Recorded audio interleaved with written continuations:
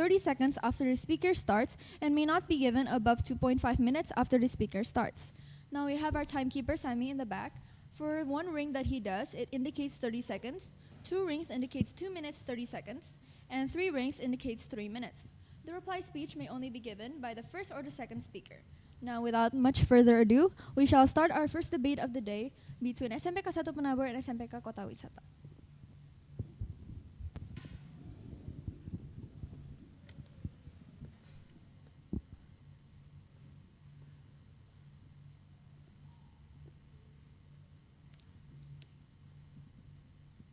Can you imagine a situation where young people are eager to leave their own country? To begin, we would like to lay down our definitions.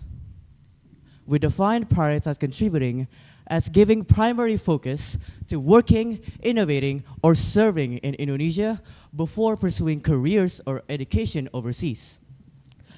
Our stance is simple.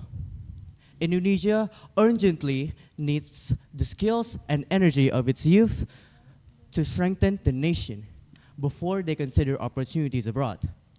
We will prove this through 2 key points. First, the harmful effects of premature migration, and second, Indonesia's current need for youth talent. Before I continue, if there are any points the opposition would want to make, I will gladly take one now. If there are none, I will continue for my first point. Indonesia's development depends heavily on a strong and skilled youth workforce. According to lelevian.com, young people bring fresh perspectives, innovative ideas, and an unparalleled understanding of the rapidly evolving digital landscape. Investing in young people means investing in Indonesia's future. Moreover, young people are more likely to embrace new technologies and adapt to changing global trends, which is essential for Indonesia to remain competitive in the global market. However, Indonesian youth have been eager to leave this country as of recently. The viral tag Kabur Aja Dulu is a concrete example of this. According to Kompas.com, the hashtag was widely used by Indonesian netizens to express a growing desire to seek better opportunities abroad, whether in the fields of employment, education, or overall quality of life. This phenomenon has affected our country negatively. As quoted in Kandang Ilmu, the trend has contributed to a wave of voluntary immigration and has been cited as a socially and politically driven brain drain. The absence of competent people in the workforce will impact the economy and even the state structure. Brain drain hinders effort to create a competent generation. With all of this in mind, it becomes clear that Indonesia needs its youth now more than ever. Thank you.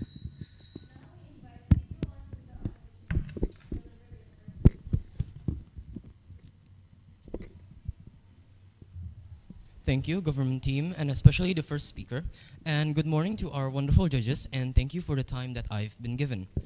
I would like to point out your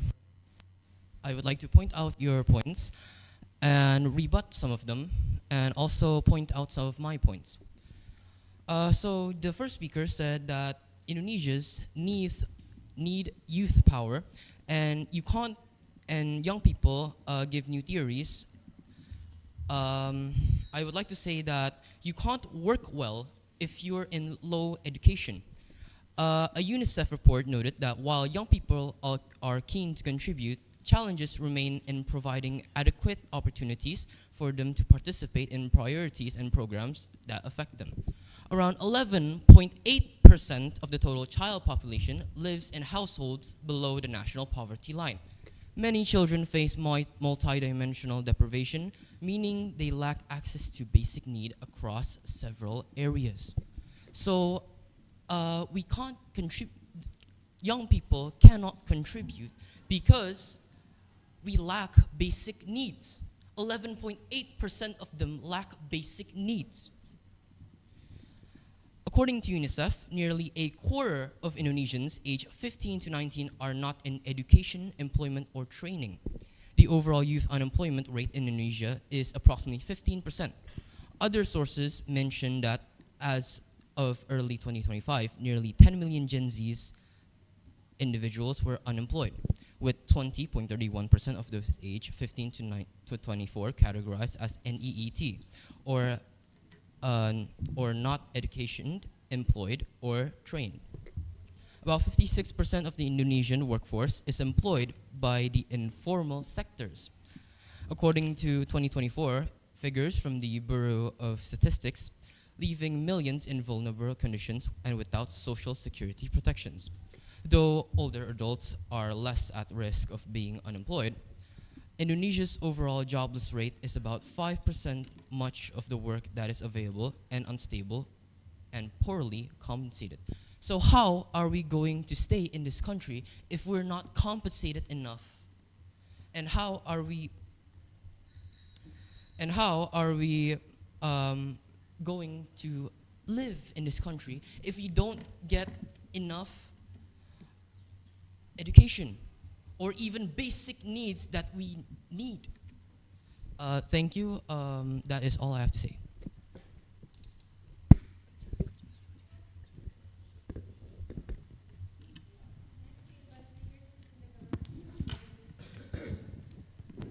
As the second speaker, I stand affirm with Maxi's stance. And my name is Yosafat. So, what I've heard from the opposition's team, Liam, correct? Okay. You said that people don't have or don't get enough education. Is it right? Well, the thing is, there are also free educations provided by the government. And also, what I'm saying is, the hashtag kabur aja dulu is also a premature leaving. And we're pointing out a point where youths are leaving their own country. This means these youths can provide needs. They have things to learn. And sometimes this premature leaving are very crucial, as they don't have any experience. According to CIA.id, they've also pointed out about NEET. Now, what is NEET? It stands for not employment, education, or training. Hence why, as also said by Liam, a quarter of Indonesia not in education or unemployed. Yes. So the thing is, it is correct.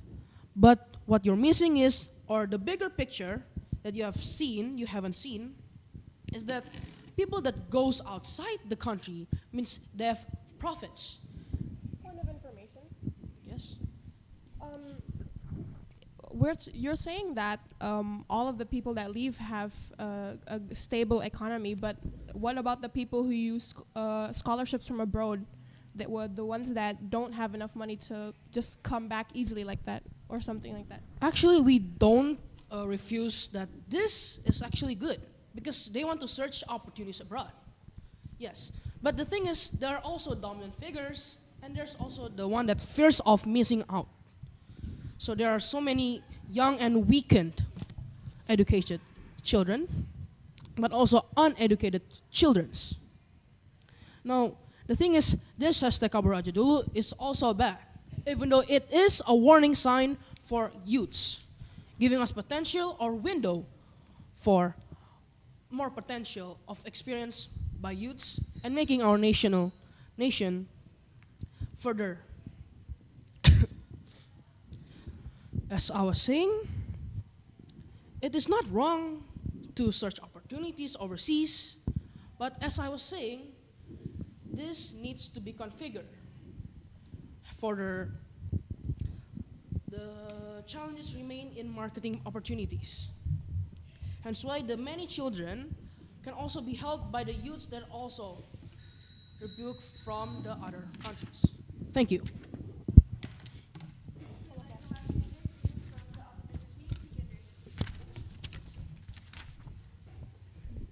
I would like to thank the judges for the time they have given me, and I would also like to thank the government team, their first and second speaker, for giving their wonderful opinions. But I would like to further highlight that right now, as students are leaving, we are just exercising our rights and obligations.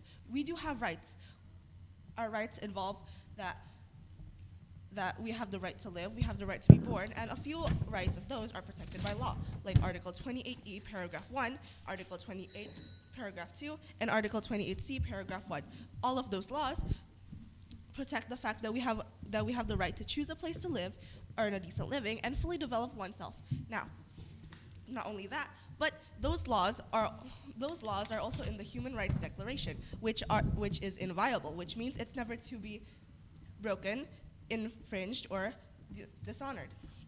Now, further with my statement, I would also like to highlight that you have stated that people are allowed to leave the country. Yes, that's a good thing, but they need to contribute first. Well, why are they leaving? If it's because of scholarship, then they're leaving abroad to study. Is it true? Point of information. Yes? What I'm stating is not that they are where they are allowed. And seeking opportunities abroad is also good for them also. But contributing to their own country first, giving them more experience. Yeah. Well, but doesn't that mean that we're already contributing to our country? I mean, we are giving international recognition and visibility. If we go abroad, maybe get a really good scholarship, perhaps to Harvard or Oxford. Doesn't that put Indonesia on the list? Or like, oh my God, there's an Indonesian citizen in Oxford or Harvard. Isn't that just amazing? That's very impressive. And there's also remittance and financial support. If someone goes abroad for work or for studies, of course they would also be making some money. They could send it back to Indonesia. They could support their families, their friends, or whoever needs help. And of course, let's not forget sharing knowledge locally or even remotely. Assuming that you go abroad, it's to pursue a better education or a better work life. If you go abroad to pursue either of those, then you can come back home and share it with all your friends and your family, and you can even teach it to the younger generation who are yet to come. And of course, there's a lot of networking and collaboration. While abroad, students build connection with international experts. These networks can be used to bring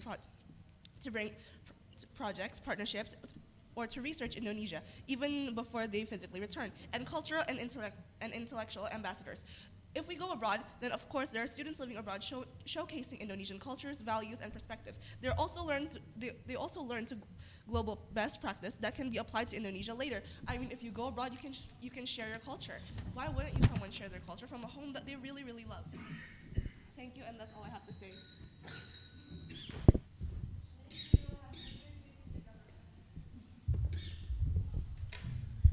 Honorable judges, my role as the third speaker is to summarize our case and reinforce why the government side stands stronger in this case.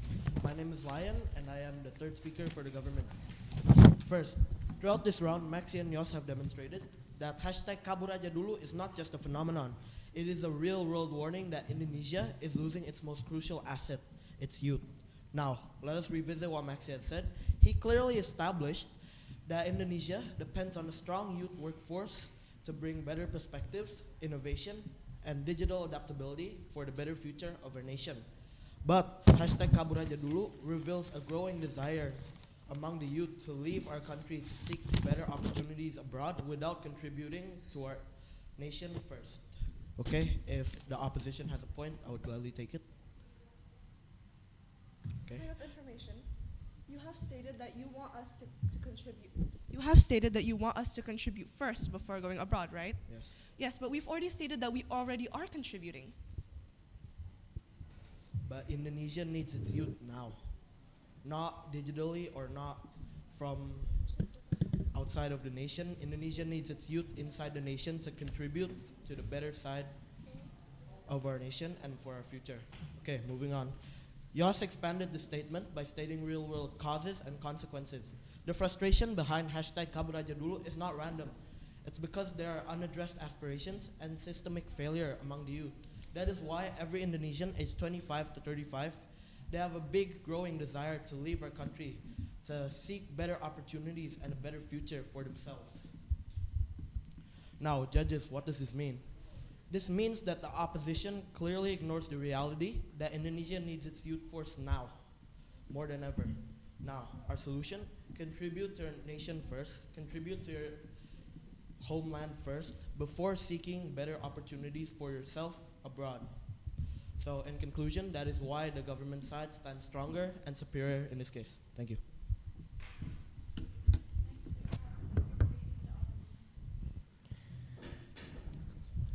Thank you for the opportunity to speak. I am the opposition whip, and I would like to rebut and defend some of our claims, as well as summarize everything we've all said. So, as the government has said, Kabur aja dulu is a worrying mindset, and we need to prioritize contributing to our country first, and then we can seek a better life. But as my second speaker has stated, we already are contributing. Like, as we have said, and when we work outside of this country, we can send back that money to our families or local projects supporting this country, helping its development, and sharing knowledge locally or even remotely from abroad, or even like whether you come back or you share it from abroad, it can still help us grow our knowledge for the youth. And we can also network. We're finding collaborations with people internationally. It puts Indonesia on the global map when we're going on these scholarships, showing that our country is. Point of information. Did you just said that people outside this nation can give the money to our country or the families in the country? It seems I've worded myself wrong. What I mean is Indonesians currently studying abroad. Or working abroad, they can return that money that they earn and help their families. Does that answer your question? But is there any source about that? Well, it's less of a source, but more of humility. And I would like to say that Indonesians are they have a lot of humility, so when you're doubting the fact that they would send back that money and support their country, support their families, it's almost as if you're doubting the Indonesians. Continuing, as my first and second speakers have said, Indonesia lacks a lot in giving us workforce. UNICEF reports have stated that while, of course, young people are keen to contribute, challenges still remain in providing adequate opportunities. And there are, again, 11.8% of children that live below the national poverty line. That shows that we lack in just the basic needs in living in this country. So it's not that we want these the youth and people to leave this country, but what we're searching for is a better place to live. And like we said, as like my second speaker has said, we are exercising our rights in this country. I will repeat what she has said. In Article 28E, paragraph 1, everyone is free to embrace a religion and worship according to religion, choose education and employment, choose citizenship, reside within the country and leave it, and has every right to return. Article 27, paragraph 2 also says every citizen has. That is all the time I have. Thank you.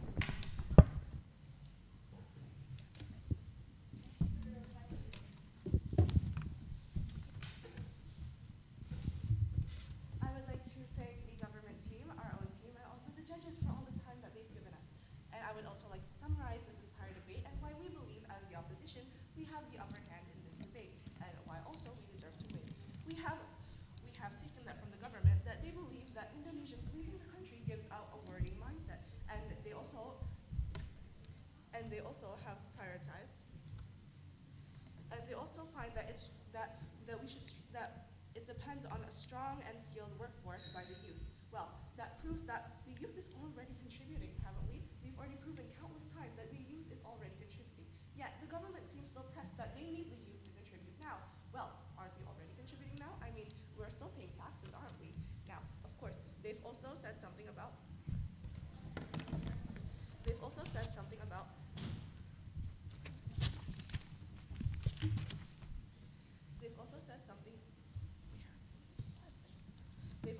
many things about the possibility of people leaving abroad and potentially not being able to contribute once they come back. Well, that just proves that, well, we have already proven that people want to contribute, and they would if they could contribute. They're moving abroad due to education. Yet they have already stated that they do think that yes, we are able to move abroad in suit of like a better future, like work or possibly scholarships or school. But that also proves that. But they also keep saying that they have not contributed, despite they have. And again, they have not responded to us to how we claim that yes, we are already contributing. We are already contributing now, and we are also going to contribute in the future. and they have also not been able to recognize why people are leaving the country. And with that, I believe that we have won the debate single-handedly. Thank you.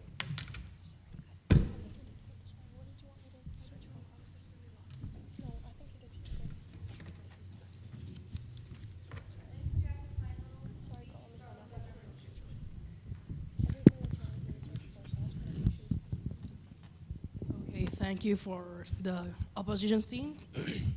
So let's recap. The opposition says that youths have paid their taxes. Their families will in turn contribute. You have mentioned that. Yes. Their families pay it, so they're paying for Families. Okay. it together. Okay, thank you. So the thing is, contributing isn't it supposed to be better for their nation or Indonesia's nations? So we have to gain much more experience by contributing first. It is an example. And then the human right. About human right, it's also a great thing. We need that because we are human. There's humanity in ourselves. But the thing is, why are we superior? It's because these opportunities gives us something called barriers. It limits us by seeing opportunities abroad. We have imagined a demographic window. And then makes it necessary for youths to go abroad. And then returning, just like what you've said. Correct? Okay. But still, we need to contribute to our government first. Hence why proving kabur aja dulu is not a warning. It's actually a trend. Hashtag kabur aja dulu highlights premature leaving the country, not giving opportunities abroad. Okay. And then, because the youth will give the money to country the back, and we must trust them also. And then people come from national, international. And does everyone have that much potential? You've stated that so many young people dreamed of it, but not actually doing it. And also, citizens gain real reasons to be proud of their own nation, and identity becomes strong and organic. Even root causes are acknowledged by the government itself. So let's be honest. Indonesia loves its youth because youths are its core member. It is the thing in your heart. It pumps for you because Indonesia needs its youths as it gives them workforce. Thank you. That's all I can say.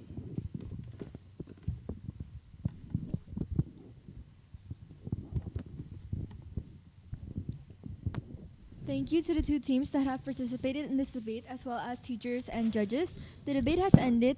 Thank you to everyone, and good luck, and may the best debaters win. Please join our ushers outside, and they'll lead you to the next room.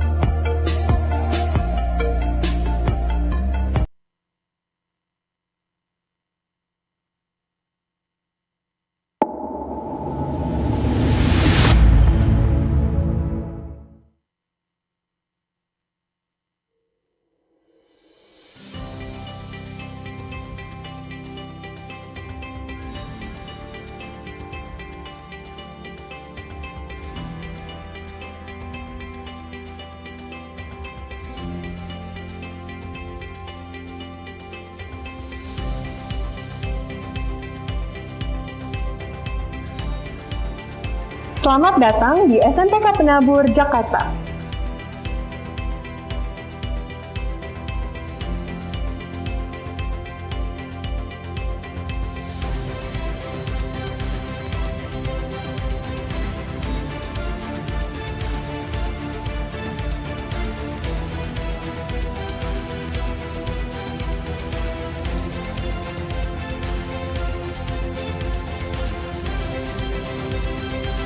BPK Penabur merupakan lembaga pendidikan Kristen yang berada di bawah naungan Gereja Kristen Indonesia, yaitu GKI.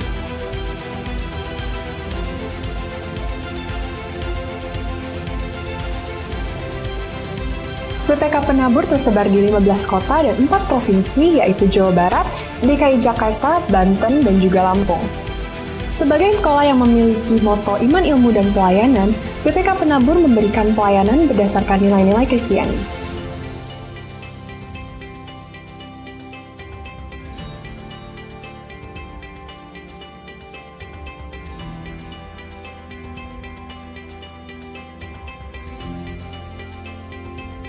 Dengan visi menjadi lembaga pendidikan Kristen.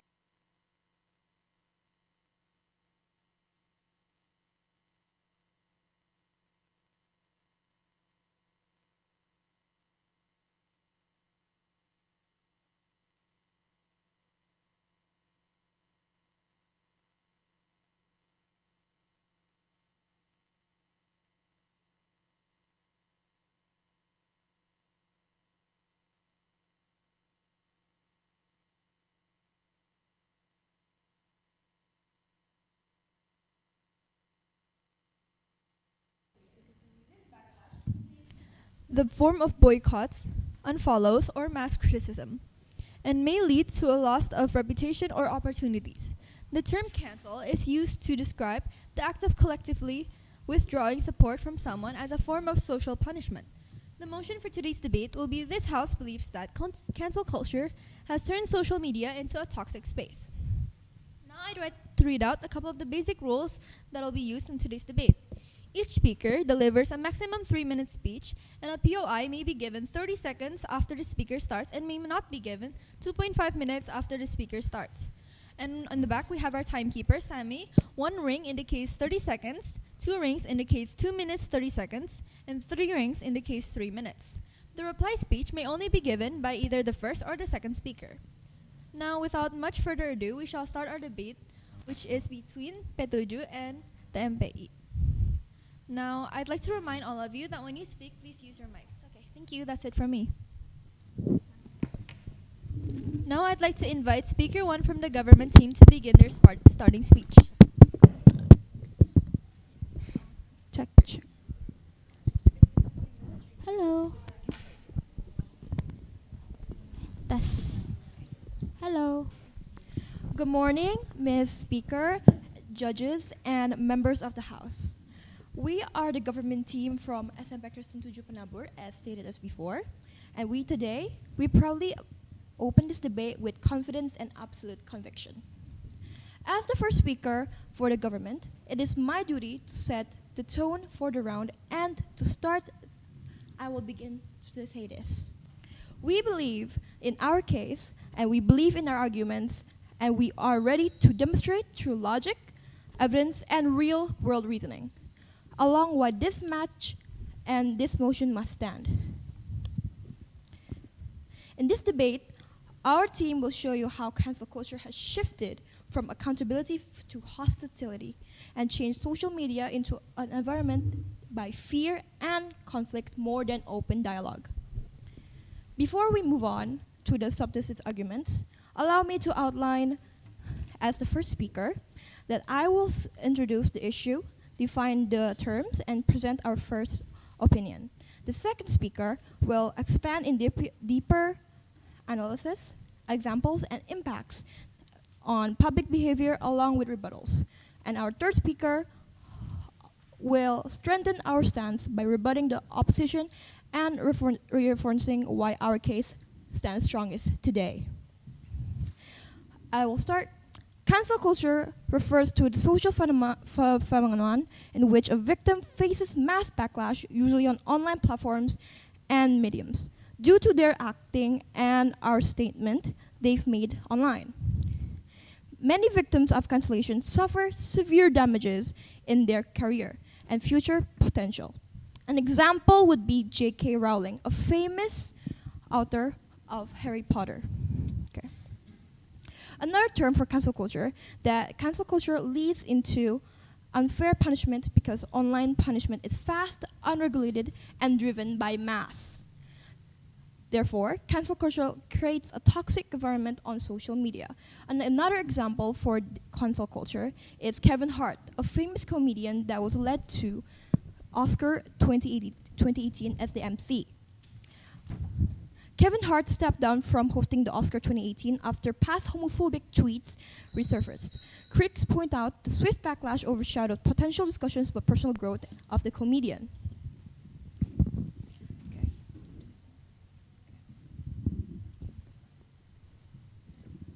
Yes.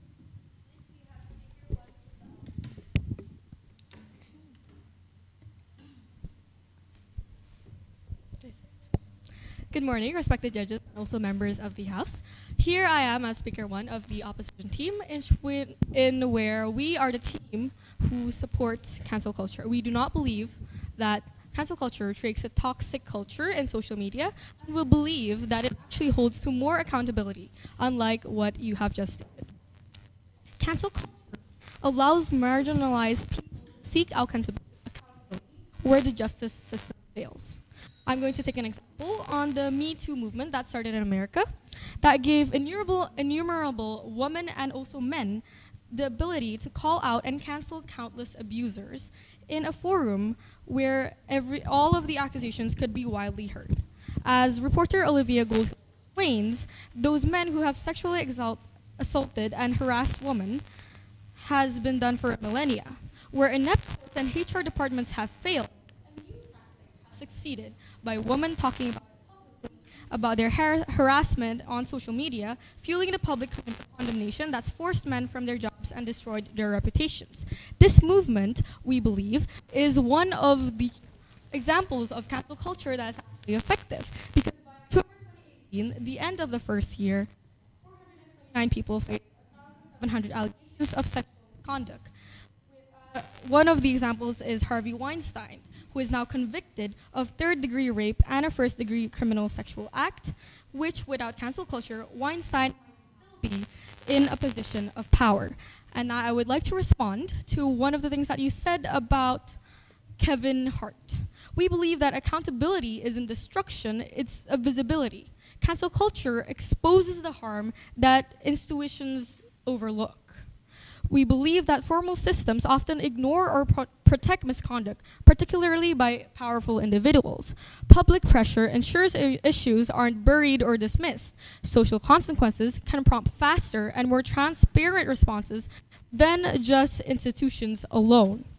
We believe that we can empower voices by finally giving them a volume to speak, a volume that has to be heard, to talk about the rights of people in a way that everyone can call for accountability. Thank you.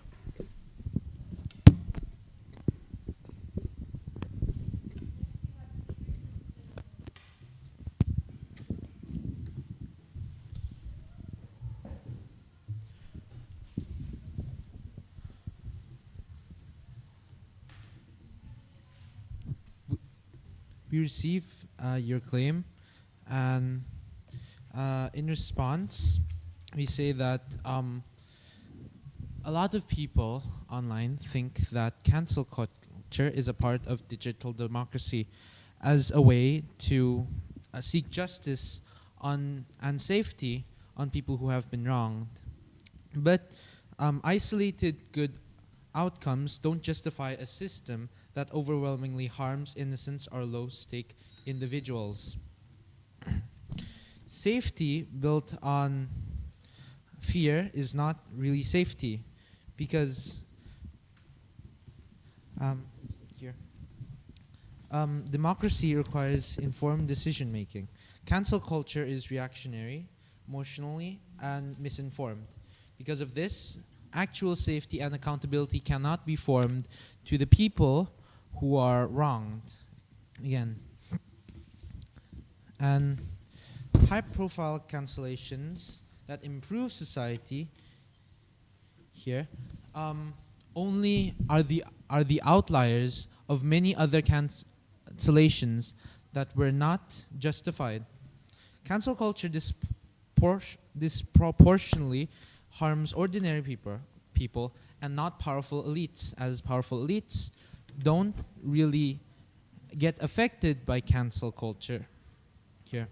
Instead, it harms more innocent people.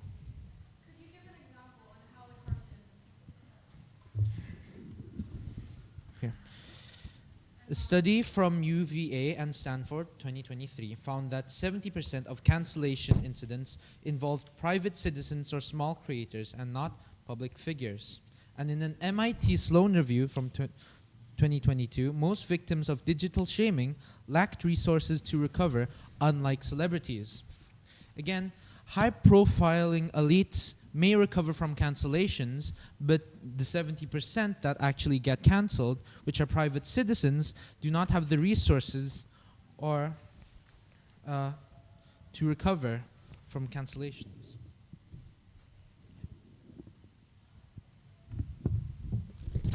Next, we invite speaker 2 from the opposition team to begin their speech.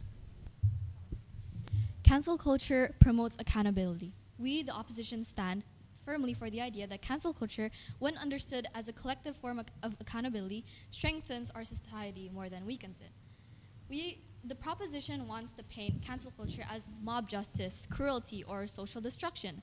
What we argue instead is that cancel culture is a crucial mechanism that enables accountability, empowers marginalized voices, supports community values, and protects people from harm, especially when former structures fail. You guys said that cancel culture teaches fear, not ethics. We believe that cancel culture has made people more aware of how their actions impact others, which means that before people make a statement or talk about something that is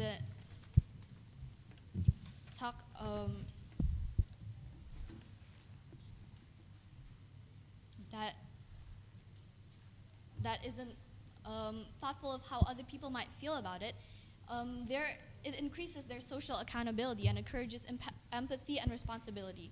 The threats of criticism pushes individuals to think more about how others may be impacted by your opinions and the power of your voice. Growth often begins with discomfort, but recognizing harm is a step towards ethical maturity. Ethical awareness grows when people are challenged to confront and consequences of their actions. Therefore, cancel culture raises the standards of public conduct. It tells the powerful. Yes. Cancel culture itself is made toxic. There wouldn't be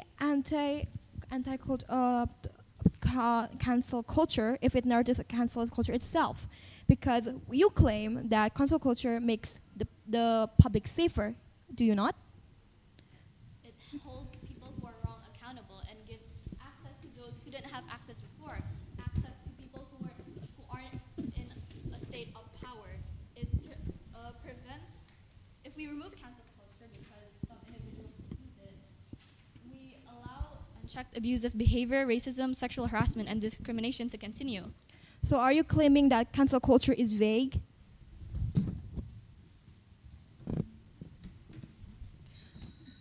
By your claim, you say that cancel culture.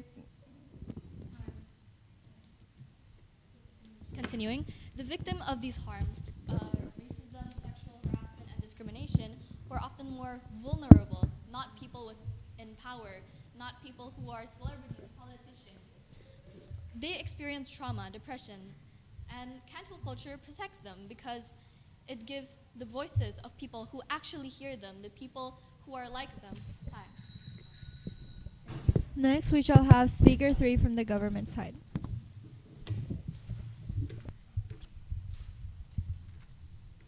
So you claim that cancel culture is to justify, right? Now the thing is, you keep claiming about the fact there are public people, major people in society, and they get held accountable by cancel culture. But the thing is, there are also people who get canceled. There are just ordinary people who don't have a support system. So, for example, we have a young Moroccan girl whose video mocking Cristiano Ronaldo went viral during the 2022 World Cup. The video circulated heavily on social medias, leading to significant online backlash directed at her, a minor whose actions were proportioned to the harassment she received.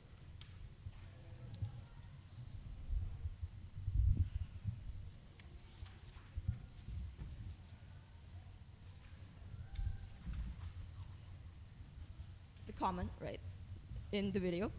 After Portugal's elimination by Morocco in the quarterfinals, the girl filmed the video saying things like, "Portugal over there is the airport. And where's Ronaldo? He's crying in his car, poor Ronaldo." And in the reaction, the clip was widely shared and drew substantial negative attention and hate from Ronaldo's fans and supporters to this young woman. To this minor, sorry. The aftermath, it damages this girl's mental health from cyberbullying and online harassment. And honestly, the backlash is much greater than the action she did, and she is a minor, so she's not as mature as adults would be, but yet she gets the same consequences as an adult. Your claim that pushes stability, but most people actually get canceled, are ordinary people, not people who are in the high society. The way that cancel culture goes is toxic, but the way it causes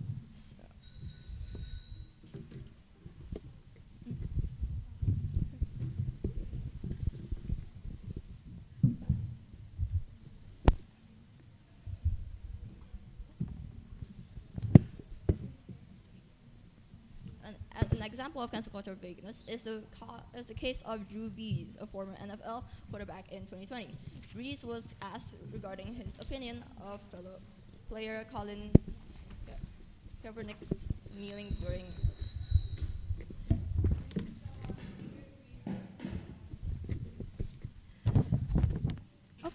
So, we, as opposition, strongly stands that cancel culture is not about destroying lives.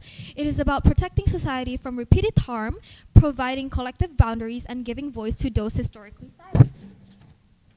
Now, we do not argue that cancel culture replaces legal systems. We argue that it pressures those systems to respond when they would otherwise remain silent. Cancel culture encourages apology, reflection, and personal growth.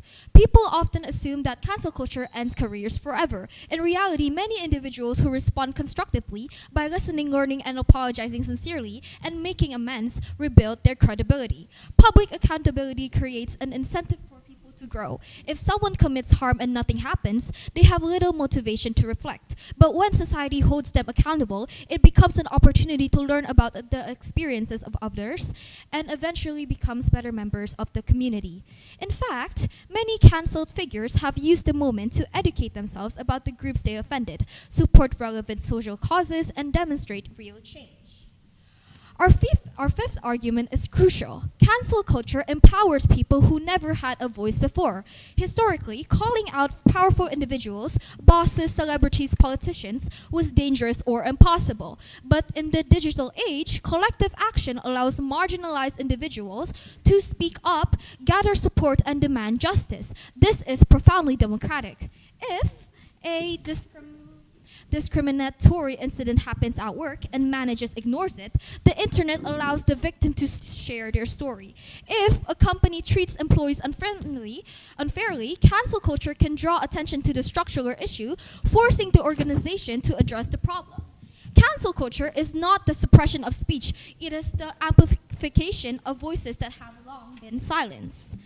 Again, our sixth argument, cancel culture protects vulnerable groups by discouraging harmful behavior. When racist, sexist, or abusive actions face social consequences, people quickly learn that society does not tolerate such harm. This improves community safety. While not everyone has access to legislators or other powerful people, everyone can sign up for a Twitter, now X, account. Canceling is a way to acknowledge that you don't have to have the power to change structural inequality. You don't even have to have the power to change all of public sentiment. But as an individual, you can still have power. And for cultures of people who are lower income and disenfranchised, this is the first time you do have a voice in those types of conversations. Public pressure is the spark. Structural reform is the flame it ignites. Thank you. Next, we shall have the speaker 1 or speaker 2 give out their reply speech. Thank you for this debate. This would be the last speech from our side, and we would like to give our final conclusions. We still stand by our argument that cancel culture does not reflect to what you guys have said. It does not go to the harassment that you guys have said, but more to the points of why it has been started. We stand firmly for the idea that cancel culture is a form of accountability. It's not harassment or mob bullying. We do not defend that. Cancel culture is not about destroying lives, but it is about protecting society from repeated harm. It is somehow a form of boycott, but this kind of boycott actually helps those who previously do not have a voice. It creates superficial or short-lived change because the public scrutiny forces companies and public figures to take issues seriously. What starts as performative can lead to deeper reform once the spotlight exposes. Think about it. If no one reacts to harmful speech or actions, offenders can become emboldened. Cancel culture acts as a social boundary, sending a clear message that abusive behavior has consequences. And this doesn't just protect individuals, it protects entire communities. The proposition wants to blame cancel culture for every extreme case, while ignoring the countless ways it has empowered communities, delivered justice, and shaped a more respectful society. Cancel culture is not perfect, but it is necessary to form some kind of change that shows that the justice system that we have now is still flawed in a way that it doesn't listen fully to all of the problems that actually happen. This is our way as the community, as the people who don't have access, who can't literally go up to the government and say what we have on our mind, as a way to speak up.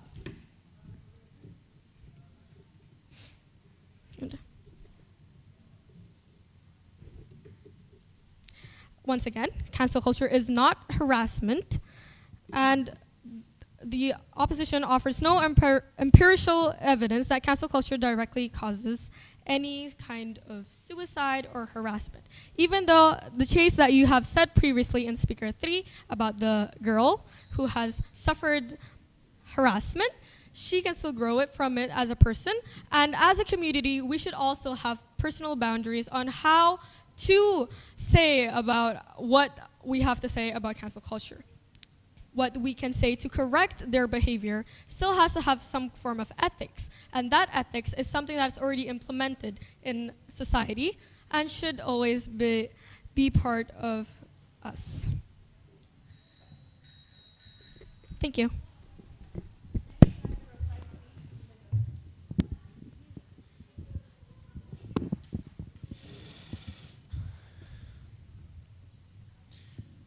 Well, after presenting our arguments, we'd like to end this by again stressing the idea that the cases in cancel culture which you say justify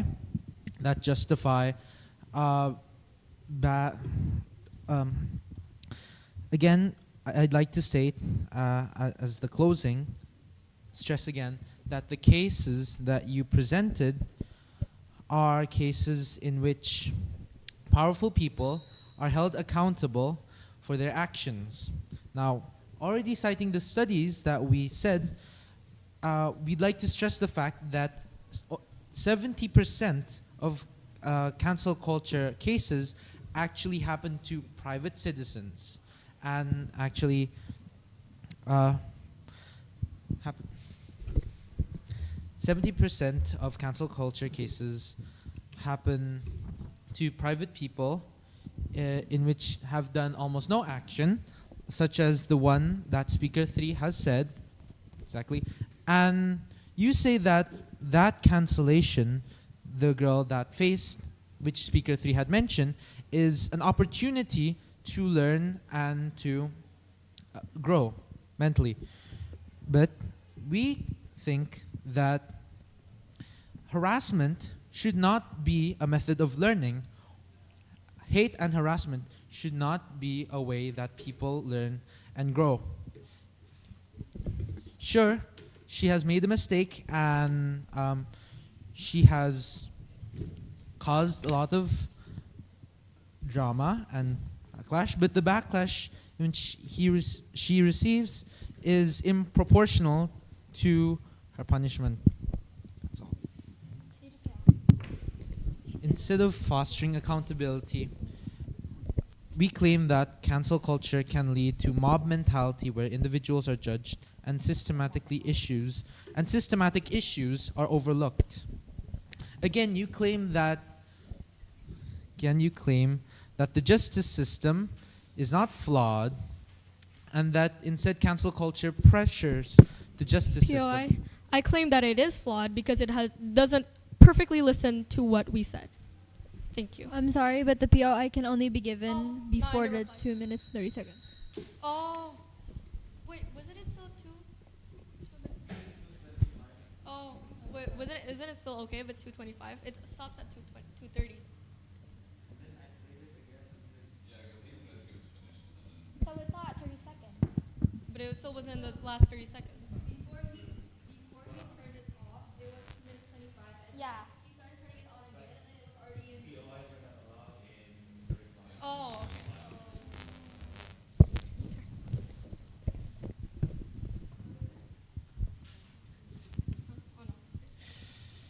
Instead of fostering accountability. Excuse me, the minute already 3 minutes.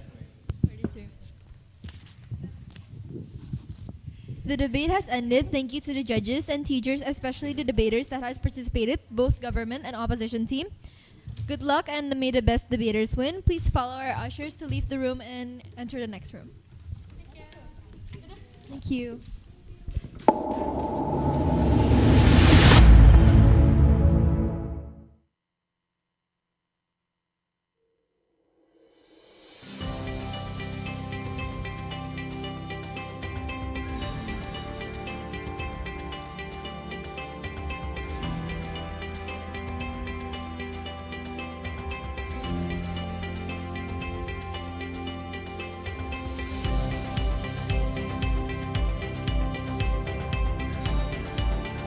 Selamat datang di SMPK Penabur, Jakarta.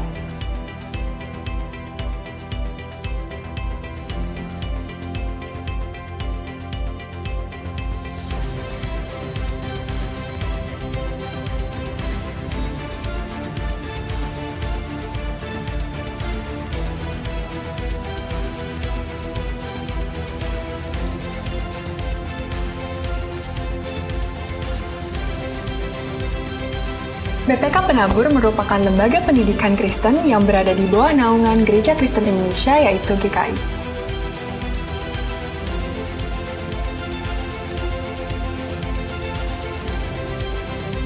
BPK Penabur tersebar di 15 kota dan 4 provinsi, yaitu Jawa Barat, DKI Jakarta, Banten, dan juga Lampung. Sebagai sekolah yang memiliki moto iman, ilmu, dan pelayanan, BPK Penabur memberikan pelayanan berdasarkan nilai-nilai Kristiani.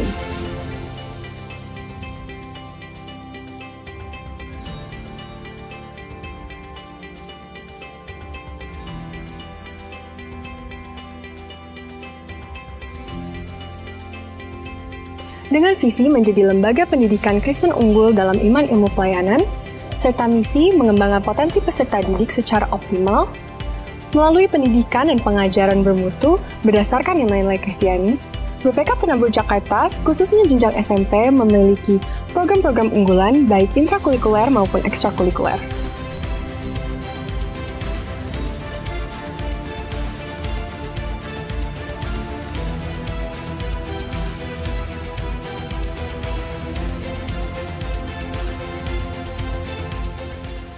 Program-program tersebut bertujuan untuk mengembangkan karakter peserta didik seperti Pumping Up Achievement, Das Character, dan PKBN 2K. Selain itu, ada juga program-program yang bertujuan untuk meningkatkan keterampilan dan kepemimpinan peserta didik dalam rangka menyambut revolusi industri 5.0, seperti program OSIS, MPK, Pramuka, dan juga Ekskul. Serta ada juga program-program yang bertujuan untuk menumbuhkan semangat entrepreneur di era digital seperti Yes Generation.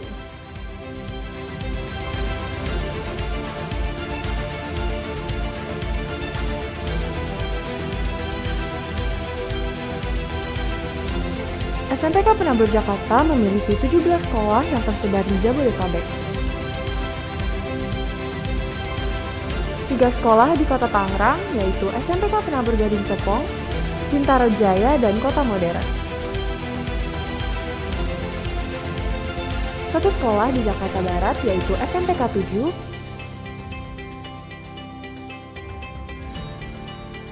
2 sekolah di Jakarta Utara, yaitu SMPK 4 dan SMPK 6, 3 sekolah di Jakarta Pusat, yaitu SMPK 1, SMPK 2, dan SMPK 3.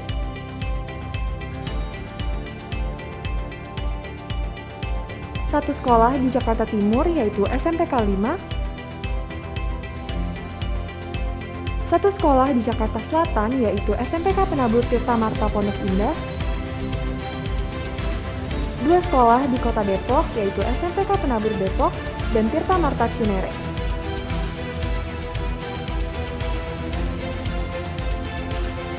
3 sekolah di Bekasi, yaitu SMPK Penabur Harapan Indah, Jababeka, dan Sumarekon Bekasi.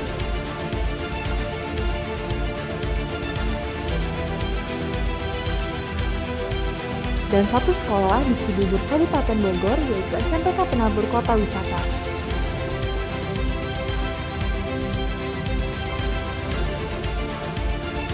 Informasi lebih lengkap mengenai SMPK Penabur Jakarta dapat diakses melalui tautan atau QR Code berikut.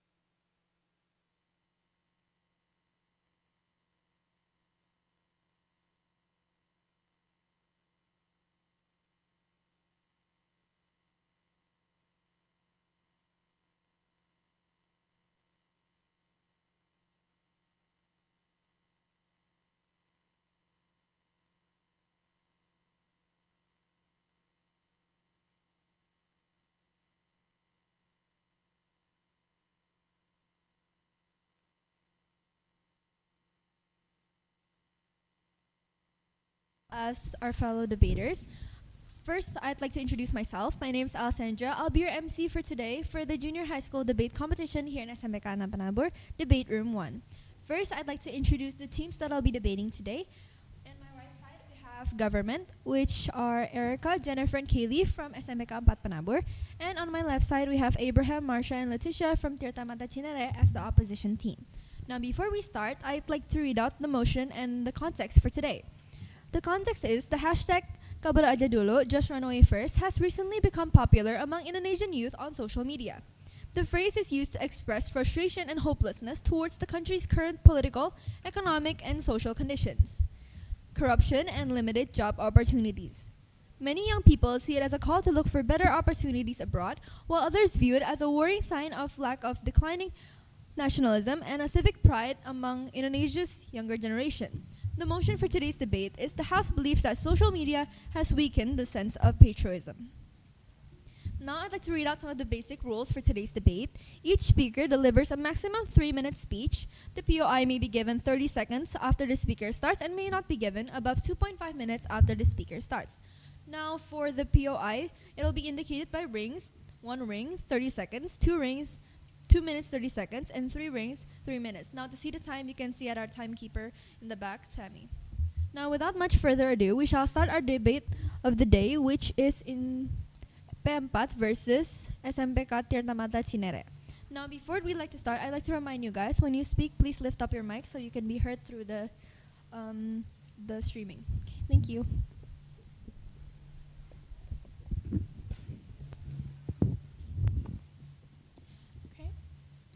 Good morning, honorable adjudicators, members of the opposition, and everyone here. I am the Prime Minister, and I am proud to open today's debate on the motion where the House believes that social media has weakened the sense of patriotism among youth, and this House claims that social media platforms have caused a decline in young people's pride, loyalty, and emotional attachment to their country.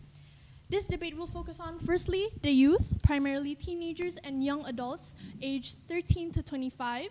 Second, patriotism, which means a positive feeling of pride and willingness to contribute to their country. As the government team, we believe that social media has significantly eroded patriotism among youth, and to support that, I'd like to state 2 of our main arguments. First of all, social media's exposure to global pop culture shifts many young people's identities away from Indonesia and towards foreign-influenced communities. A study of junior high school students by Eka Susilowati from the University of Pamulang in 2023 found a strong negative correlation between Western and K-pop fandom and nationalist attitudes, showing that the more youth embrace foreign pop culture, the weaker their sense of patriotism becomes. Because platforms that are accessible to the youth, like TikTok or Instagram, constantly promotes foreign culture, many youth values more global identities over their national identities, therefore weakening their sense of patriotism towards Indonesia. Second of all, social media algorithms boost negative or controversial content, so youth constantly see posts portraying Indonesia badly. For instance, the Syahroni scandal spread across TikTok and X within hours, overshadowing positive national news. This pattern is backed up by a 2018 study report by MIT Media Lab study by Debroy and partners in 2018, who found that false or negative political news is 70% more likely to be shared than accurate information. This constant negativity makes youth more cynical and ultimately weakens their sense of patriotism towards Indonesia. And for all of these reasons, we strongly support this motion. Thank you. Next, we shall invite Speaker 1 from the opposition team to begin their speech. Good morning, ladies and gentlemen. I am from the opposition house. This house believes that social media has weakened people's sense of patriotism. We strongly reject this claim. Social media has increased civic engagement and awareness of national issues. Pew Research Center reported that social media significantly increases youth involvement and in political discussion and national issues. If patriotism is weakening, why do the young generations bother taking part in online political discussions? We would like to mention Kabur Aja Dulu. Kabur Aja Dulu is used as a protest from younger generations to the government. We believe this hashtag is used as a verbal demonstration. It shows how younger generations are stronger than older generations who have stayed quiet when the country's political situation was crumbling down. There is a popular Indonesian saying, "Jangan seperti katak dalam tempurung yang hanya terdiam di satu tempat." This saying teaches us that we shouldn't stay quiet. Gen Z have spoken up more about this country's political state in social media more than the older generations have had. If speaking about our country's current situation means our patriotism is weakening, then what is patriotism? Social media has not weakened our sense of patriotism, however, it has strengthened it. Our facts are YouTube video by Gita Wirjawan, entrepreneur and former Minister of Trade of Indonesia. In this video, he interviewed a famous activist, Rian Fahardi, as often stated as the president of Gen Z. In this video, Gita asked Rian what nationalism means for Gen Z. Rian stated that nationalism is rasa sayang, which he claimed is different from rasa cinta, showing that younger generations use Kabur Aja Dulu or social media for protest as a sign of rasa sayang. Thank you. Next, we shall have Speaker 2 from the government team.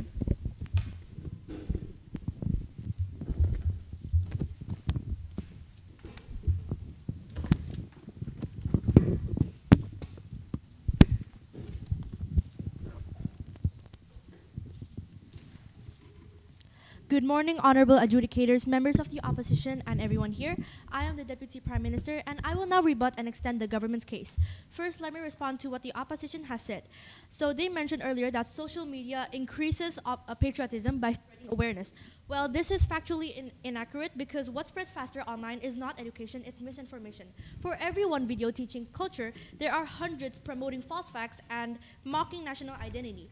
And they also said that criticism, like Kabur Aja Dulu, is a form of patriotism. We agree that constructive criticism matters, but social media rarely encourages that. Because what we see instead are hate comments, baseless accusations, and emotional outrage. And this brings me to our side of the case, which is that social media divides patriots by trapping young people in one-sided viewpoints. Now, algorithms on platforms like TikTok, Instagram, and YouTube repeatedly show users what they already agree with, which means young people are not exposed to different perspectives. 2023 Compass survey stated that over 60% of Indonesian youth admitted that social media makes them more likely to interact with people who share similar opinions. Now, these apps are designed to prioritize content that matches users' interests, which means they tend to push similar opinions over and over again. As a result, their ability to understand those who think or view differently are limited. And 2023 Kata Data Insight Center, or KICE, survey mentioned that 80.4% of respondents said that they obtain political dynamic information from social media accounts of online news organizations. Now, this pattern strongly shapes how they see national issues, which makes these national issues simpler than they actually are. And it becomes harder for youth to recognize bias, misinformation, and manipulation. Now, if this pattern continues, young people will slowly lose the habit of questioning everything because everything they see feels normal and majority approved. Now, over time, this weakens unity and increases polarization among young Indonesians. My fourth argument is that patriotism should come from sincerity, but social media turns it into a competition for attention. People post patriotic captions, use national hashtags, or share charity campaigns not out of love for the country, but for the fame, because these actions make them look good online. Now, this phenomenon is known as the performative patriotism, where showing off matters more than showing up. For example, during Independence Day or major national events, hashtags like Dirgahayu Indonesia, Cinta Tanah Air suddenly trend, but once the hype disappears, many stop engaging with these issues. And it's easy to say Bangga Buatan Indonesia, but much harder to actually support local products in daily life. And 2022 Kemenkop UKM survey revealed that although Indonesian youth frequently promote this slogan on social media, more than 60% still prefer foreign products in their actual purchases. Therefore, we believe government side clearly wins this debate. Thank you.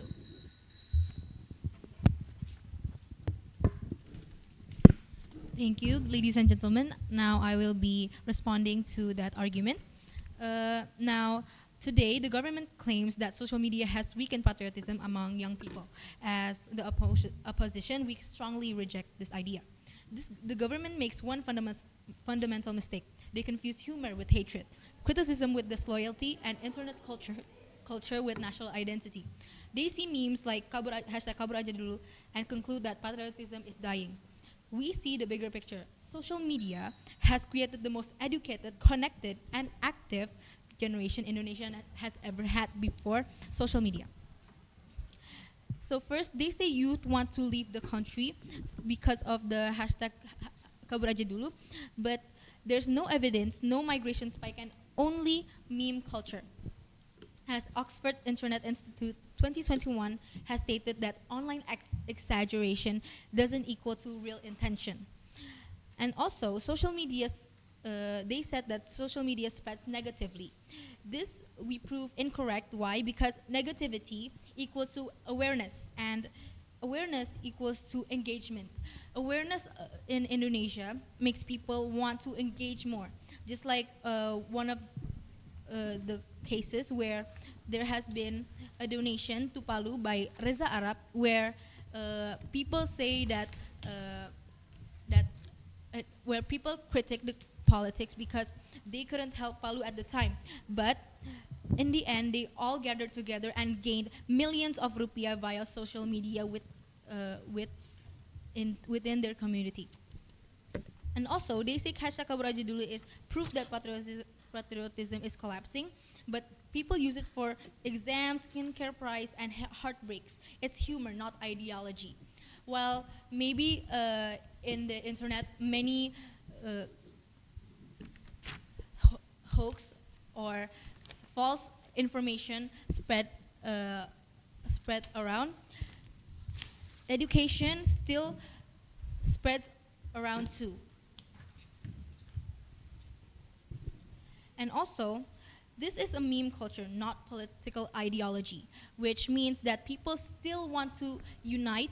And while my opponent has said that the social media has decreased unity. Unity means that don't mean that people are agreeing together, but means that people have the engagement to work together. Social media gives us a media platform for us to join together and bring communities, whereas without social media, communities would be hard. Thank you. Next, we'll have speaker 3 from the government team.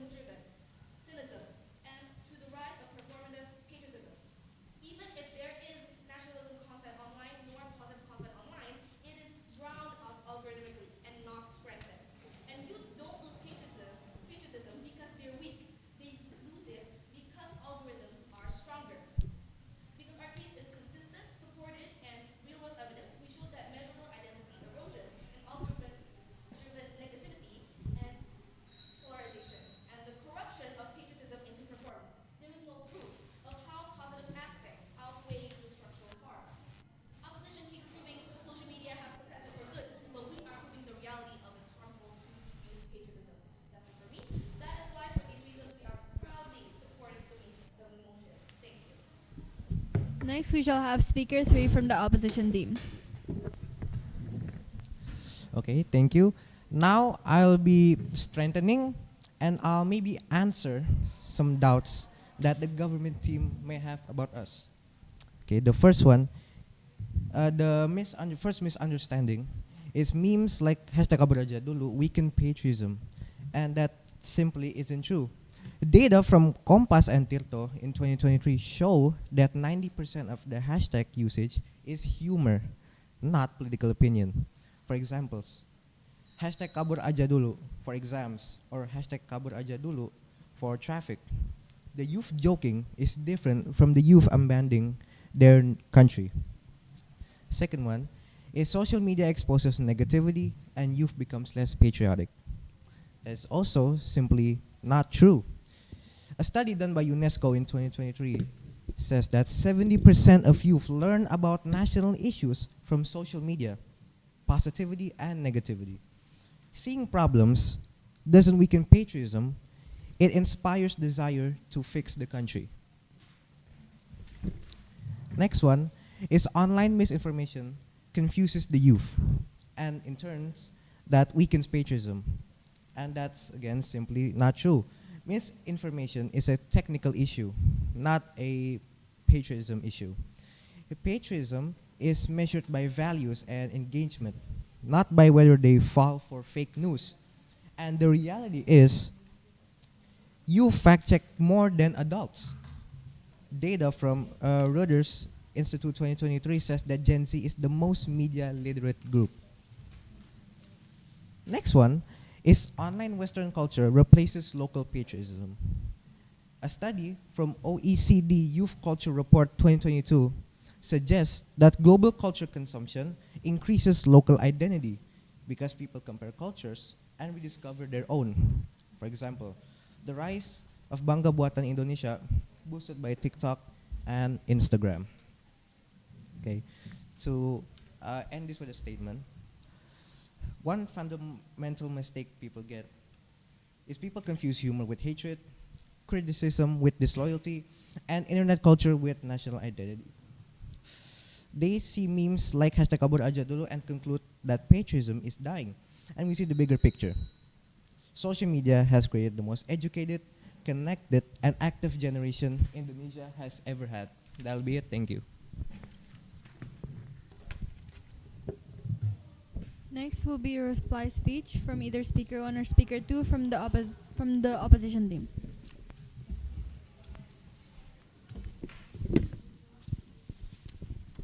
To conclude our argument, I would like to talk about how Kabur Aja Dulu means they want to leave the country. Kabur Aja Dulu isn't about loyalty. If loyalty means patriotism, then what is patriotism? Not true. That same generation shows real patriotism through voting, donations, and activism. The humor doesn't cancel out their real life decisions.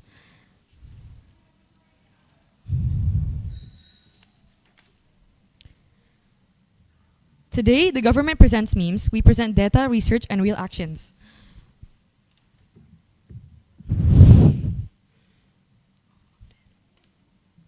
The government team thinks patriotism is about smiling and pretending everything is fine. We believe that patriotism is caring enough to speak up, help, donate, and vote, and learn.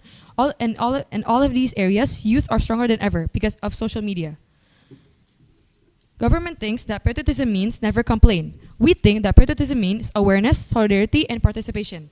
Awareness is engagement. With the trend Kabur Aja Dulu, we earn engagement from other countries, wherein we make the government of our country see that our country needs a change and help. And members of the House, memes do not define a generation. Their actions do. And the actions of Indonesia youth are loud, patriotic, and transformative. For these reasons, the opposition party rejects this motion.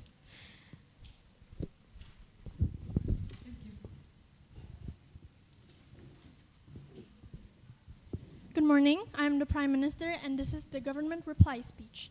This debate is mainly about two big issues. Whether or not social media has really weakened the sense of patriotism among youth, And second, whether or not patriotism in social media is influenced to be sincere or to be performative. On our clash, we showed the reality of social media and how harmful it is to youth's patriotism. While the opposition failed to show relevant facts and show lack of data and stood on talking about the potential of social media for youth. The opposition could not prove that social media is guaranteed to boost patriotism among youth, and their logic was unclear and weak because they kept their topic about social media's potential for the youth's patriotism. And therefore, with stronger reasoning, clearer impact, and better evidence, the government team wins today's debate. Thank you.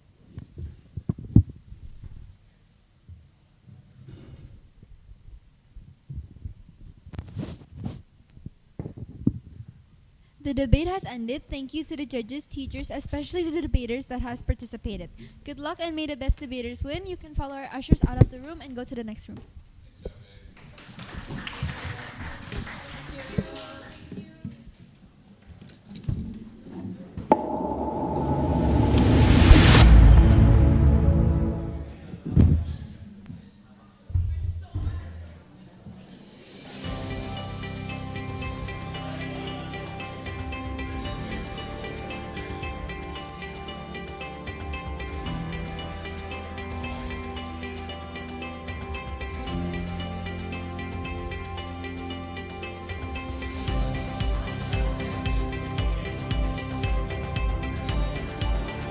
Selamat datang di SMPK Penabur, Jakarta.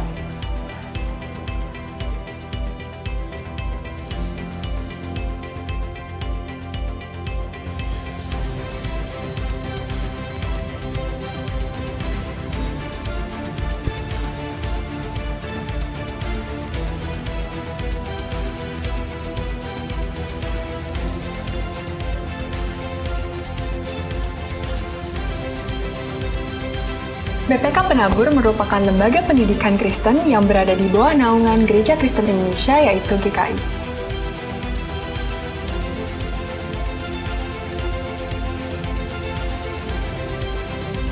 BPK Penabur tersebar di 15 kota dan 4 provinsi, yaitu Jawa Barat, DKI Jakarta, Banten, dan juga Lampung. Sebagai sekolah yang memiliki moto iman, ilmu, dan pelayanan, BPK Penabur memberikan pelayanan berdasarkan nilai-nilai Kristiani.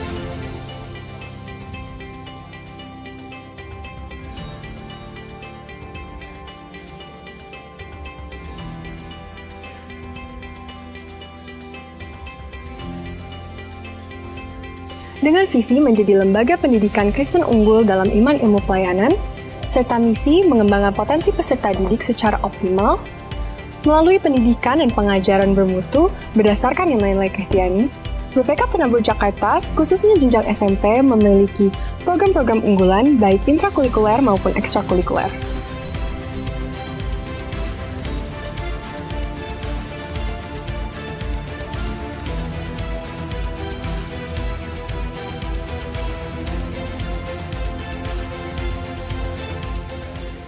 Program-program tersebut bertujuan untuk mengembangkan karakter peserta didik seperti Pumping Up Achievement, Das Character, dan PKBN 2K. Selain itu, ada juga program-program yang bertujuan untuk meningkatkan keterampilan dan kepemimpinan peserta didik dalam rangka menyambut revolusi industri 5.0, seperti program OSIS, MPK, Pramuka, dan juga Ekskul. Serta ada juga program-program yang bertujuan untuk menumbuhkan semangat entrepreneur di era digital seperti Yes Generation.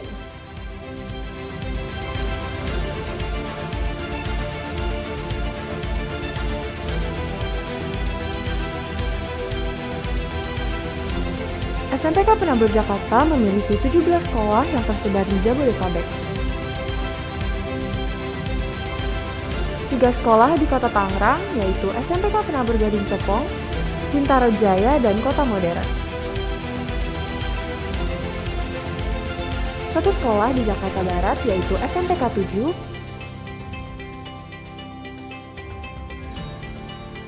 2 sekolah di Jakarta Utara, yaitu SMPK 4 dan SMPK 6, 3 sekolah di Jakarta Pusat, yaitu SMPK 1, SMPK 2, dan SMPK 3.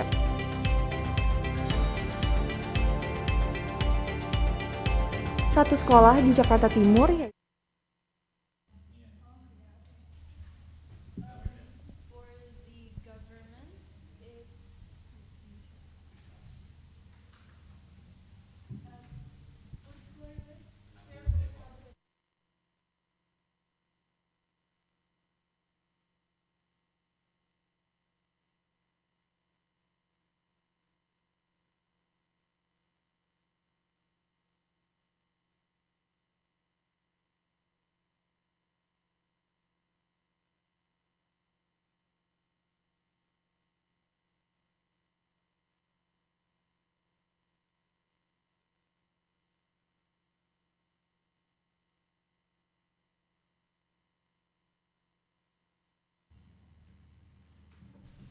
Good morning, judges, teachers, as well as our components for our debaters for today.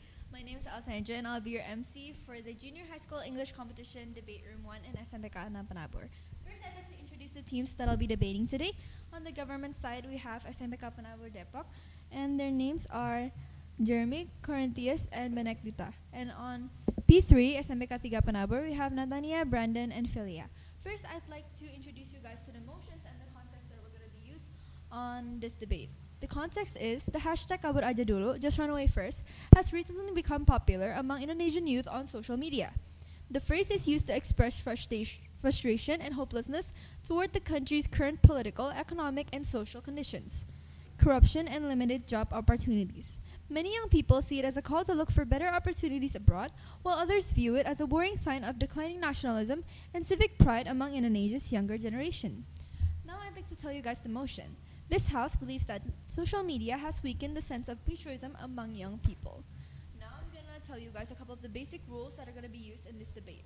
Each speaker delivers a maximum 3-minute speech, and a POI may be given only 30 minutes after the speaker starts and may not be given above 2.5 minutes after the speaker starts. Now we have our timekeeper in the back, Sammy, and he's going to be ringing the bell to indicate the time. 1 ring indicates 30 seconds, 2 rings indicates 2 minutes 30 seconds, and 3 rings indicates 3 minutes. The reply speech may only be given by the first or the second speaker of each team. Now without much further ado, we shall start our debate of the day between SMPK Depok and SMPK 3 PENABUR. But I'd like to remind you guys that when you speak, you must put the mic in your mic, but you won't hear it here, you'll hear it through the streaming. Thank you. Now we invite speaker 1 from the government side to begin their starting speech. Okay, thank you, honorable adjudicators and moderator. So, patriotism is the feeling of love, devotion, and also a sense of attachment to one's country. While social media are media technologies that facilitate the creation, sharing, and aggregation of contents among virtual communities and networks. Indonesia have so many social media users. According to the Supreme Court website, Indonesian social media users have reached 143 million, equivalent to 50.2% of total population. But your social media has weakened the sense of patriotism among young people. For example, according to the Supreme Court's website, provocation and hoaxes in social media give bad impression on our country. 592 social media accounts were blocked by the government for spreading provocation during demonstration from August to September 2025. The posts provoke people to take excessive action against the government and the officials, such as looting the House of Parliament members and destroying public facilities. Besides that, social media can cause individualism. According to Pesisir Selatan Regency government's website, in the past, people usually interact directly and also strength togetherness, mutual cooperation or gotong royong, and proud of their country, ethnic, and the region. But now, people usually only use their gadget and social media. This activity reduces direct interaction and weakens solidarity on our country's values, like mutual cooperation and deliberation to reach an agreement or musyawarah untuk mencapai mufakat. This can lead to declining proud of our country.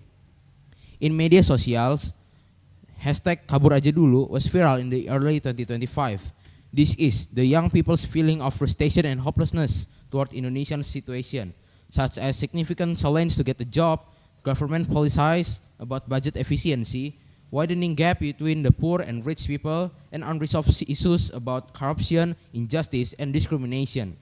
Parliament members receive allowances that are considered too large, despite there are budget efficiency and people's difficulties.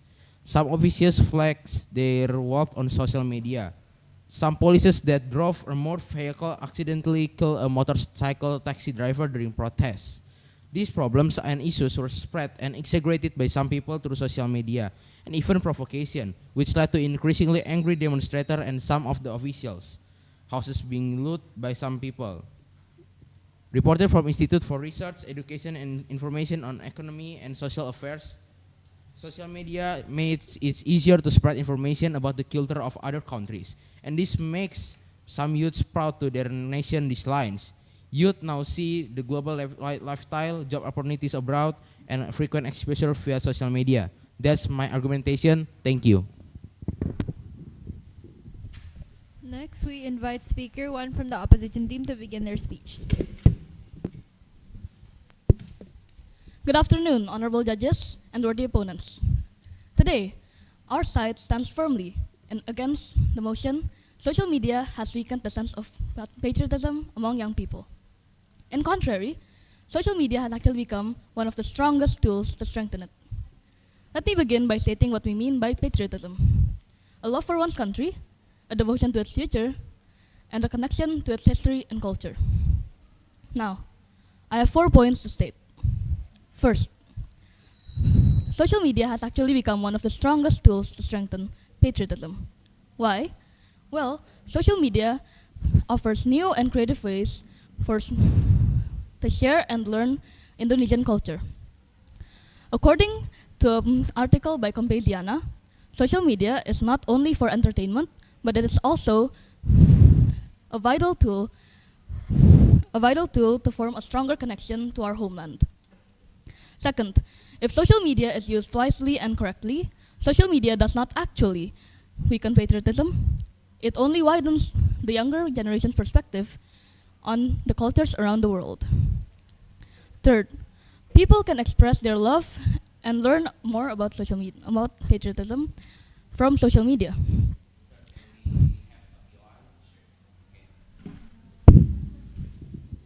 Okay, thank you for the chance. So the opposition said that social media don't make the decline of patriotic. But in the survey by Data Reportal shows 82% of youth use social media mainly for entertainment, not national content. And found only 19.5% of youth consume Pancasila-related posts or national content. The patriotic content is drowned out in the algorithm. Thank you.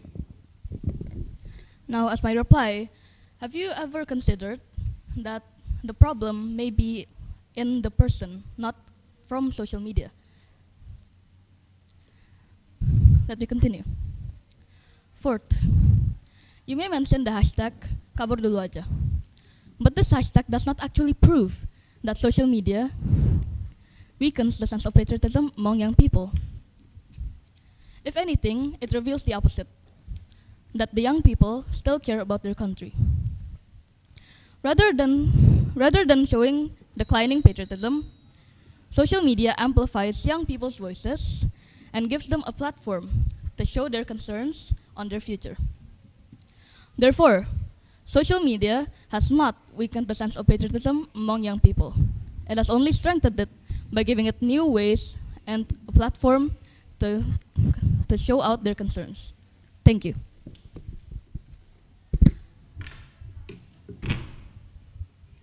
Next, we shall invite speaker 2 from the government team to continue with their speech.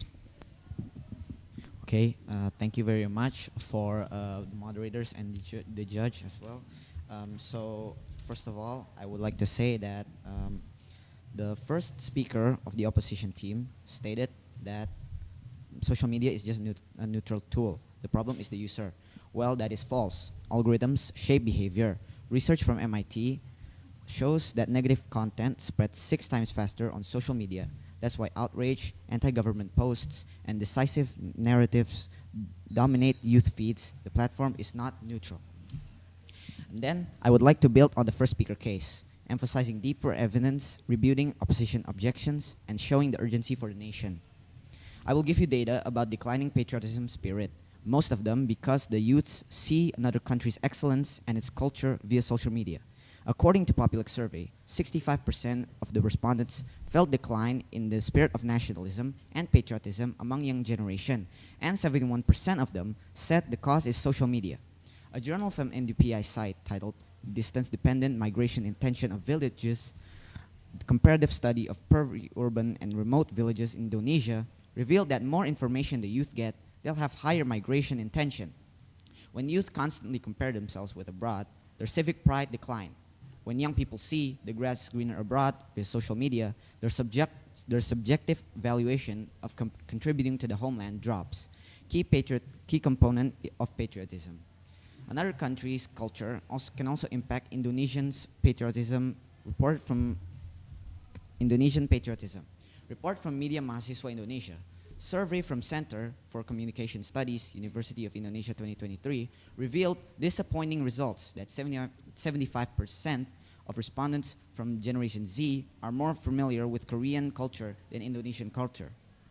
Another survey from Tambusai Educational Journal, titled Rendahnya Minat pada Budaya Lokal di Kalangan Remaja, revealed 60.6% people like foreign culture more than Indonesia culture. This is one evidence that shows decline of civic pride. Next, I will show that social media cause individualism as a threat to patriotism. A study that consisted of interviews to some students in Asian Journal of Education titled Individualism as Threat to Patriotism, an outlook on students as social media users, said the spread of global values via the internet or social media emphasizing personal rights over community rights can erode patriotism in modern society. Freedom to comment and respond on social media impact to how some people post negative content and hoaxes, even about sensitive issues like race, religion, and poses new challenges to national unity, where these issues can result in misinformation, conflict, and disputes. Reporting from Gajah Mada University Journal titled Fenomena Hoax di Indonesia, di Masyarakat Indonesia, mengamati meme anti keberagaman sejak 2014.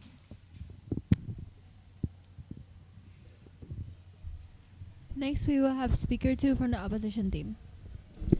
Good morning, honorable judges and worthy opponents. I stand here to strengthen and expand from the points for my first speaker. Social media has now weakened the sense of patriotism. First, social media helps young people to understand culture in a more fun way and easy to understand. According to LP3S, on TikTok or Instagram, many videos are about batik, traditional dances, and local foods. Many young people learn these things only because they see it online. This means social media actually spread cultural knowledge, not weakens it. Second, the opposing team might say that global content makes young people forget their own culture, but this is not true. Seeing other cultures online does not erase Indonesian identity. Instead, it actually helps Indonesians to compare and appreciate their culture more. Social media doesn't reduce patriotism. It widens perspective. Third, social media gives young people a platform to share their love for Indonesia. Many proudly post about Independence Day, Batik Day, and Kartini Day. When young people share these things, it creates a feeling of pride and reminds others of our rich culture.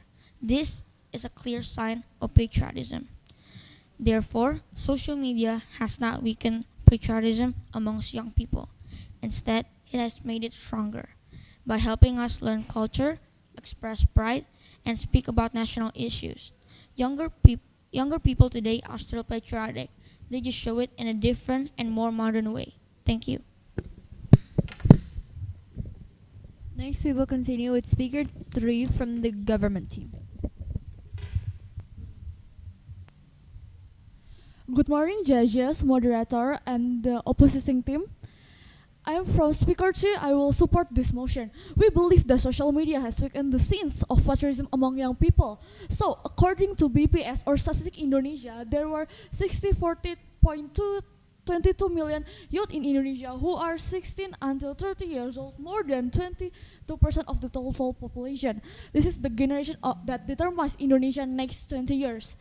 But UNICEF 2023 report found although most of Indonesia youth have interest in participation to develop Indonesia, only 40 people of those where the participation falls from from Anak, a platform for people under 18 years old to participate in the development of Indonesia. Young people are informed, but they are passive. They are share posts instead of showing up. A survey by the Indonesian Institute of Science also found that civic participation among 15 until 24 years old dropped by 14% over the last 5 years, while daily social media time increased to an average of 5.3 hours per day. This result is not coincidence. Many youths are consuming more time that used to belong to civic engagement to use their social media. At the same time, hashtags like Kabur Aja Dulu have trended on TikTok and Twitter. More than 1,021 posts in TikTok and 62,000 posts in Instagram use this hashtag, gaining 1,002 million of views in 2024 until 2025.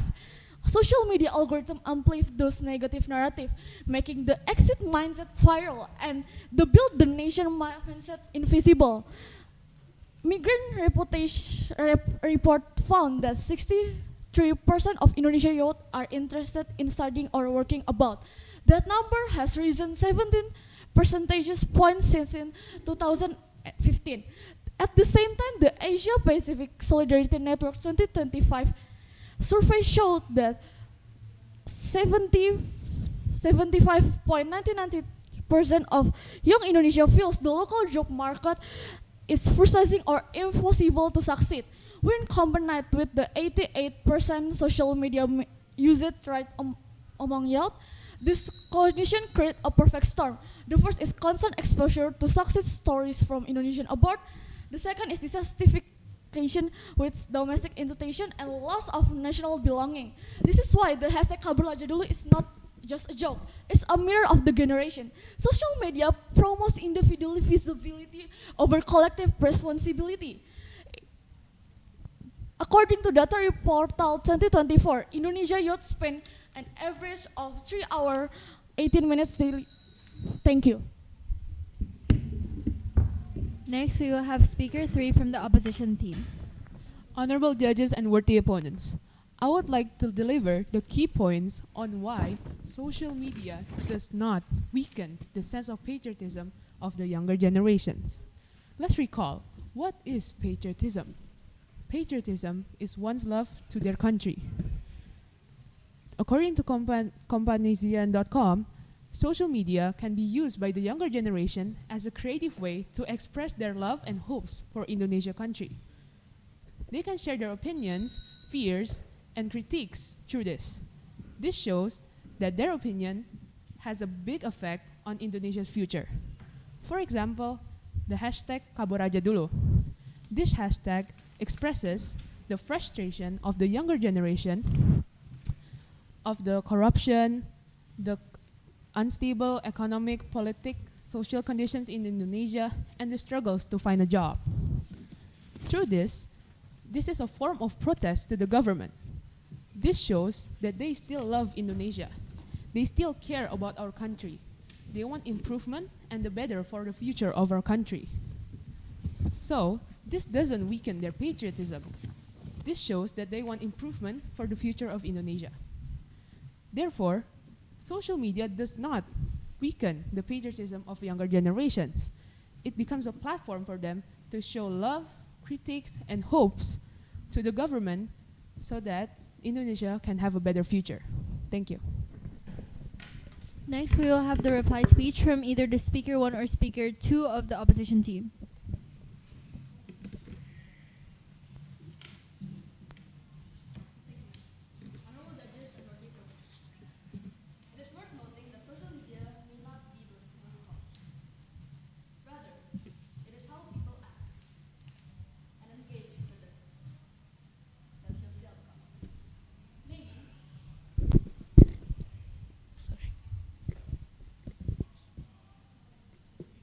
Just continue? Okay, sorry.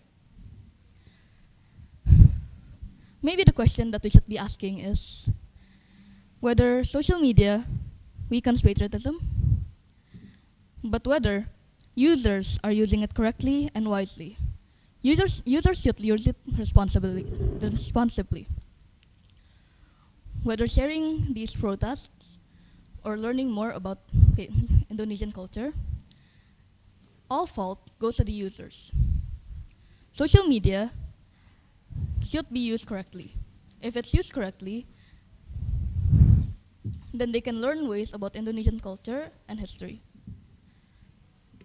Therefore, in conclusion to all of this, we as the opposition's team still believe that social media has not weakened the sense of patriotism among young people. Thank you.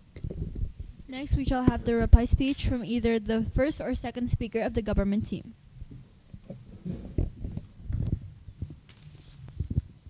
Okay, thank you for the time for me to give my reply speech. So, Indonesia, with 64 million youth, 16% unemployment rate, and 63% aspiring to move abroad, the weakening of patriotism translates to: the first one is lower civic patriotism participation, 2, brain drain of young professionals, 3, declining trust in public institutions, and 4, weakened collective morale. This is not just emotional decay, it's an economic and social risk. Do you know that the decline of patriotism is real and it's a fact? Public survey shows that 65% of Indonesian people said the patriotism decline now, and 71% of them blame social media on the decline of patriotism. For this reason, the government strongly affirmed the motion and give some solutions to prevent this problem. The first one is strengthening digital literacy to combat hoaxes and online negativity.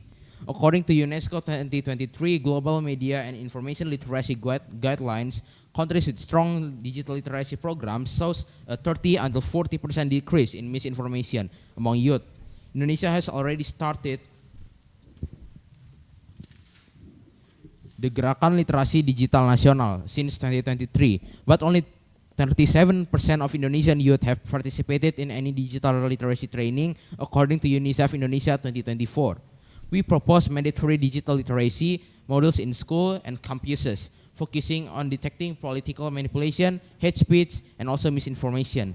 This strengthens critical thinking, a foundation of healthy patriotism. The second one is revitalizing civic education and youth participation programs. UNICEF 2023 reported that youth participation increased national belonging when young people feel they can influence public decision. Countries like South Korea, Finland, and Estonia increase youth civic engagement by integrating project-based civic learning into school education. In Indonesia, the Ministry of Education and Culture found that schools with active OSIS or student council programs shows 25% higher civic participation compared to school without them. And the third one is creating positive national narratives on social media. According to a 2024 UNDP Youth Cohesion Study, countries that promote positive nationalism campaigns online experience a 15 until 20% rise in youth civic confidence. In Indonesia, negative content spread quickly.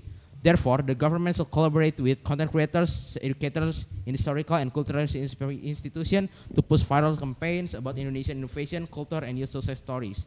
The success of hashtag Bangga Buatan Indonesia increased exposure to local produce by 32% in 2023, according to Indonesian Ministry of Trade. Thank you.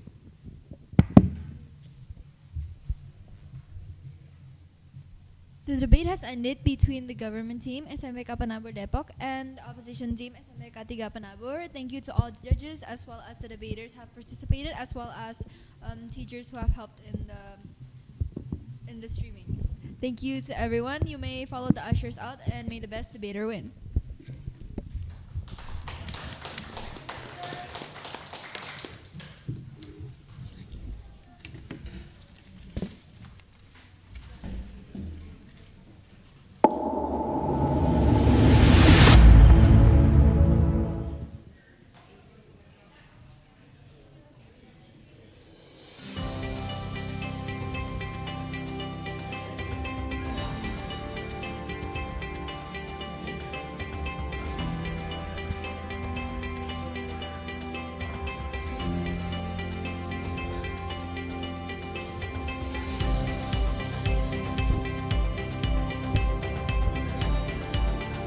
Selamat datang di SMPK Penabur, Jakarta.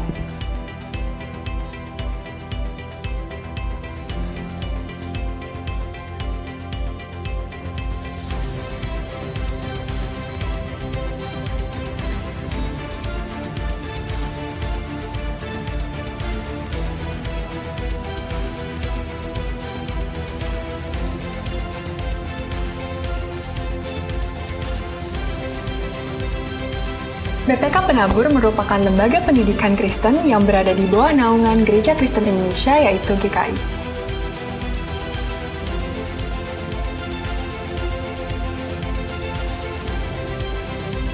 BPK Penabur tersebar di 15 kota dan 4 provinsi, yaitu Jawa Barat, DKI Jakarta, Banten, dan juga Lampung. Sebagai sekolah yang memiliki moto iman, ilmu, dan pelayanan, BPK Penabur memberikan pelayanan berdasarkan nilai-nilai Kristiani.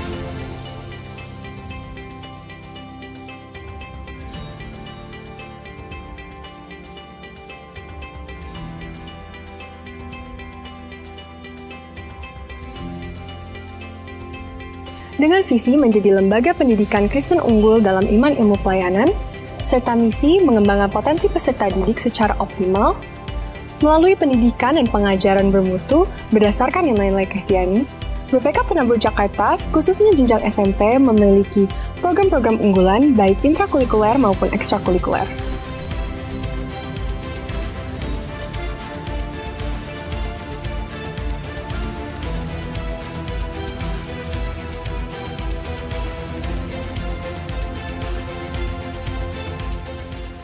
Program-program tersebut bertujuan untuk mengembangkan karakter peserta didik seperti Pumping Up Achievement, Das Character, dan PKBN 2K. Selain itu, ada juga program-program yang bertujuan untuk meningkatkan keterampilan dan kepemimpinan peserta didik dalam rangka menyambut revolusi industri 5.0, seperti program OSIS, MPK, Pramuka, dan juga Ekskul. Serta ada juga program-program yang bertujuan untuk menumbuhkan semangat entrepreneur di era digital seperti Yes Generation.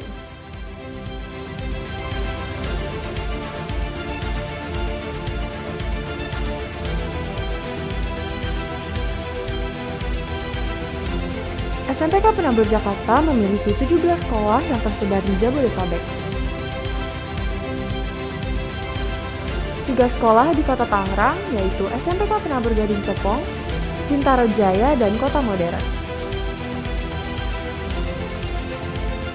1 sekolah di Jakarta Barat, yaitu SMPK 7,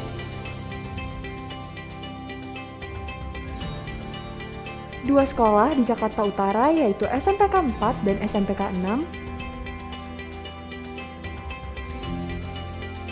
3 sekolah di Jakarta Pusat, yaitu SMPK 1, SMPK 2, dan SMPK 3.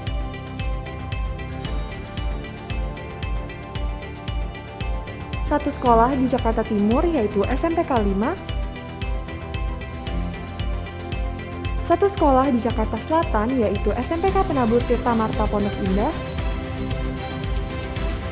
2 sekolah di Kota Depok, yaitu SMPK Penabur Depok dan Tirta Marta Cinere.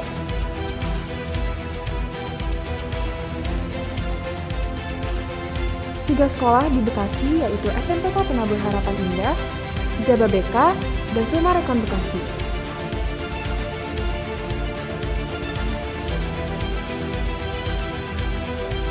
Dan 1 sekolah di Cibubur, Kabupaten Bogor, yaitu SMPK Penabur Kota Wisata.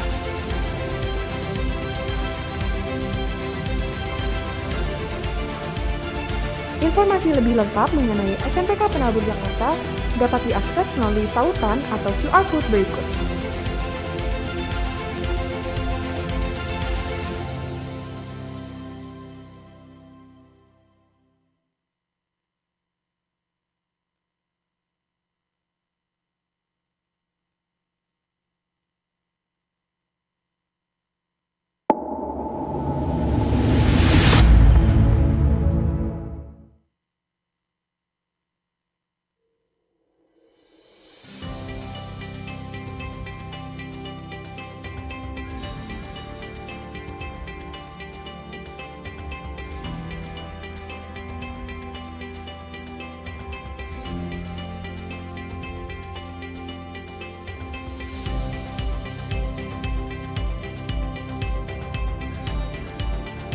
Selamat datang di SMPK Penabur Jakarta.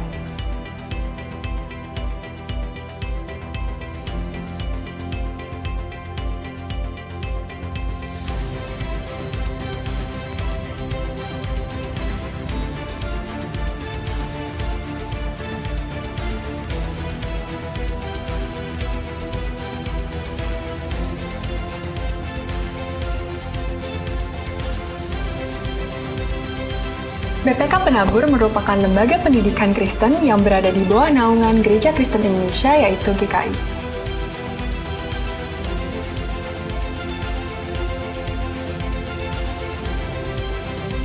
BPK Penabur tersebar di 15 kota dan 4 provinsi, yaitu Jawa Barat, DKI Jakarta, Banten, dan juga Lampung. Sebagai sekolah yang memiliki moto iman, ilmu, dan pelayanan, BPK Penabur memberikan pelayanan berdasarkan nilai-nilai Kristiani.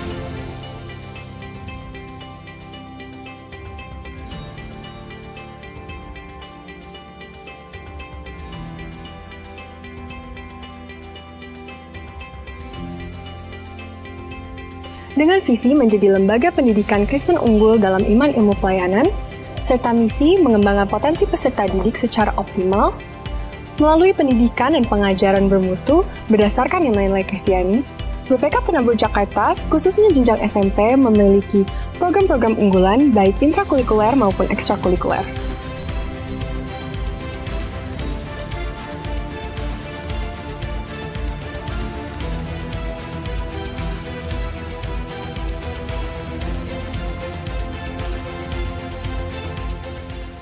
Program-program tersebut bertujuan untuk mengembangkan karakter peserta didik seperti Pumping Up Achievement, Das Character, dan PKBN 2K. Selain itu, ada juga program-program yang bertujuan untuk meningkatkan keterampilan dan kepemimpinan peserta didik dalam rangka menyambut revolusi industri 5.0, seperti program OSIS, MPK, Pramuka, dan juga Ekskul. Serta ada juga program-program yang bertujuan untuk menumbuhkan semangat entrepreneur di era digital seperti Yes Generation.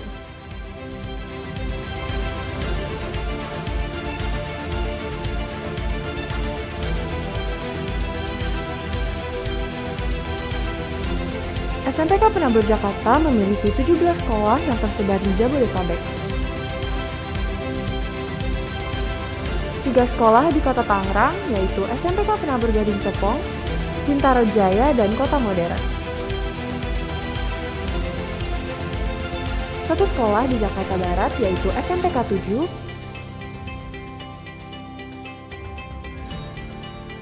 2 sekolah di Jakarta Utara, yaitu SMPK 4 dan SMPK 6, 3 sekolah di Jakarta Pusat, yaitu SMPK 1, SMPK 2, dan SMPK 3.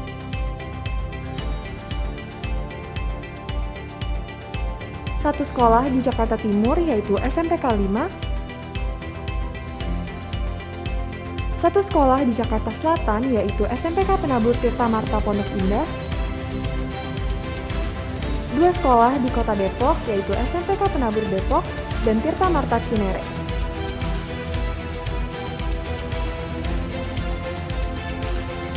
3 sekolah di Bekasi, yaitu SMPK Penabur Harapan Indah, Jababeka, dan Sumarekon Bekasi.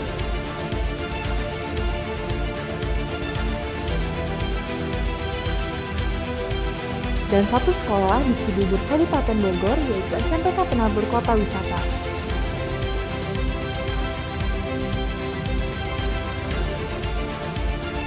Informasi lebih lengkap mengenai SMPK Penabur Jakarta dapat diakses melalui tautan atau QR Code berikut.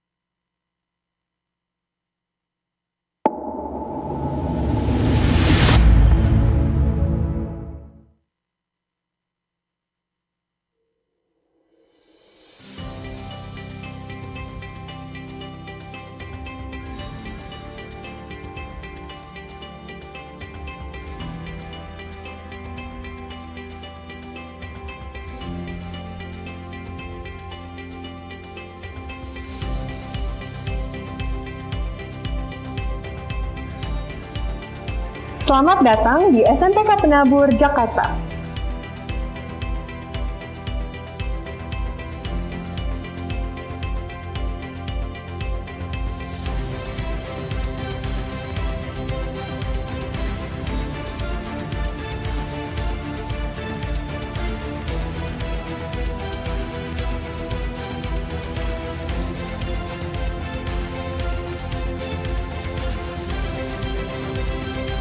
BPK Penabur merupakan lembaga pendidikan Kristen yang berada di bawah naungan Gereja Kristen Indonesia, yaitu GKI.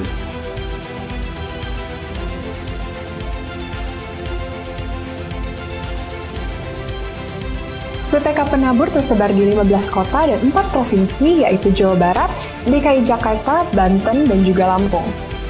Sebagai sekolah yang memiliki moto iman, ilmu, dan pelayanan, BPK Penabur memberikan pelayanan berdasarkan nilai-nilai Kristiani.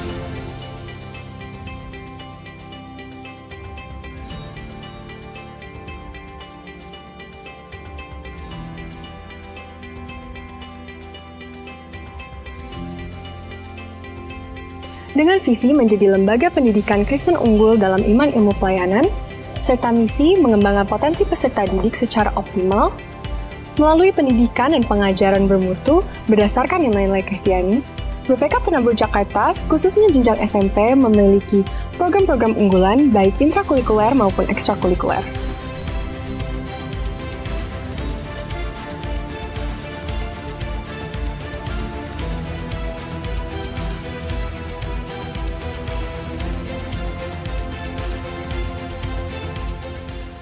Program-program tersebut bertujuan untuk mengembangkan karakter peserta didik seperti Pumping Up Achievement, Das Character, dan PKBN 2K. Selain itu, ada juga program-program yang bertujuan untuk meningkatkan keterampilan dan kepemimpinan peserta didik dalam rangka menyambut revolusi industri 5.0, seperti program OSIS, MPK, Pramuka, dan juga Ekskul. Serta ada juga program-program yang bertujuan untuk menumbuhkan semangat entrepreneur di era digital seperti Yes Generation.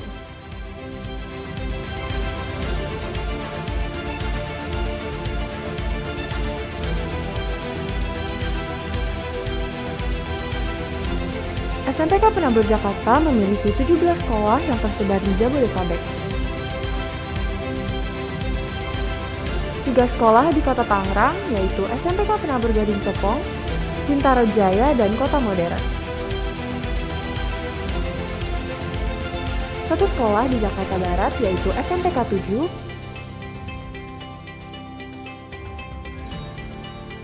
2 sekolah di Jakarta Utara, yaitu SMPK 4 dan SMPK 6, 3 sekolah di Jakarta Pusat, yaitu SMPK 1, SMPK 2, dan SMPK 3.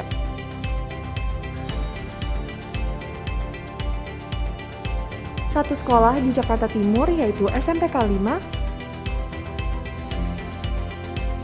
1 sekolah di Jakarta Selatan, yaitu SMPK Penabur Tirta Marta Pondok Indah, 2 sekolah di Kota Depok, yaitu SMPK Penabur Depok dan Tirta Marta Cinere.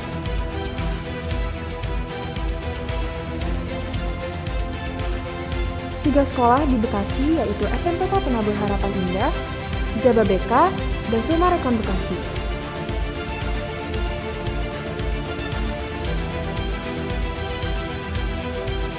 Dan 1 sekolah di Cibubur, Kabupaten Bogor, yaitu SMPK Penabur Kota Wisata.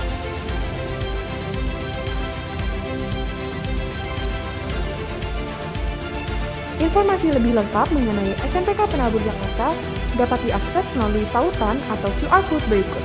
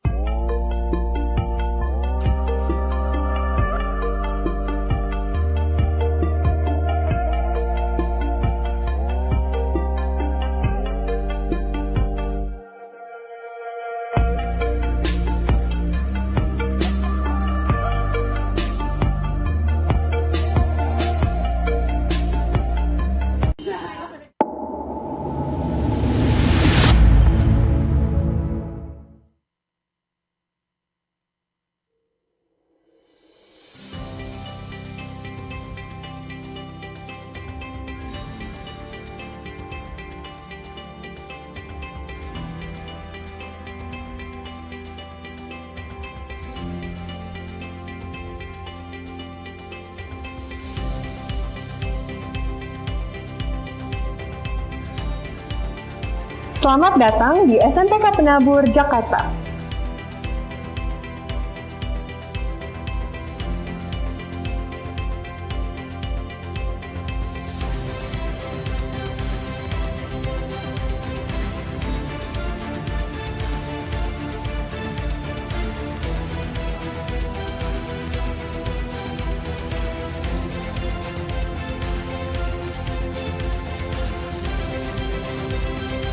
BPK Penabur merupakan lembaga pendidikan Kristen yang berada di bawah naungan Gereja Kristen Indonesia, yaitu GKI.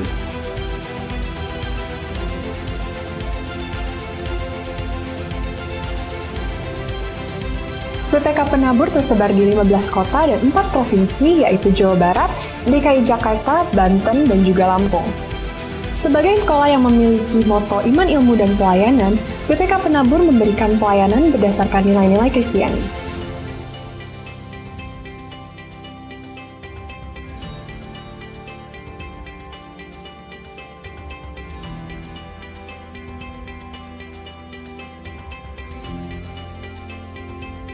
Dengan visi menjadi lembaga pendidikan Kristen unggul dalam iman ilmu pelayanan, serta misi mengembangkan potensi peserta didik secara optimal, melalui pendidikan dan pengajaran bermutu berdasarkan nilai-nilai Kristiani, BPK Penabur Jakarta, khususnya jenjang SMP, memiliki program-program unggulan baik intrakurikuler maupun ekstrakurikuler.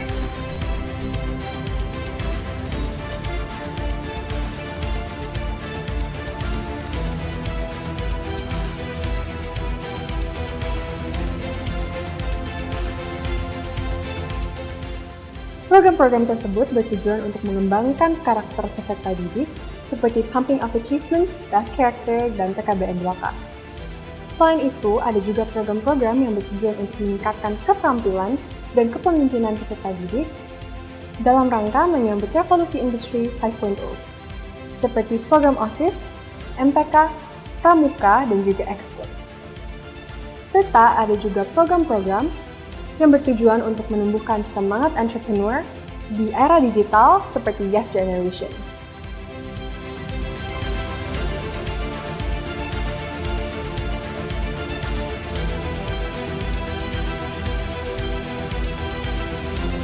SMPK Penabur Jakarta memiliki 17 sekolah yang tersebar di Jabodetabek. 3 sekolah di Kota Tangerang, yaitu SMPK Penabur Gading Serpong, Bintaro Jaya, dan Kota Modern. 1 sekolah di Jakarta Barat, yaitu SMPK 7,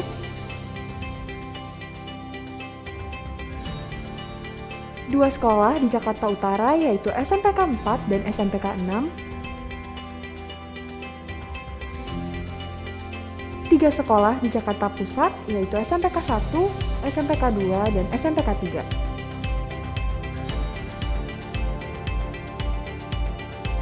1 sekolah di Jakarta Timur, yaitu SMPK 5, 1 Satu sekolah di Jakarta Selatan yaitu SMPK Penabur Tirta Marta Pondok Indah. 2 sekolah di Kota Depok yaitu SMPK Penabur Depok dan Tirta Marta Cinere.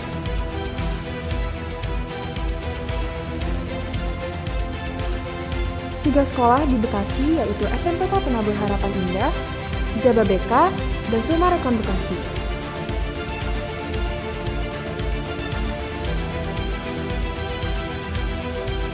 Dan 1 sekolah di Cibubur Kabupaten Bogor yaitu SMPK Penabur Kota Wisata.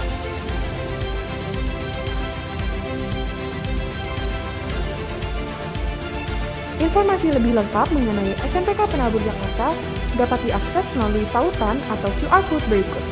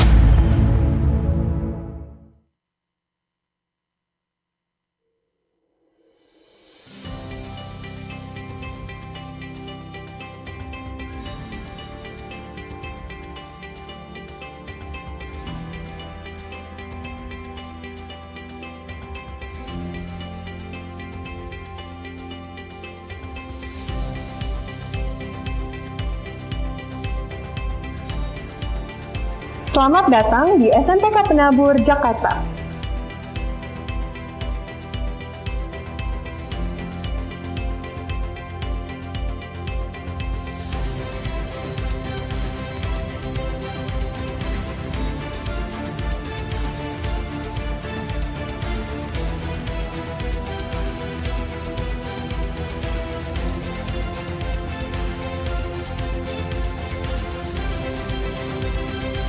BPK Penabur merupakan lembaga pendidikan Kristen yang berada di bawah naungan Gereja Kristen Indonesia yaitu GKI.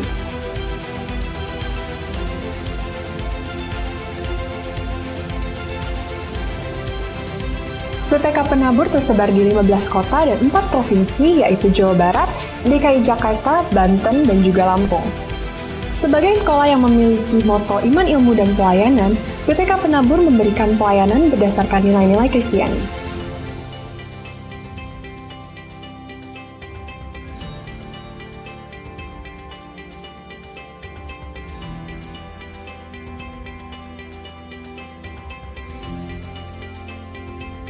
Dengan visi menjadi lembaga pendidikan Kristen unggul dalam iman ilmu pelayanan, serta misi mengembangkan potensi peserta didik secara optimal, melalui pendidikan dan pengajaran bermutu berdasarkan nilai-nilai Kristiani, BPK Penabur Jakarta, khususnya jenjang SMP, memiliki program-program unggulan baik intrakurikuler maupun ekstrakurikuler.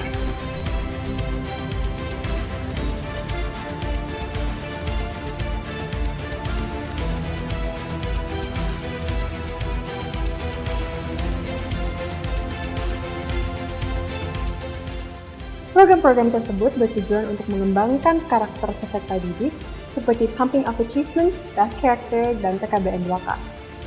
Selain itu, ada juga program-program yang bertujuan untuk meningkatkan keterampilan dan kepemimpinan peserta didik dalam rangka menyambut revolusi industri 5.0, seperti program OSIS, MPK, Pramuka, dan juga Ekskul.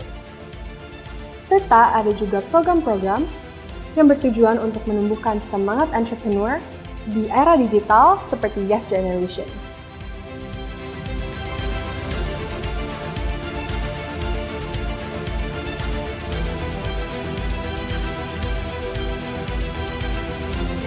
SMPK Penabur Jakarta memiliki 17 sekolah yang tersebar di Jabodetabek. 3 sekolah di Kota Tangerang, yaitu SMPK Penabur Gading Serpong, Bintaro Jaya, dan Kota Modern. 1 sekolah di Jakarta Barat, yaitu SMPK 7,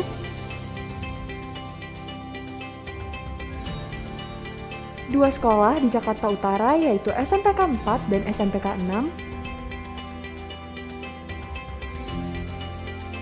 3 sekolah di Jakarta Pusat, yaitu SMPK 1, SMPK 2, dan SMPK 3.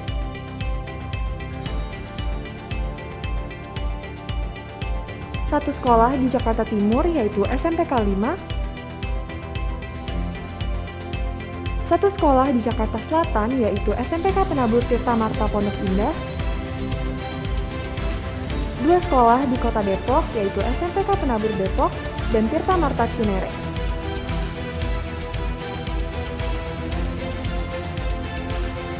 3 sekolah di Bekasi, yaitu SMPK Penabur Harapan Indah, Jababeka, dan Sumarekon Bekasi.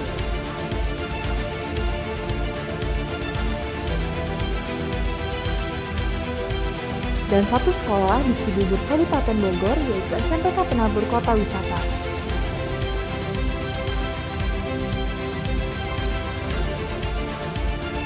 Informasi lebih lengkap mengenai SMPK Penabur Jakarta dapat diakses melalui tautan atau QR Code berikut.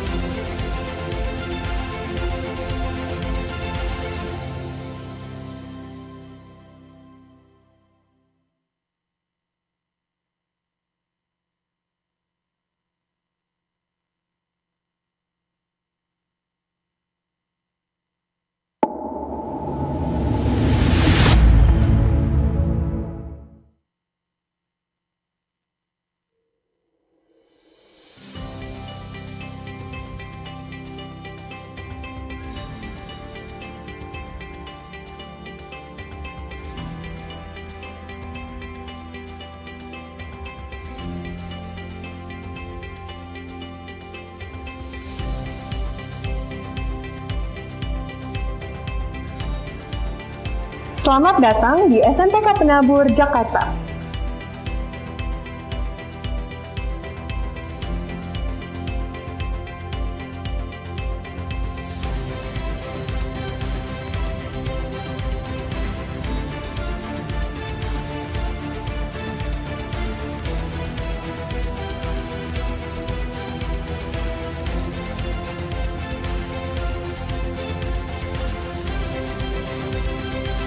BPK Penabur merupakan lembaga pendidikan Kristen yang berada di bawah naungan Gereja Kristen Indonesia, yaitu GKI.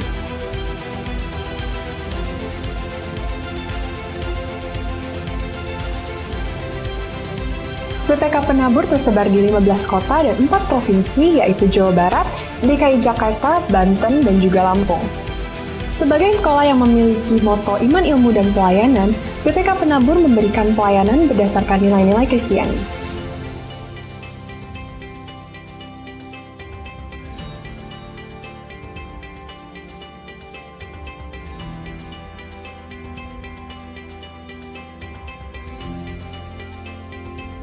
Dengan visi menjadi lembaga pendidikan Kristen unggul dalam iman ilmu pelayanan, serta misi mengembangkan potensi peserta didik secara optimal, melalui pendidikan dan pengajaran bermutu berdasarkan nilai-nilai Kristiani, BPK Penabur Jakarta, khususnya jenjang SMP, memiliki program-program unggulan baik intrakurikuler maupun ekstrakurikuler.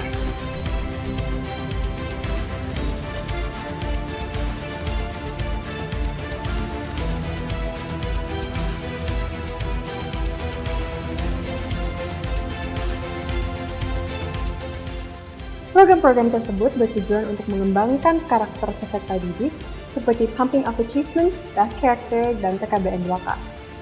Selain itu, ada juga program-program yang bertujuan untuk meningkatkan keterampilan dan kepemimpinan peserta didik dalam rangka menyambut revolusi industri 5.0, seperti program OSIS, MPK, Pramuka, dan juga Ekskul.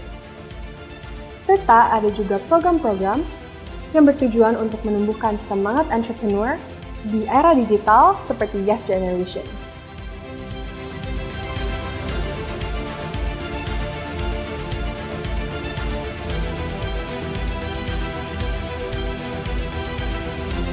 SMPK Penabur Jakarta memiliki 17 sekolah yang tersebar di Jabodetabek. 3 sekolah di Kota Tangerang, yaitu SMPK Penabur Gading Serpong, Bintaro Jaya, dan Kota Modern. 1 sekolah di Jakarta Barat, yaitu SMPK 7,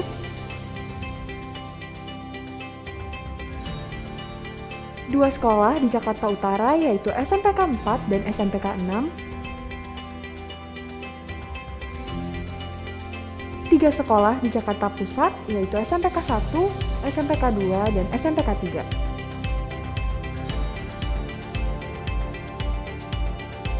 1 sekolah di Jakarta Timur, yaitu SMPK 5, 1 sekolah di Jakarta Selatan, yaitu SMPK Penabur Tirta Marta Pondok Indah, 2 sekolah di Kota Depok, yaitu SMPK Penabur Depok dan Tirta Marta Cinere.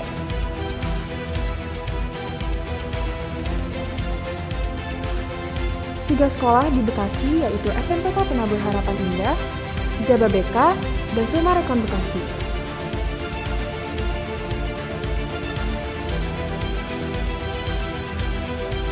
Dan 1 sekolah di Cibubur Kabupaten Bogor, yaitu SMPK Penabur Kota Wisata.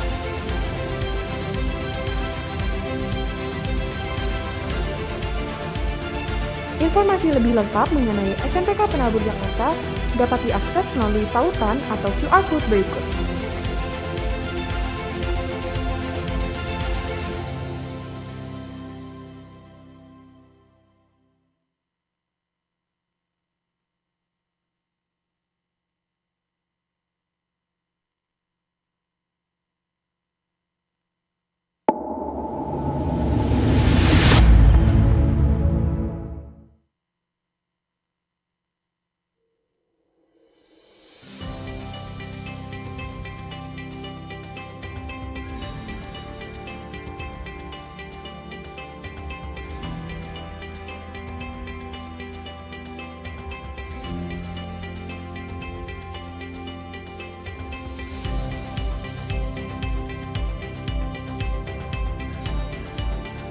Selamat datang di SMPK Penabur Jakarta.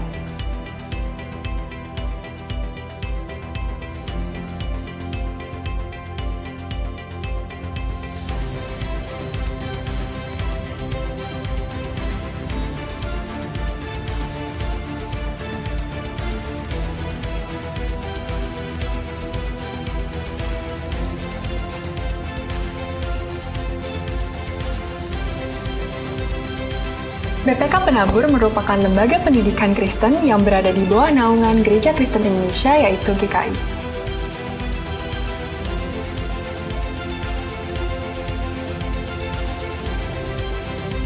BPK Penabur tersebar di 15 kota dan 4 provinsi, yaitu Jawa Barat, DKI Jakarta, Banten, dan juga Lampung. Sebagai sekolah yang memiliki moto iman, ilmu, dan pelayanan, BPK Penabur memberikan pelayanan berdasarkan nilai-nilai Kristiani.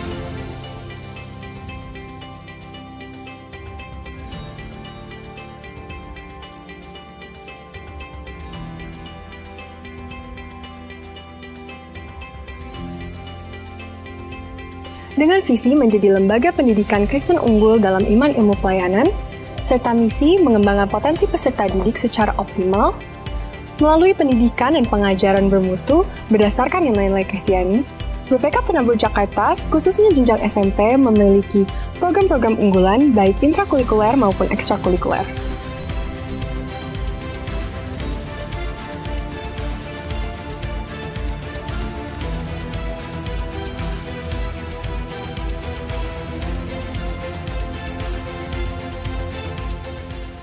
Program-program tersebut bertujuan untuk mengembangkan karakter peserta didik seperti Pumping Up Achievement, Das Character, dan PKBN 2K.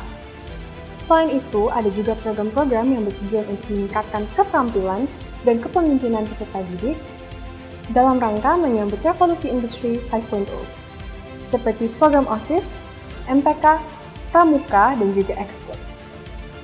Serta ada juga program-program yang bertujuan untuk menumbuhkan semangat entrepreneur di era digital seperti Yes Generation.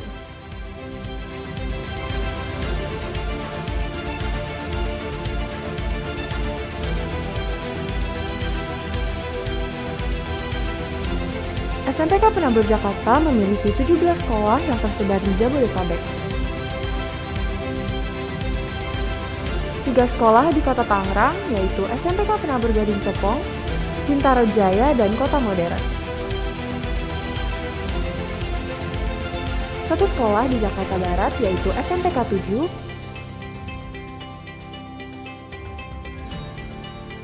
2 sekolah di Jakarta Utara, yaitu SMPK 4 dan SMPK 6, 3 sekolah di Jakarta Pusat, yaitu SMPK 1, SMPK 2, dan SMPK 3.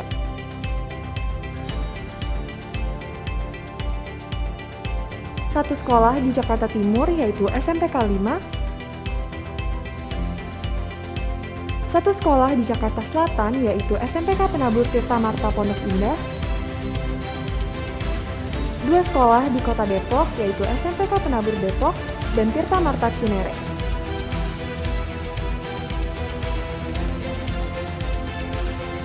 3 sekolah di Bekasi, yaitu SMPK Penabur Harapan Indah, Jababeka, dan Sumarekon Bekasi.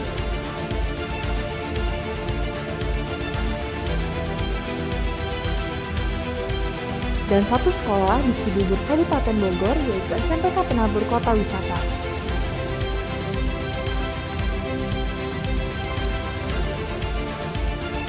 Informasi lebih lengkap mengenai SMPK Penabur Jakarta dapat diakses melalui tautan atau QR Code berikut.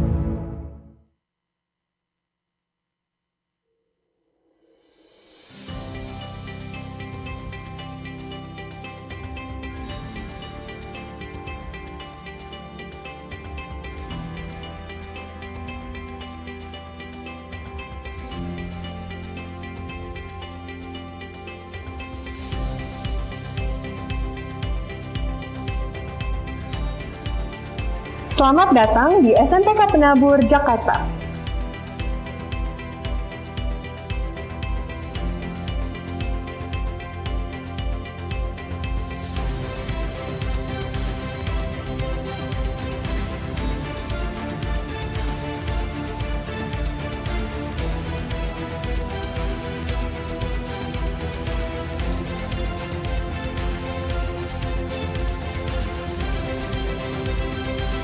BPK Penabur merupakan lembaga pendidikan Kristen yang berada di bawah naungan Gereja Kristen Indonesia, yaitu GKI.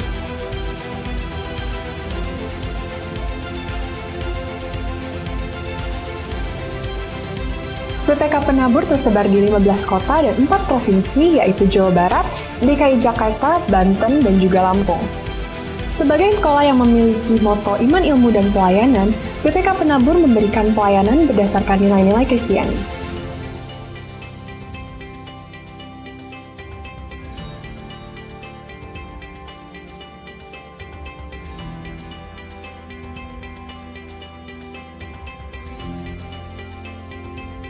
Dengan visi menjadi lembaga pendidikan Kristen unggul dalam iman ilmu pelayanan, serta misi mengembangkan potensi peserta didik secara optimal, melalui pendidikan dan pengajaran bermutu berdasarkan nilai-nilai Kristiani, BPK Penabur Jakarta, khususnya jenjang SMP, memiliki program-program unggulan baik intrakurikuler maupun ekstrakurikuler.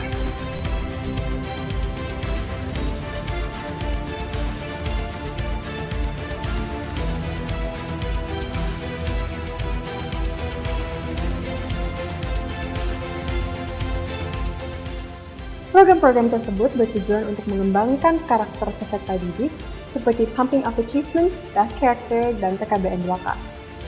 Selain itu, ada juga program-program yang bertujuan untuk meningkatkan keterampilan dan kepemimpinan peserta didik dalam rangka menyambut revolusi industri 5.0, seperti program OSIS, MPK, Pramuka, dan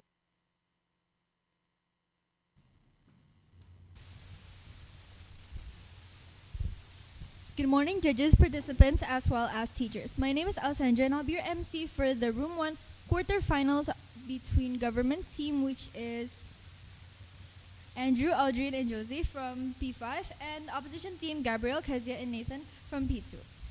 First, I'd like to explain the motion and the context that will be used for this debate. The context is, in early 2024, the Indonesian government introduced the Makan Bergizi Gratis, free nutritious meals program. The initiative aims to provide free, healthy meals to school students and pregnant women across Indonesia as a part of broader effort to improve public health and child nutrition. The program has been widely discussed across the nation, with various ministries, schools, and local governments preparing for its implementation. As one of the new administration's main priorities, the Makan Bergizi Gratis program represents a significant shift in Indonesia's social welfare and education policy landscape. The motion is, this House supports the government's Makan Bergizi Gratis free nutrition meals program. Now I'd like to explain a bit of the basic rules that will be used for this debate. Each speaker delivers a maximum 3-minute speech. A POI may be given 30 seconds after the speaker starts and may not be given above 2.5 minutes after the speaker starts. 1 ring from the timekeeper indicates 30 seconds, 2 rings indicates 2 minutes 30 seconds, and 3 rings indicates 3 minutes. The reply speech may only be given by the first or the second speaker of either theme. Now, without further ado, we shall start our debate of the first round quarterfinals between P5 and P2. Just as a reminder, please use your mic when it's your turn to speak. Thank you. Good morning, our honorable judges, the timekeepers, the staff of the event, and also our opposition team. Today, us from SMPK 5 Penabur, we will be bringing forward the motion of this House supports the government's Makan Bergizi Gratis program or the free nutritious meal program. And we will be standing for it, that we think that it's a very good program for the development of this country. MBG or Makan Bergizi Gratis is an initiative by the government introduced in the early 2024 when the new president was elected, Prabowo and also Gibran Rakabuming Raka, which aims to provide free and nutritious meals to students and also pregnant women in Indonesia through Posyandu, or an integrated community based on health service on Indonesia that provides basic health services, especially for pregnant mothers and also young children that experiences stunting. We believe this program is a crucial step towards building a healthier, smarter, and also a genuinely better future for our nation. For too long, Indonesia has faced serious challenges with stunting.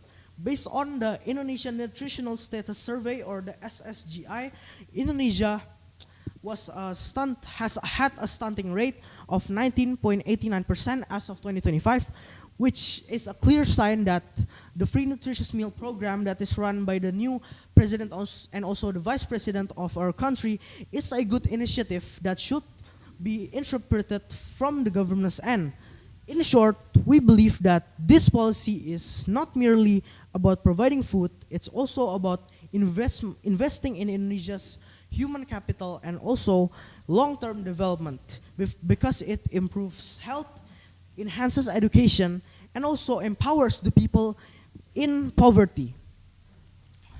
Other than other than that, Indonesia's like stunting rates have been among the highest in Southeast Asia. So we believe this program should be developed on more, even though if it has some small issues since it's in early implementation problems.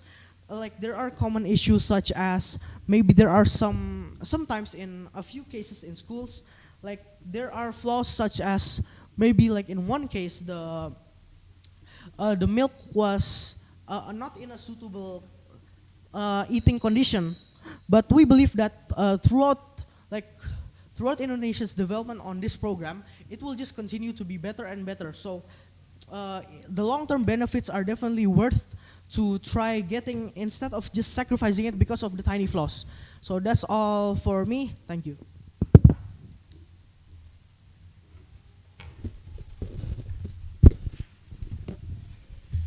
Good morning, judges and debaters. I, Nathan, as the first speaker of the opposition team, will be explaining how MBG, the program that Indonesia has put out, has severely misplanned its entire thing and needs to be rebranded and replanned as program as a whole. Now, firstly, the government has reported that the funds that is allocated onto this program is around 71 trillion rupiah. Now, if we do the calculations, there's about 85 million children in Indonesia, with an average of 10,000 to 15,000 rupiah per meal. That means that the cost is around 850 billion to, it's around 850 billion to around 1.3 trillion rupiah to supply all the children, which is not enough for the long-term plan. Now, we can also see the effects on the handling of the food itself. The money doesn't make sense because the quality of the plan itself is dysfunctional with the lack of hygiene, lack of quality ingredients, alongside horrid handling, unsustainable storage, and the slow speed of distribution. This signifies the need of severe replanning and rebranding of the program as a whole. Now, data has shown that the food poisoning rates have yet to decrease and instead suffer higher numbers, especially recently. During November 2025, the amount of food poisoning cases have arisen to 16,000 from its previous 11,000 from the previous month. The most poisoned region being West Java, which alone accounts for 48% of the food poisoning cases in Indonesia itself. Now, MBG also drives out food businesses competition because how does vendors compete with a government plan that is free, that puts the food directly and very accessibly into the hands of the children?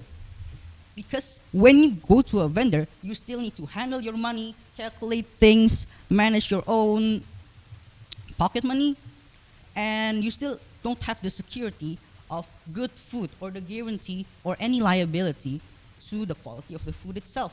That doesn't guarantee your health. There's no reason for a child to go out and help the local food economy. This will further monopolize this food industry to the government, which is a very problematic. Thank you for listening. I'm done with my points. Next, we will have speaker 2 from the government team. The government team, I'd like to point out a couple things. Now, you said that the MBG program is faulty and that there should be changes made and maybe even to the entire program.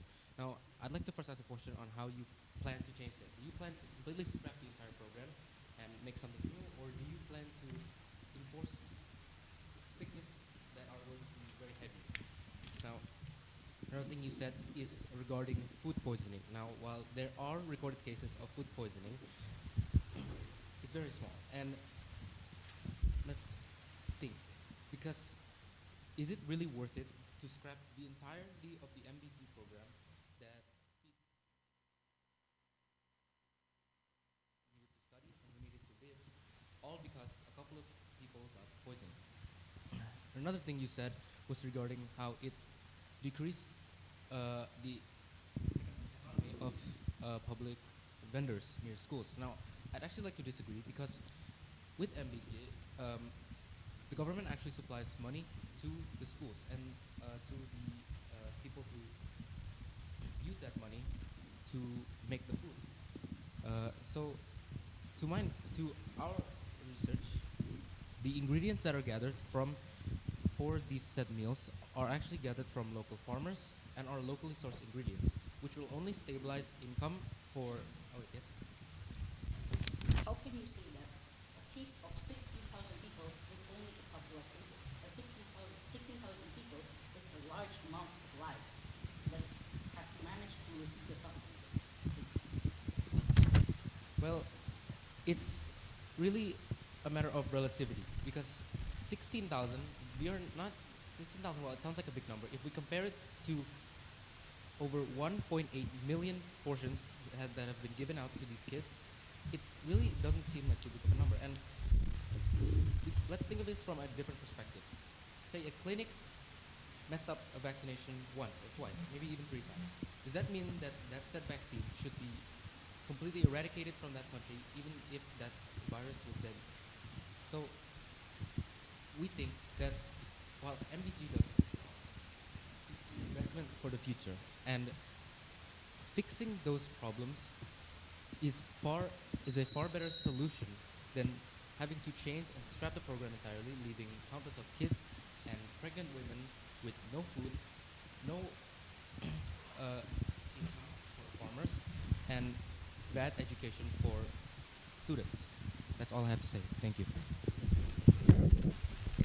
Next, we will move on to speaker 2 from the opposition team.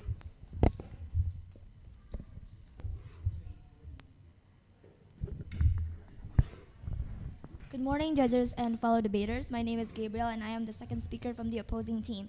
Today, I stand here to argue that the free nutritious meals program has caused more harm than good. Despite all its noble intentions, it continues to generate strong controversy due to its enormous financial initial budget of 71 trillion rupiah, which continues to escalate, making the long-term budget allocation unsustainable.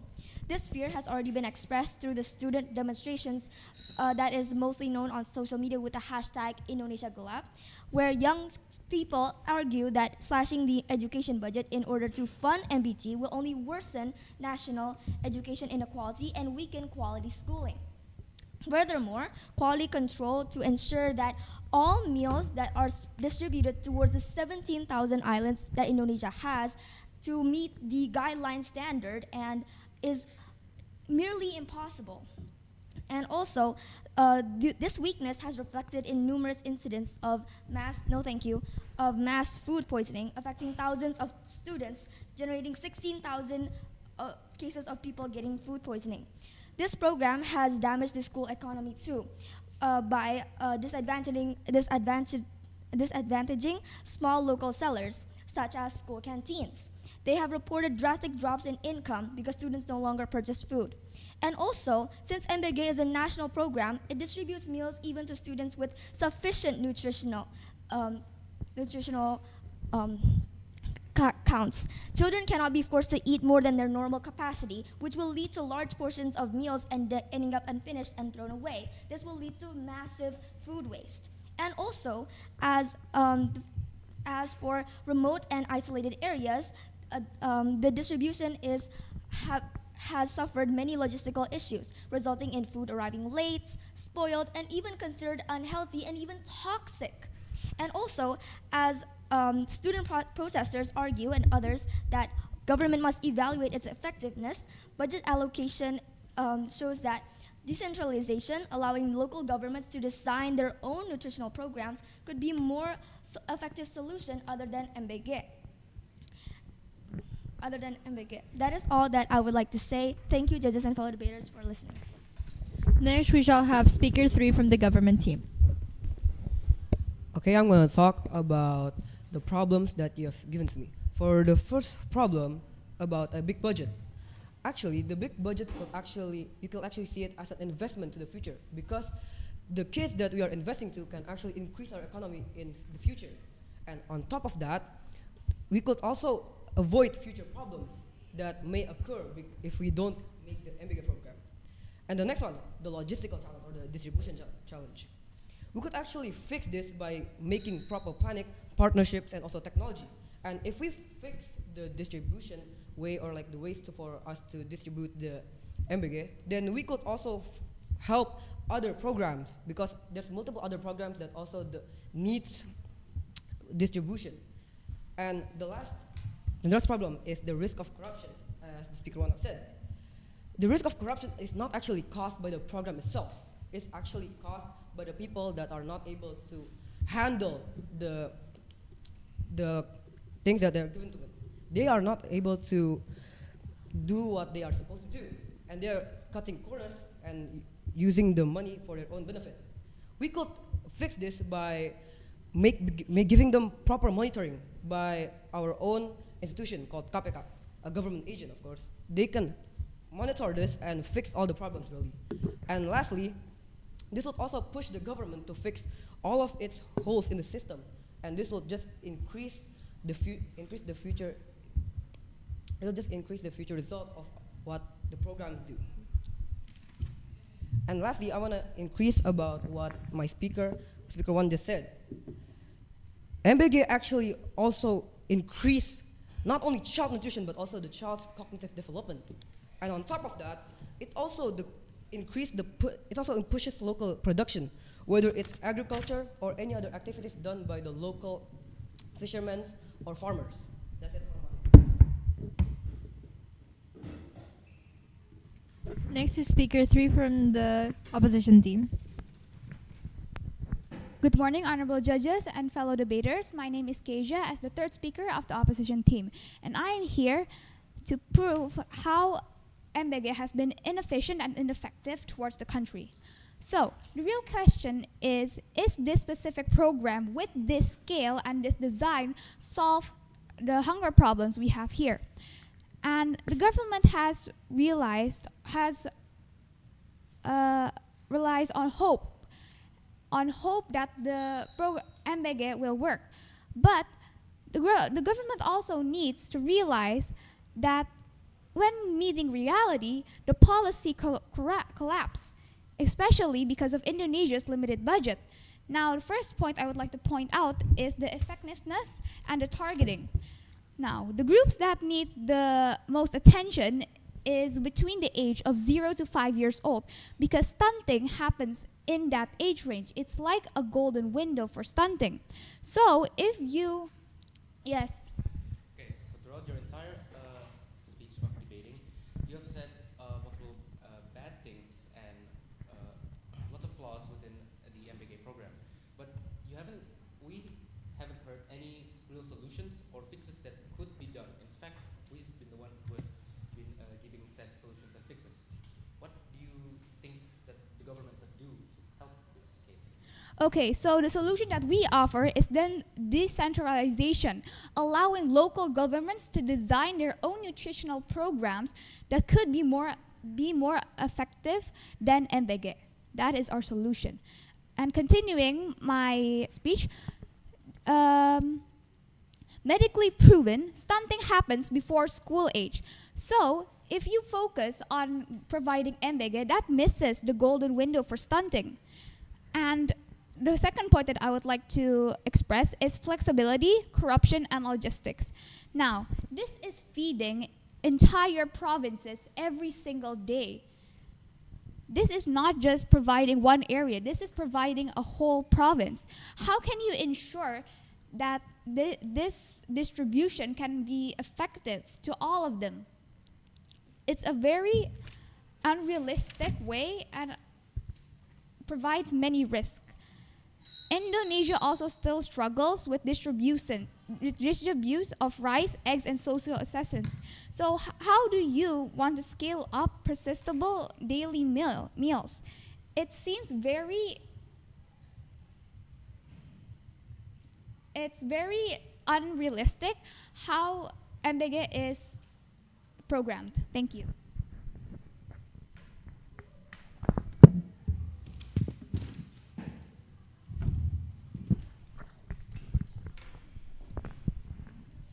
Hello, judges and debaters. I, Nathan, will be leading the replying speech for the opposition team.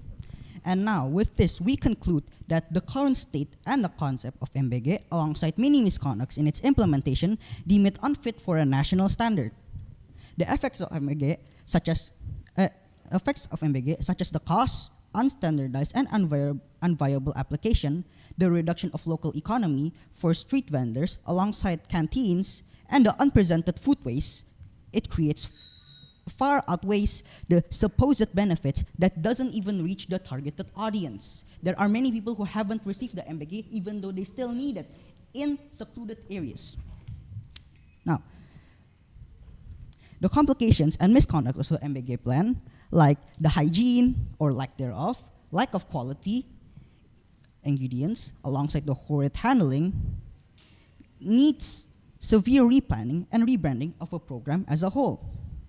And instead of a centralized meal plan that may not be suitable for everyone, letting schools of the specific area having autonomy over the meal plans and the needs of the student can help them understand them better, because being closer helps them have a better understanding of the needs and the likeness of the local recipients itself. Because what matters in a program? The people who are affected by it.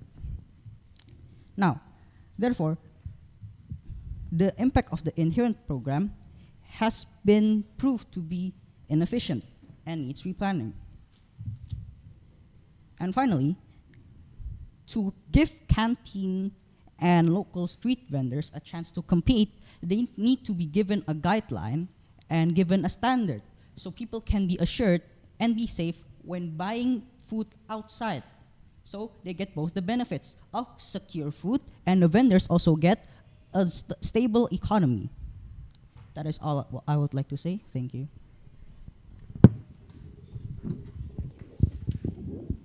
Now we'd like to hear a reply speech from the government team. Thank you for the opportunity. I will be the reply speaker for the government team for this motion. So first of all, I want to fight back on a statement that you guys have said that stunting of in most cases just occurs on the ages from 0 to 5. While that's true, I've also stated before in my opening statement that MBG also targets young children through a place called the Posyandu, or an integrated community-based health service in Indonesia that provides basic health services, especially mothers and also young children.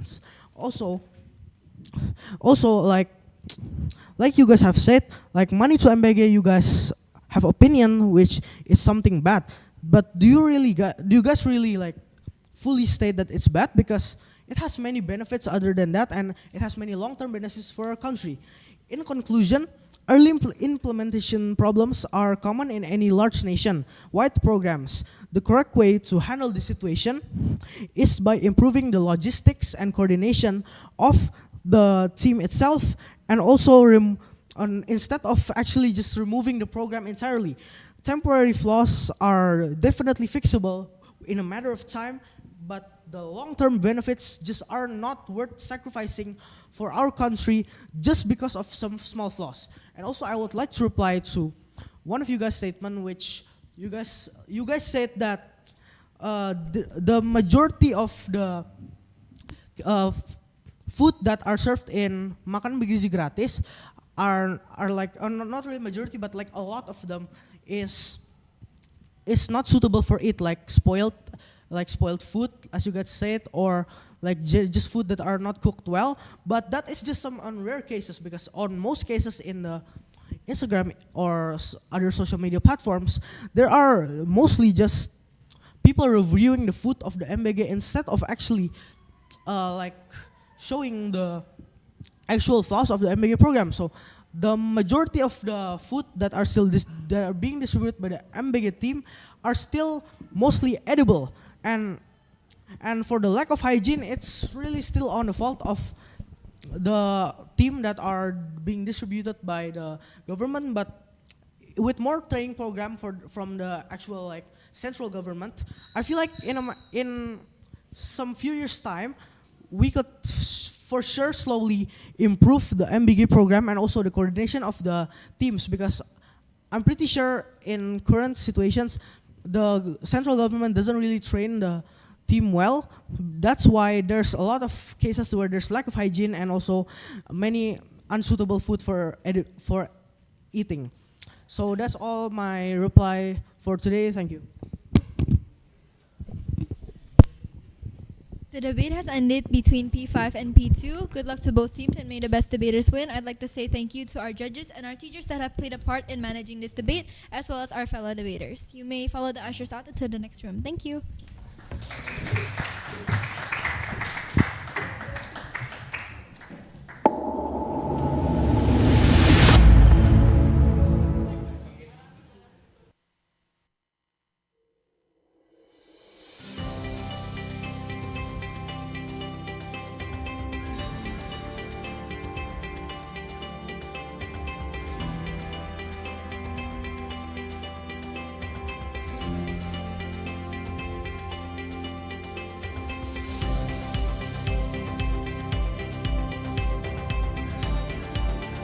Selamat datang di SMPK Penabur, Jakarta.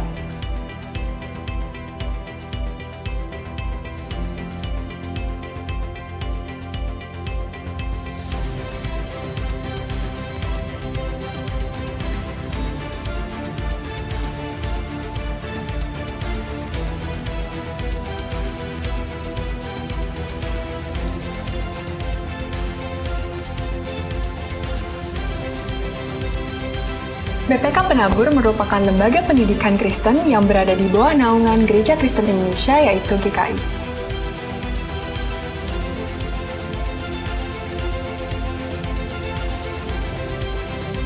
BPK Penabur tersebar di 15 kota dan 4 provinsi, yaitu Jawa Barat, DKI Jakarta, Banten, dan juga Lampung.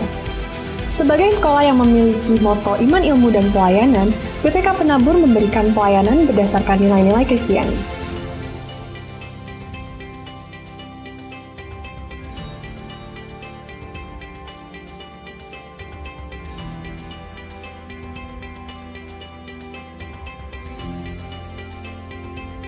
Dengan visi menjadi lembaga pendidikan Kristen unggul dalam iman ilmu pelayanan, serta misi mengembangkan potensi peserta didik secara optimal, melalui pendidikan dan pengajaran bermutu berdasarkan nilai-nilai Kristiani, BPK Penabur Jakarta, khususnya jenjang SMP, memiliki program-program unggulan baik intrakurikuler maupun ekstrakurikuler.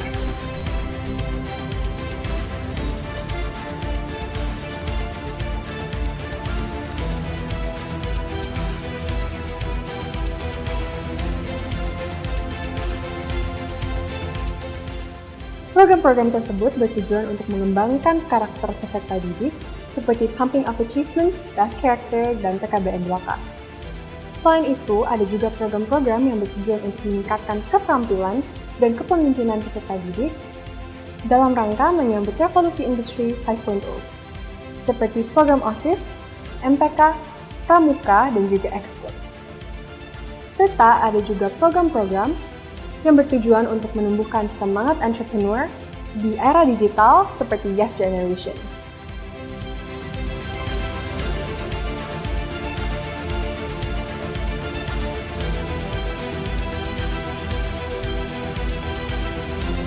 SMPK Penabur Jakarta memiliki 17 sekolah yang tersebar di Jabodetabek. 3 sekolah di Kota Tangerang, yaitu SMPK Penabur Gading Serpong, Bintaro Jaya, dan Kota Modern. 1 sekolah di Jakarta Barat, yaitu SMPK 7,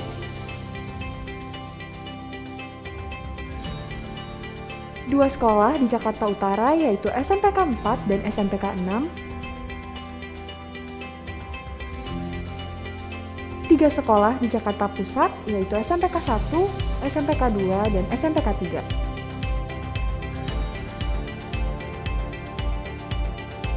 1 sekolah di Jakarta Timur, yaitu SMPK 5, 1 sekolah di Jakarta Selatan, yaitu SMPK Penabur Tirta Marta Pondok Indah, 2 sekolah di Kota Depok, yaitu SMPK Penabur Depok dan Tirta Marta Cinere.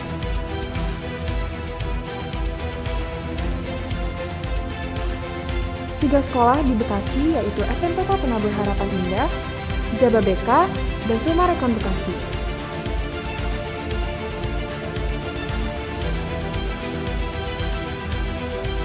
dan satu sekolah di Cibubur, Kabupaten Bogor, yaitu SMPK Penabur Kota Wisata.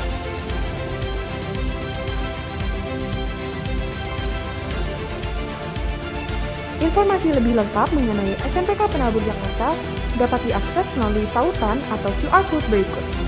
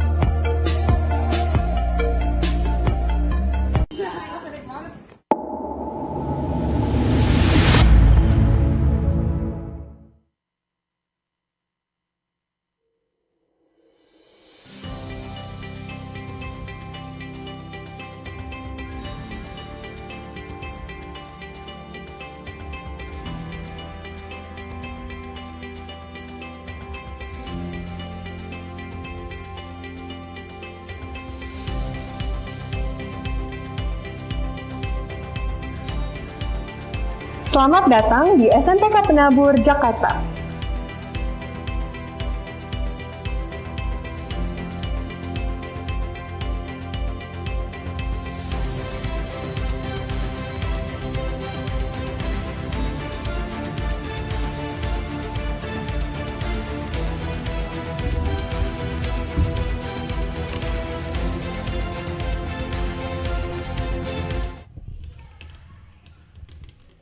Good morning, judges, participants, as well as teachers. My name is Alessandra and I'll be your MC for this junior high school debate competition on the round quarterfinals.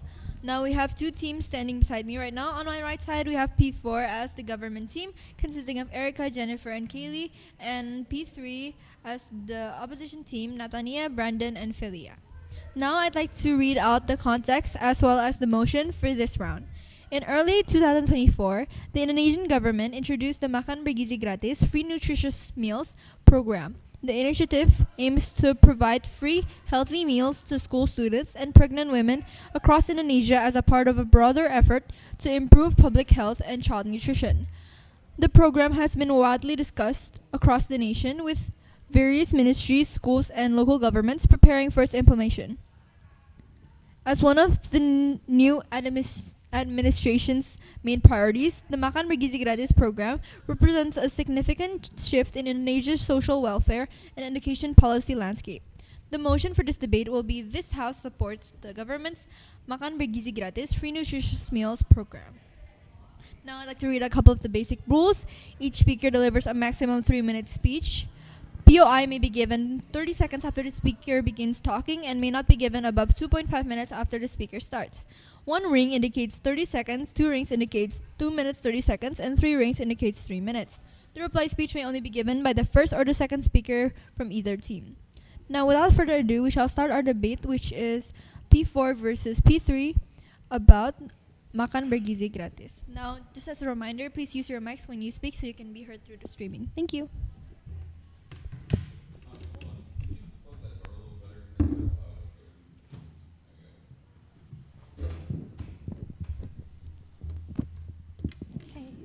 Good morning, honorable adjudicators, members of the opposition, and everyone here. I am the Prime Minister, and I am proud to open today's debate on the motion where the House supports the government's Free Nutrition Meals, or MBG, program. We define this motion as the government supporting Indonesia's Free Nutritious Meal program, a policy that gives free, healthy meals to students and vulnerable groups to reduce malnutrition and improve learning. This debate will focus on, first, students and youth who are the main beneficiaries of MBG. Second, examining whether the MBG program is an effective program, a way to improve student nutrition and education in Indonesia. As the government team, we firmly believe that this program is beneficial and necessary and worth prioritizing. And to support that, I'd like to state our 2 main arguments. First, many Indonesian families live on unstable daily wages, making it difficult to provide regular nutritious meals. And for these children, MBG becomes their only dependable source of proper nutrition. Reports from the Ministry of Finance, the Directorate General of Treasury, show MBG has already reached 3.9 million recipients who are benefited by this program, including students and young children from poor households, of course. The program also supports children in new tuition-free based schools, many of whom come from a low-income family, struggling with food insecurity. In a country where undernutrition remains a concern, MBG ensures that no child comes to school hungry. And our second argument is that MBG is crucial as Indonesia still faces serious nutritious challenges.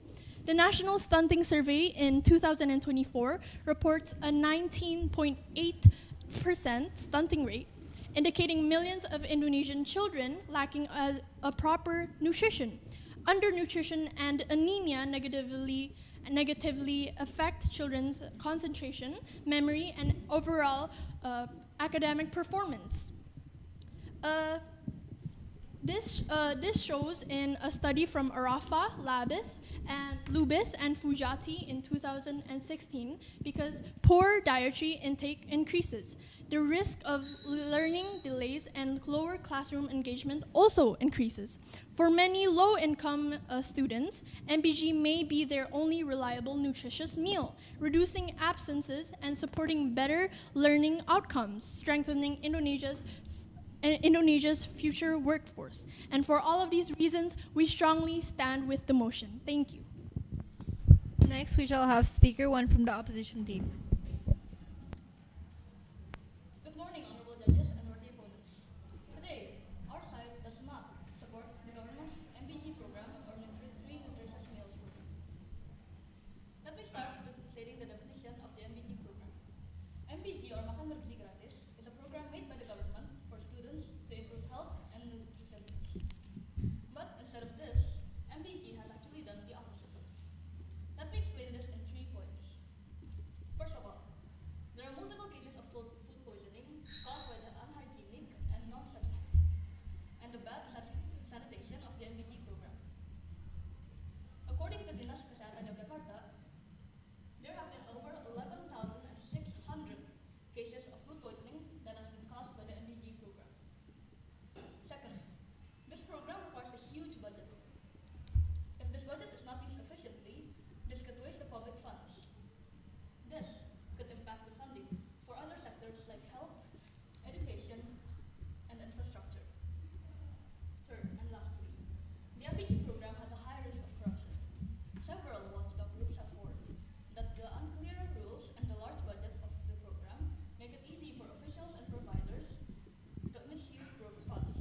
POI? I can. Okay. If you claim MBG is unaffordable, please say what public program you will cut: education, health, or infrastructure. Thank you. I will probably cut infrastructure. But if MBG was an option, I will cut MBG. As MBG, MBG is not sustainable.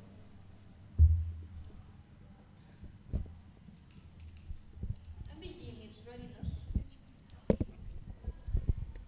The MBG program right now lacks readiness, stability, and accountability. When that is achieved, I will support the MBG program. I will continue. Transparency International Indonesia notes that the programs lacks transparency in choosing food suppliers and managing money, which opens the door to corruption and overpricing. When a program this big is not monitored properly, the public loses trust, and the people who need help the most may not get the benefits.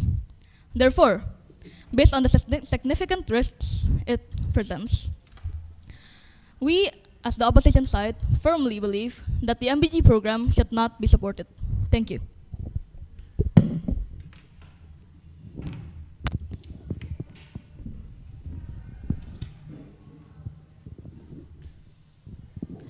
Good morning, honorable adjudicators, members of the opposition, and everyone here.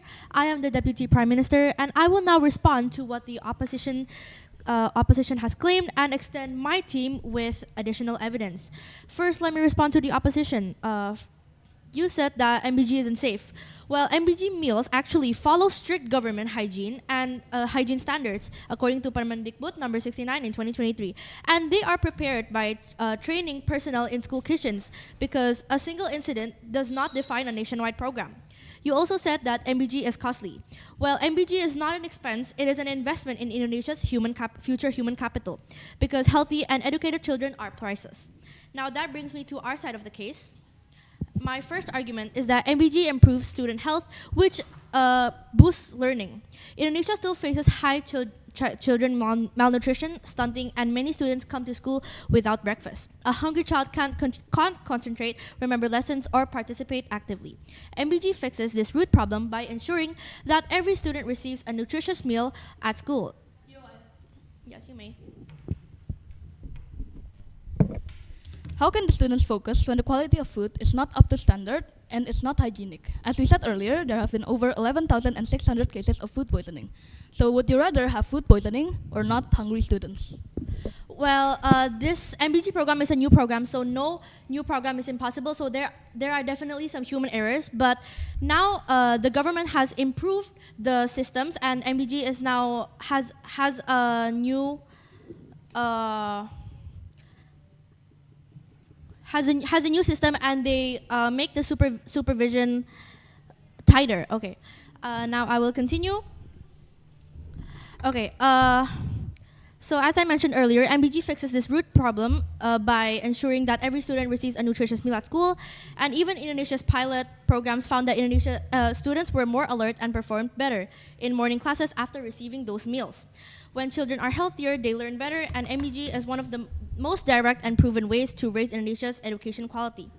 And my fourth argument is that MBG reduces inequality between rich and poor students because many Indonesian children arrive at school without breakfast simply because their families cannot afford it.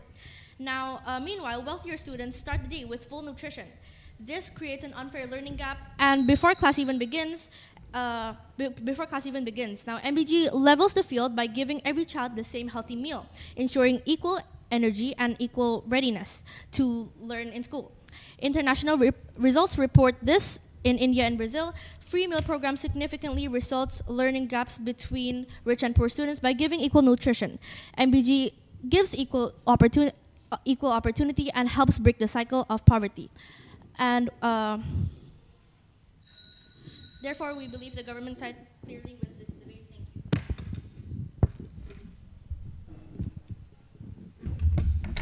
Good morning, honorable judges and worthy opponent. The case of food poisoning caused by MBG is a worrying matter. This happens not just because of the lack of sanitation and hygiene, it's also caused by lack of food quality. There are multiple proof on the internet about the food quality from the MBG program. For example, news from Retik.com talks about SMPN 1 Kota Batu receiving undercooked chicken and expired rice and vegetables.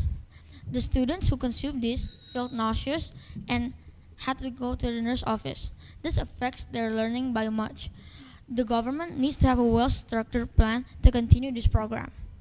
Not just setting a budget to be used, the government needs to monitor the process of making this food to avoid food poisoning and expired food getting distributed to the students. Not just that, the quality of the whole MBG program is disappointing considering the budget that has been given from the government.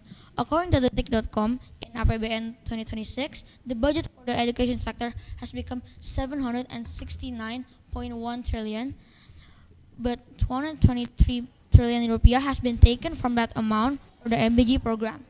This huge amount could have been used to focus more on the education program in Indonesia. Through this budget, they could have more training sessions for the chef, have a supervisor on the field while cooking, and high quality control of the food. POI. So if MBG is too expensive and costly, what alternative can you offer?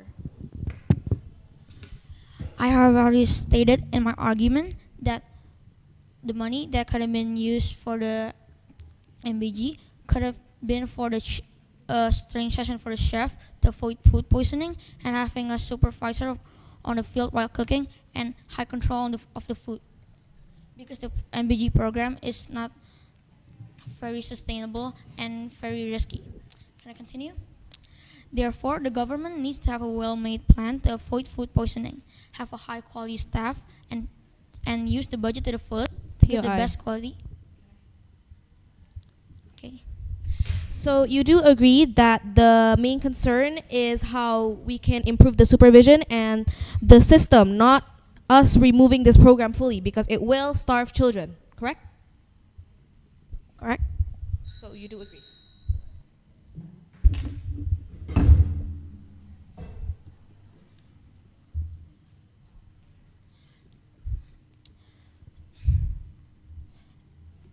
Thank you.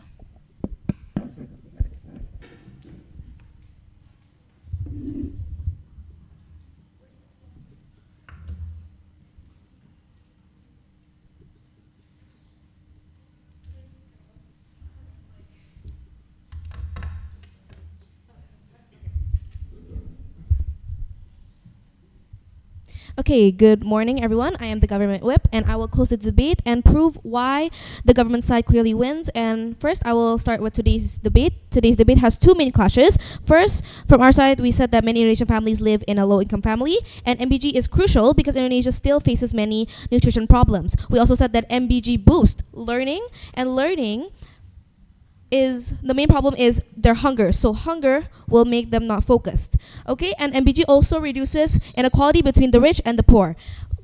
As well, the opposition has said that food poisoning equals to an unsafe program and that harms children. And also they said that the program is too expensive. Also, they said that there's a lot of corruption gaps.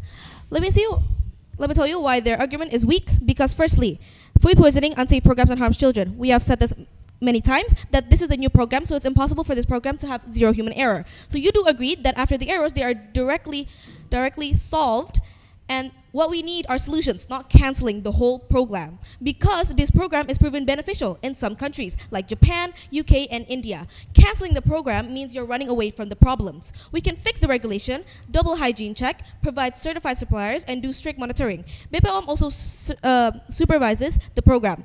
You also said that the program is too expensive. Actually, data shows that MBG is less than 2% of the total money of APBN 2025. There are about 3,300 trillion, while MBG only uses around 71 trillion. You've also said that corruption will drain the money and there's a lot of corruption gaps. Actually, MBG has improved.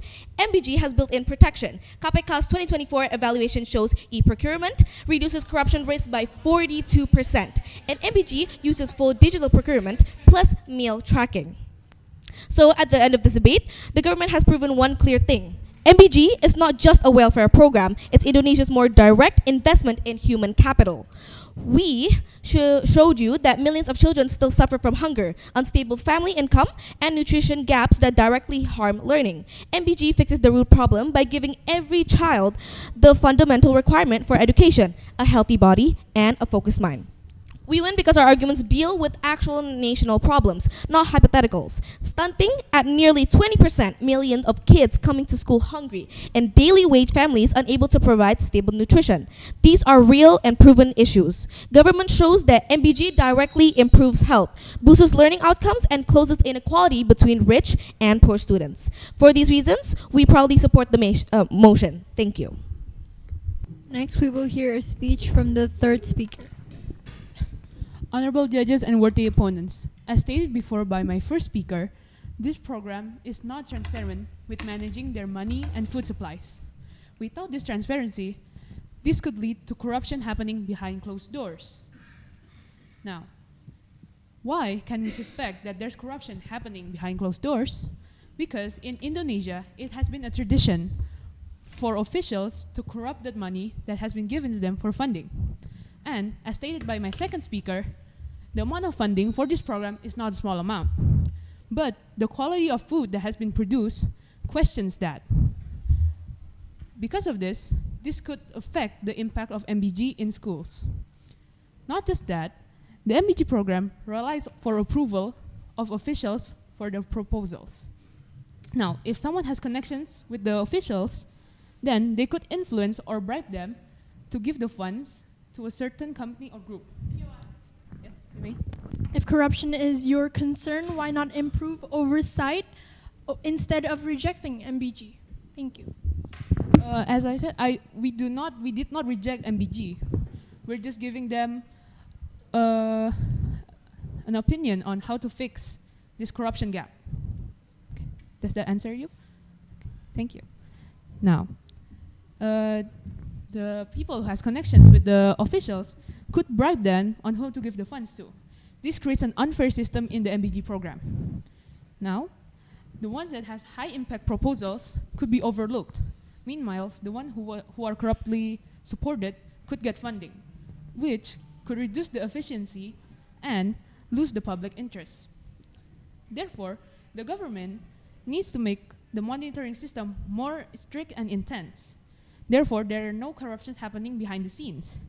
If the government doesn't improve this, they could lose the public's trust and interest in the program.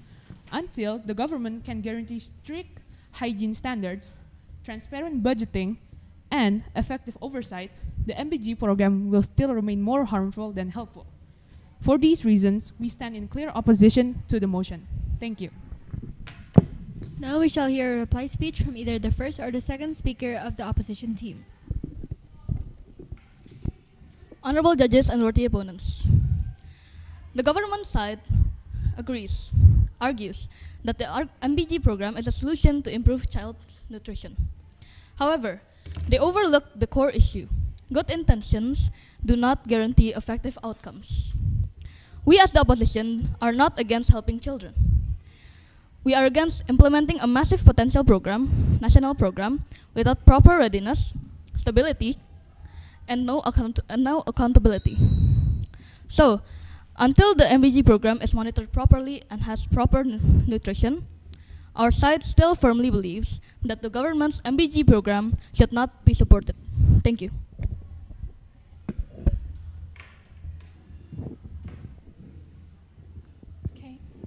Good morning, honorable judges, members of the opposition, and everyone here. This is the government reply speech.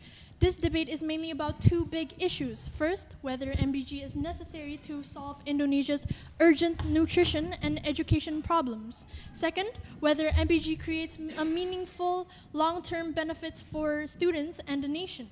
On our clash, we showed that Indonesia faces a 19.8% stunting rate based on the stunting rate from SSGI in 2024, meaning millions of children lack proper nutrition. We proved that poor nutrition leads to weaker concentration and memory, while the opposition failed to address the core nutrition crisis or provide any realistic alternatives. The opposition could not prove that MBG is unnecessary or ineffective. Their logic was unclear and weak because they relied on assumptions and speculations rather than data. They also failed to offer any realistic solution to the nutrition and education gaps faced by millions of Indonesian children. Before I close this debate, I'd like to state a quote by Mahatma Gandhi. The true wealth of a nation does not lie in gold or oil, but in its healthy and educated children. This supports the idea that MBG is a long-term investment in Indonesia's human capital, and therefore, with stronger reasoning and clearer impact and better evidence, the government team wins today's debate. Thank you. The debate has ended between the government and the opposition team about MBG, makan bergizi gratis. And now we are going to leave and follow the ushers out into the other room. But first, I'd like to thank all the judges and the teachers as well as the debaters that have participated in this debate. Thank you very much.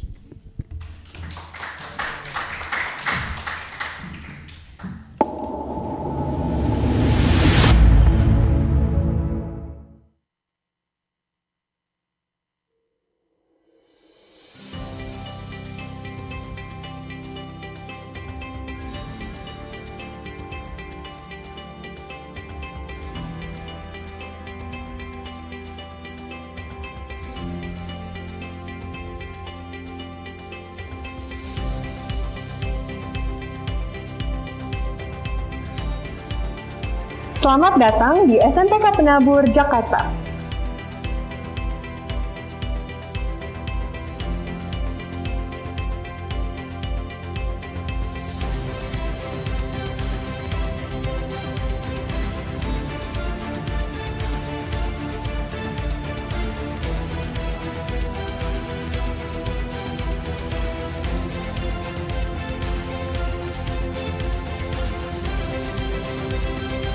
BPK Penabur merupakan lembaga pendidikan Kristen yang berada di bawah naungan Gereja Kristen Indonesia, yaitu GKI.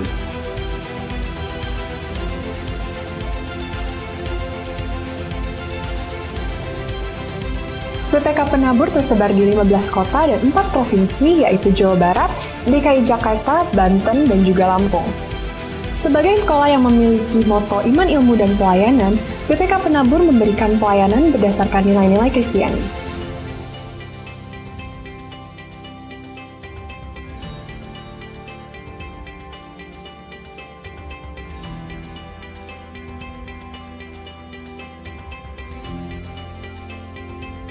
Dengan visi menjadi lembaga pendidikan Kristen unggul dalam iman ilmu pelayanan, serta misi mengembangkan potensi peserta didik secara optimal, melalui pendidikan dan pengajaran bermutu berdasarkan nilai-nilai Kristiani, BPK Penabur Jakarta, khususnya jenjang SMP, memiliki program-program unggulan baik intrakurikuler maupun ekstrakurikuler.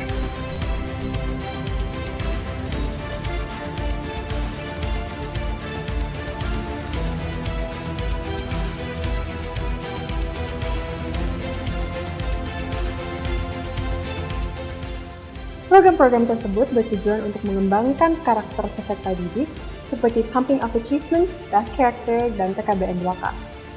Selain itu, ada juga program-program yang bertujuan untuk meningkatkan keterampilan dan kepemimpinan peserta didik dalam rangka menyambut revolusi industri 5.0, seperti program OSIS, MPK, Pramuka, dan juga Ekskul. Serta ada juga program-program yang bertujuan untuk menumbuhkan semangat entrepreneur di era digital seperti Yes Generation.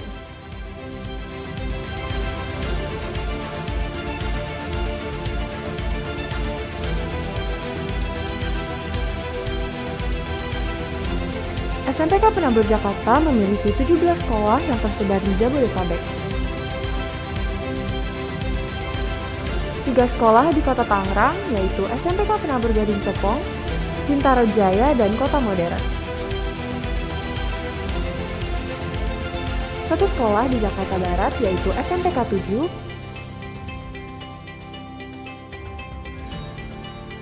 2 sekolah di Jakarta Utara, yaitu SMPK 4 dan SMPK 6, 3 sekolah di Jakarta Pusat, yaitu SMPK 1, SMPK 2, dan SMPK 3.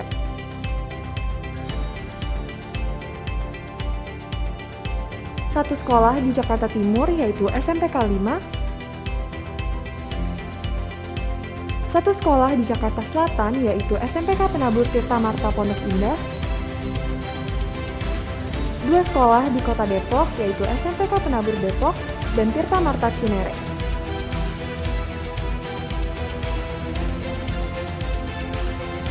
3 sekolah di Bekasi yaitu SMPK Penabur Harapan Indah, Jababeka, dan Sumarekon Bekasi.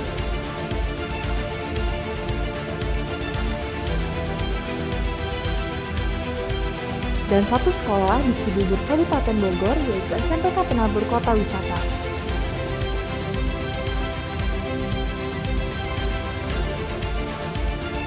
Informasi lebih lengkap mengenai SMPK Penabur Jakarta dapat diakses melalui tautan atau QR code.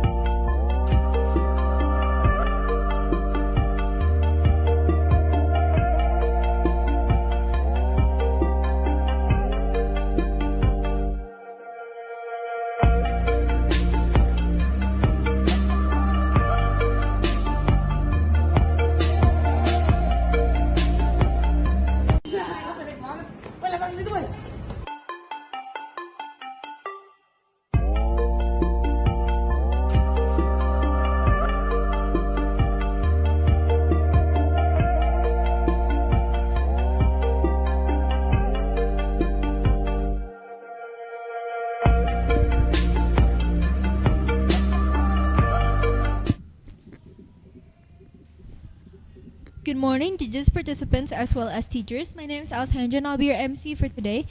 First, I'd like to introduce the teams that will be debating today. We have from SMPK Penabur, we have Charlene, Felicia, and Aurora. And from Penabur Sumarekon Bekasi, we have Jordan, Jehian, and Winston. Now I'd like to read out the context as well as the motion for this debate. The context is, in early 2024, the Indonesian government introduced the Makan Bergizi Gratis free nutritious food meals program. The initiative aims to provide free healthy meals to school students and pregnant women across Indonesia as a part of a broader effort to improve public health as well as child nutrition. The program has been widely discussed across the nation, with various ministries, schools, and local governments preparing for its implementation. As one of the new administration's main priorities, the Makan Bergizi Gratis program represents a significant shift in Indonesia's social welfare and education policy landscape. Now I'm going to read out the motion. This House supports the government's Makan Bergizi Gratis free nutritious meals program. Now I'm going to read out a couple of the basic rules for today's debate. Each speaker delivers a maximum 3-minute speech. POI may be given 30 seconds after the speaker starts and may not be given 2.5 minutes after the speaker starts. 1 ring indicates 30 seconds, 2 rings indicates 2 minutes 30 seconds, and 3 rings indicates 3 minutes. The reply speech can only be given by the first or the second speaker from either team. Now without further ado, we shall start our debate between P6 and Penabur Sumarekon Bekasi about MBK. Now I'd like to remind both teams that when you speak, please lift up the mic so you can be heard through the streaming. Thank you.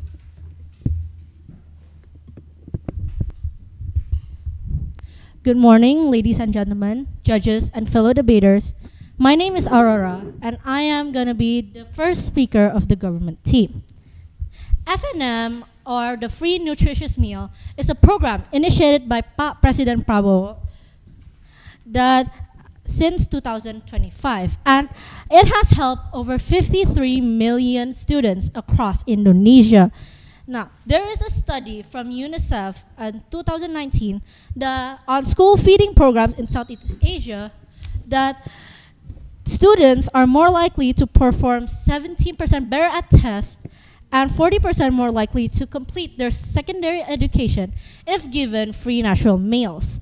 Now, this clearly states the benefits of MBG in the performance of the students. But the benefits of MBG is not just that, but it's also to bridge the gap between the wealthier cities and also the poor, underdeveloped and rural areas. Like, for example, the food prices in Papua are 2 to 3 times higher than in Java due to the different quantity in demand. But with MBG, students in Papua or Java can also get free nutritious meal every single lunch at school. But MBG solves a much bigger problem than that, which is stunting. Stunting, or lack of nutrition, is a very serious problem in Indonesia. The World Bank has stated that Indonesia experienced almost 24% of children under 5 suffering from stunting. And stunting is not just about children's health, but it also affects Indonesia's economy. According to the World Bank, reducing childhood stunting by 10% could increase Indonesia's GDP by 2%, which means over $28 billion generated annually. And the Asian Development Bank also said that Indonesia loses approximately 3 billion annually in productivity due to malnutrition-related illnesses. Well, this clearly states that the MBG is not just helping the performance or bridge the gap between the wealthier urban centers, but it also helps with stunting and also Indonesia's economy. These children are the future of Indonesia. If we don't take good care of them, then what will Indonesia's future be like? Thank you.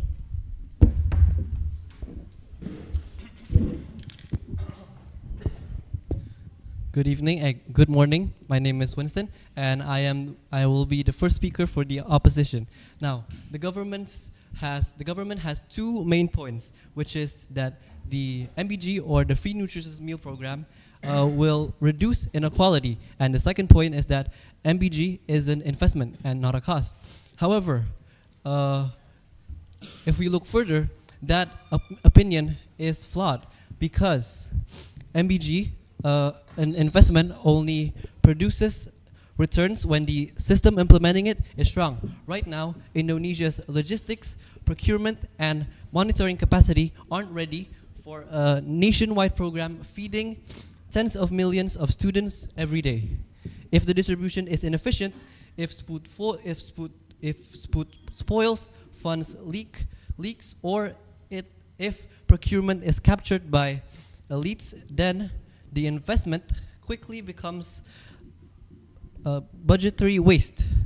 In conclusion, without the foundation, calling it an investment is just the optimistic branding. The reality is a high fiscal risk.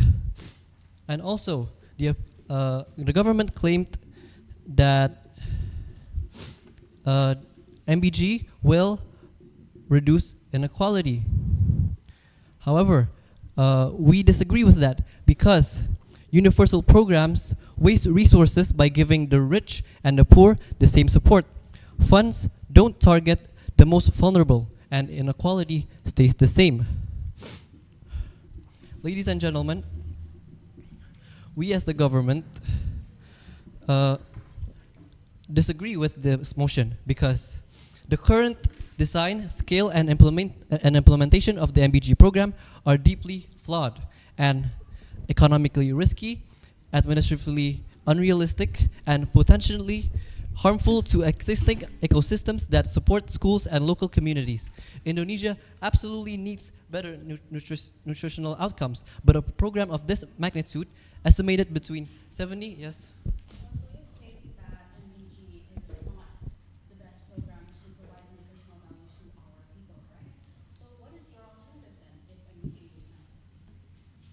We didn't say that. We didn't say that the MBG program is. We didn't say that we had an alternative to it.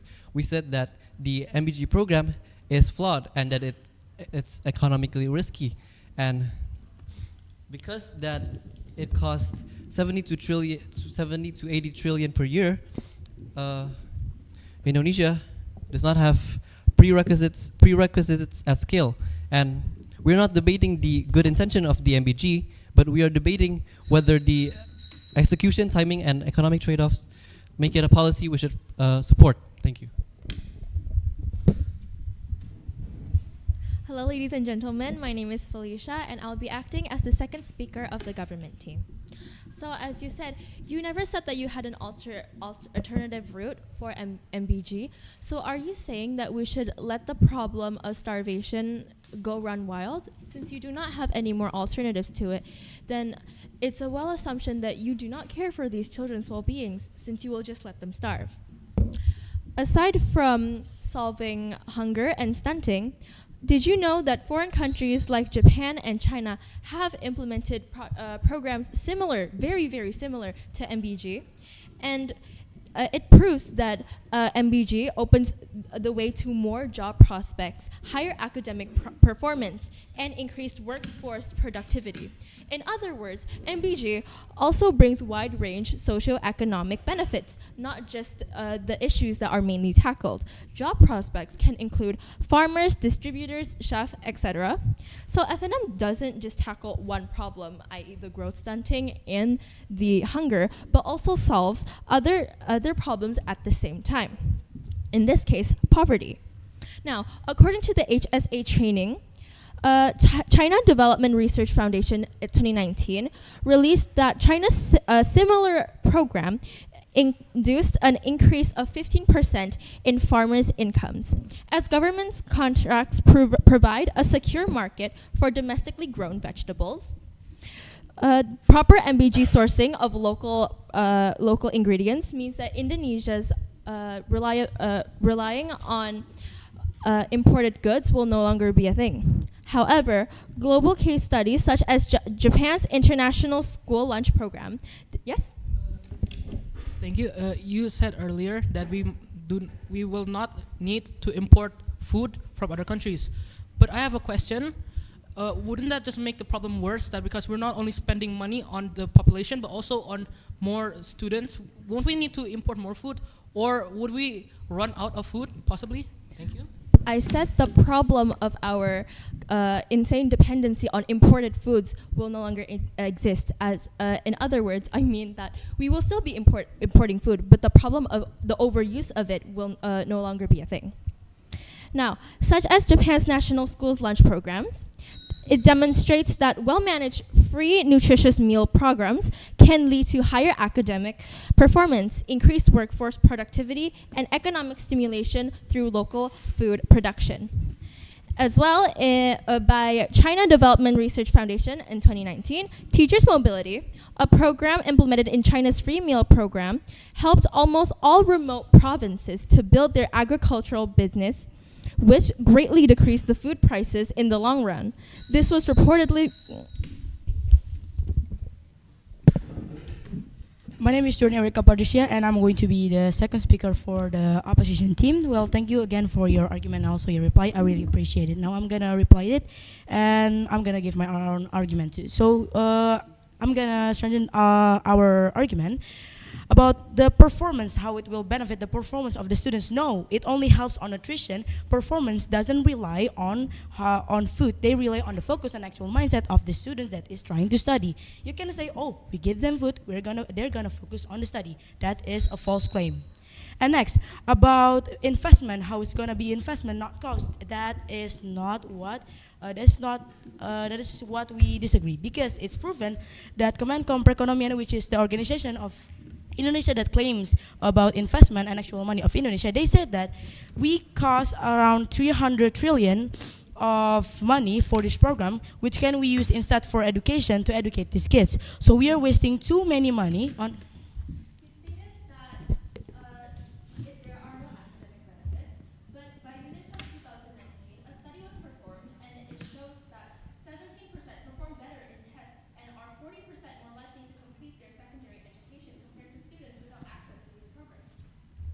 Well, thank you again for your interruption. I appreciate it again. Well, to answer that, it's only half of them that is effective to them. Not all of the students can actually focus just because you give a better nutrition to them. Because malnutrition and nutrition that is actually having the effect on the kids doesn't have the same effect for all of the kids that is receiving it or are the students that is receiving it.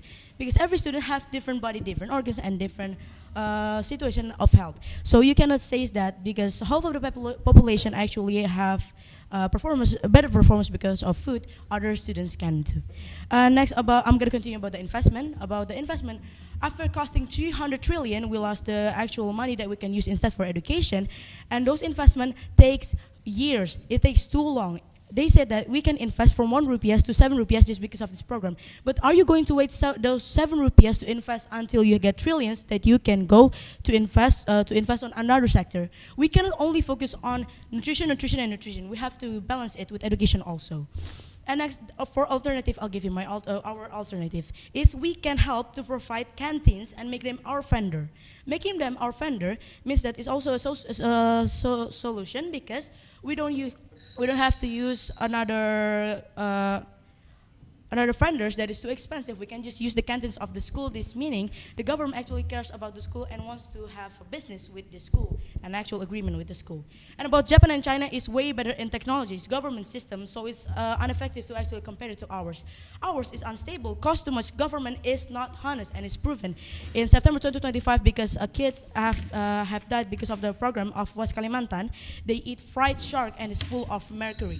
Thank you. All right, so I am the third speaker of the government team, and my name is Charlene, and I would like to quote something from the first speaker of the opposition team, which is that the system is flawed. But no program is perfect. You cannot say that in a snap of a finger the MBG program will be perfect, because as Prabowo Subianto has said, there has already been national impact. Quoting Prabowo Subianto, we managed to feed 53 million recipients, and the deviation or the deficiency or error margin is 0.00017%. Yes? You claim that the program is perfect, but BEPOM, organization that cares about medical and food quality, claims that MBG is too hard to fix and is not perfect. And Ombudsman Republic Indonesia, which cares about the food and the medical quality too, they say that MBG is not fully to the standard of SOP and actual health and food quality that the government itself makes. Thank you. I apologize, but it seems that you have misinterpreted my saying, because I said no program is perfect, and yet the deficiency over the program that has only been going on for 1 year, the deficiency error margin is only 0.00017%.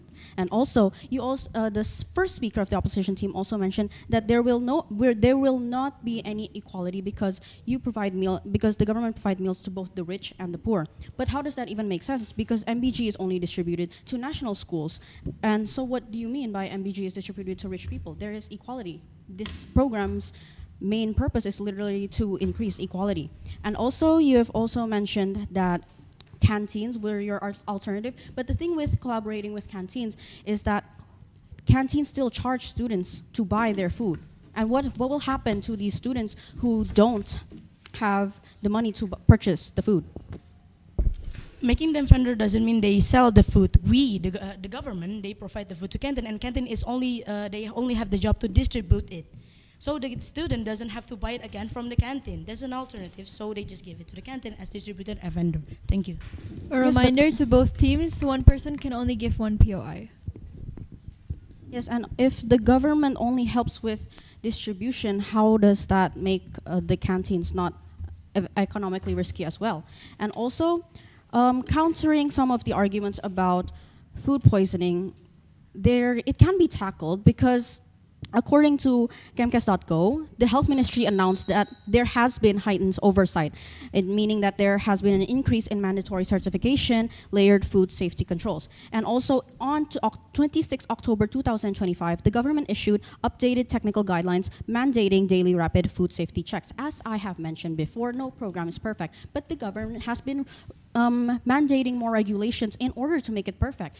Like I said again, you can't snap a finger and the program will be perfect. It takes time and a process, because nothing can be perfect without process. Next, we will have the final speaker of the opposition team. Thank you, my respected opponent, and I'm going to be the third speaker. My name is Jaehyun, and you said that it takes time to perfect the system. But my question is, how long? We don't have time. The more days that pass, the more students get potentially poisoned. In the last year alone, 9,000 students have been poisoned already. How long do you want to wait to fix this problem? It is a massive problem already. Because if you don't fix it, it'll continue forever and ever. And you say it'll take time, right? But the thing is, the more time that passes, the more students get poisoned. It's not, it's not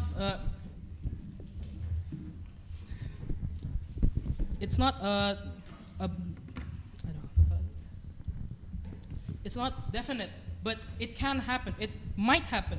And also, MBG, the food program, isn't always equal. For example, in richer areas, even, yes? So you said that we don't have much time, but without FNM, children are even more at risk. The alternative is stunting, which is a much bigger problem. Even if it wasn't imperfect, the alternative is still worse. Okay, thank you for your interruption. The thing is, malnutrition, hunger is only a symptom of the problem. The real problem is actually poverty, the lack of medical knowledge, and the lack of hygiene, because people get sick and also malnourished because of sickness, because the sickness could infect the crops, the animals that they are eating. And also, Indonesia already has many programs supporting families. Instead of putting more money into a new program, we should just improve the older programs, because we already have many programs. It doesn't have to be free food, but we can support the families in other ways, especially because the food MBG is only at school. What about parents after school? They are hungry, they starve.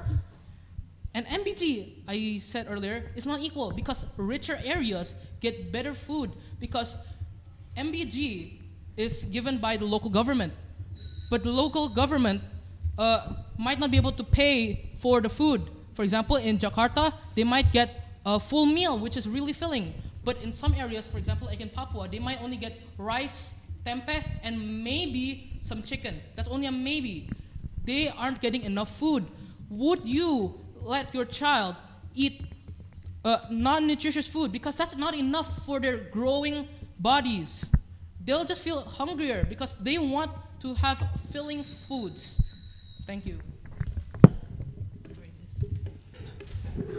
Now I'm gonna give my conclusion and closing statement. Thank you again for your arguments and also your reply. Now, the conclusion is the opposition doesn't deny the importance of nutrition, but we deny the premature, oversized, physically risky, and poorly prepared national rollout of MBG in its current form.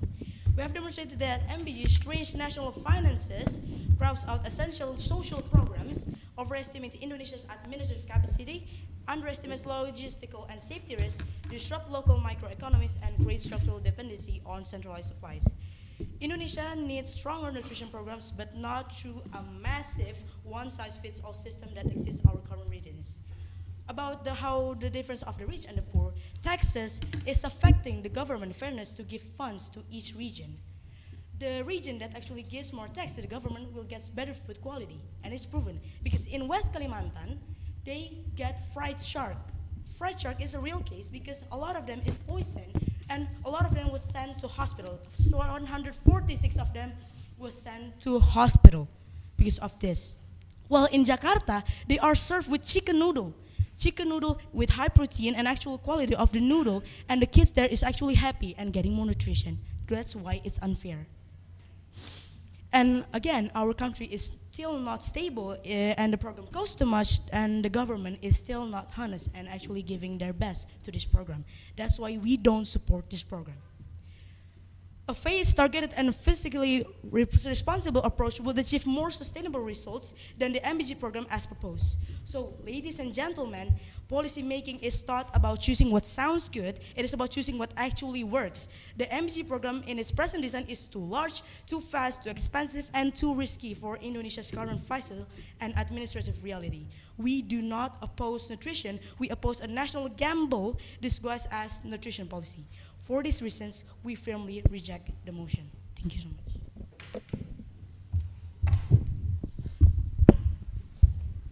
Okay, today I'll read the reply speech of the government team. So, as it was stated by the third speaker, that Indonesia has multiple programs supporting families, but does supporting the family supporting programs guarantee the prevention of malnutrition? MBG literally specializes in this, which is why it's not quite enough. And in Mas Kalimantan, sick people have BPJS. Don't nitpick on the bad. We still need time to improve this program. But implementing it now means that most of the kids that are starving, that need help, a lot of them will get help and will get some of the nutrition values that they need. And at least this program still ensures equal access to the entirety of Indonesia. Echoing my friend's previous point, it reduces families' expenses, it is an investment in the country's future workforce, and it supports small local food suppliers. Because Indonesia uses local crops to fund MBG, we don't need as much imported goods. It also creates new jobs in food preparation and distribution, so it creates new fields for jobs. It also increases price stability and reduces the dependency on food imports. So, if it wasn't for MBG, a lot of these children would still be starving to this day, and to this day they are still starving. And if we get rid of MBG as a program, they wouldn't have any other way out. The canteen, it would be incredibly expensive and way more expensive than this. And the opposition's alternative, it's incredibly risky economically. So that's why the government team believes that MBG is the best solution for it. Thank you.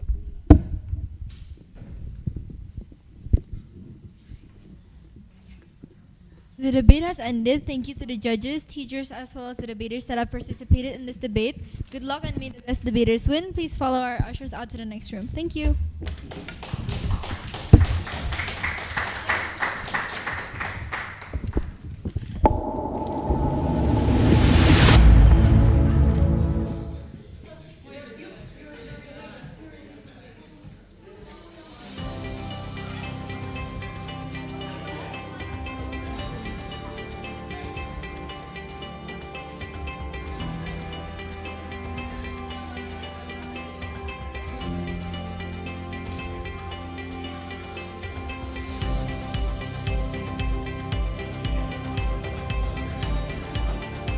Selamat datang di SMPK Penabur, Jakarta.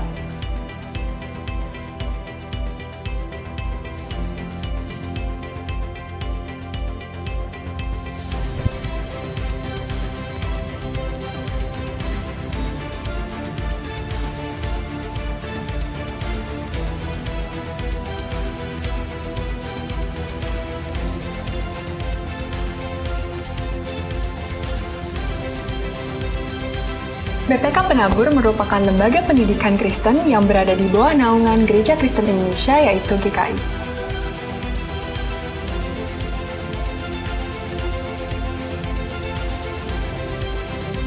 BPK Penabur tersebar di 15 kota dan 4 provinsi, yaitu Jawa Barat, DKI Jakarta, Banten, dan juga Lampung. Sebagai sekolah yang memiliki moto iman, ilmu, dan pelayanan, BPK Penabur memberikan pelayanan berdasarkan nilai-nilai Kristiani.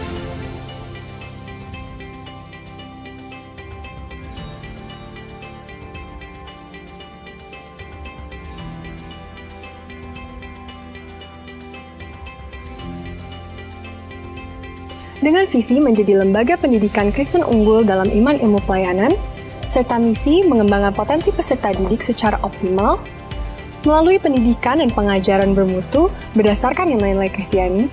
BPK Penabur Jakarta, khususnya jenjang SMP, memiliki program-program unggulan baik intrakurikuler maupun ekstrakurikuler.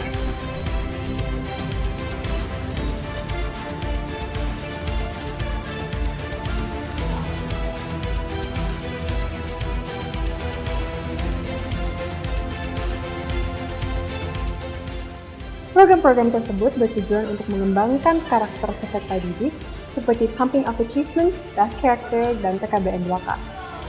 Selain itu, ada juga program-program yang bertujuan untuk meningkatkan keterampilan dan kepemimpinan peserta didik dalam rangka menyambut revolusi industri 5.0, seperti program OSIS, MPK, Pramuka, dan juga Ekskul.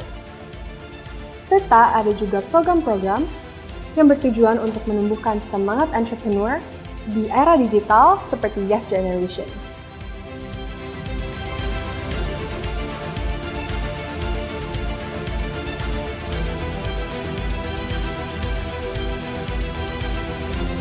SMPK Penabur Jakarta memiliki 17 sekolah yang tersebar di Jabodetabek. 3 sekolah di Kota Tangerang, yaitu SMPK Penabur Gading Serpong, Bintaro Jaya, dan Kota Modern. 1 sekolah di Jakarta Barat, yaitu SMPK 7,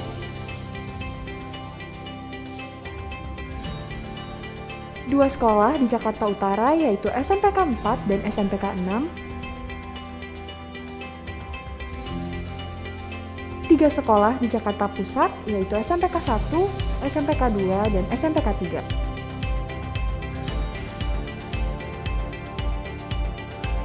1 sekolah di Jakarta Timur, yaitu SMPK 5, 1 sekolah di Jakarta Selatan, yaitu SMPK Penabur Tirta Marta Pondok Indah, 2 sekolah di Kota Depok, yaitu SMPK Penabur Depok dan Tirta Marta Cinere.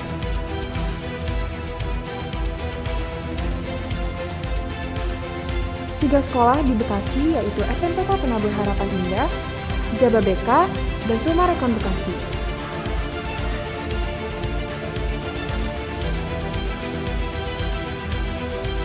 Dan 1 sekolah di Cibubur Kabupaten Bogor, yaitu SMPK Penabur Kota Wisata.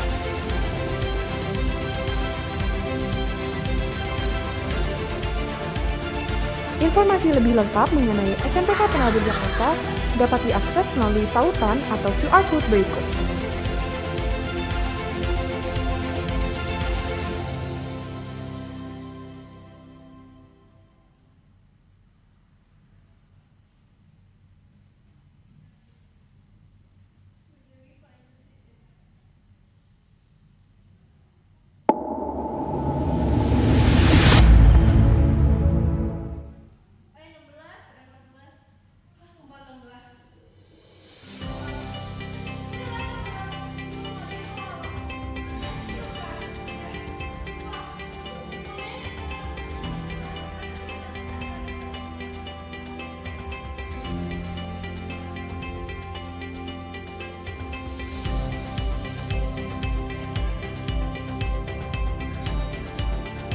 Selamat datang di SMPK Penabur Jakarta.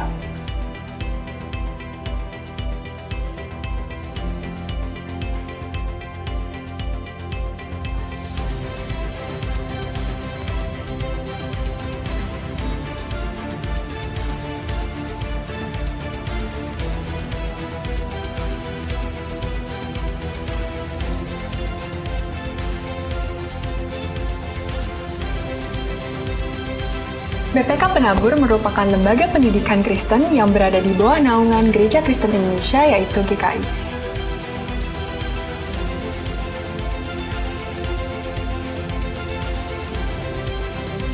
BPK Penabur tersebar di 15 kota dan 4 provinsi, yaitu Jawa Barat, DKI Jakarta, Banten, dan juga Lampung.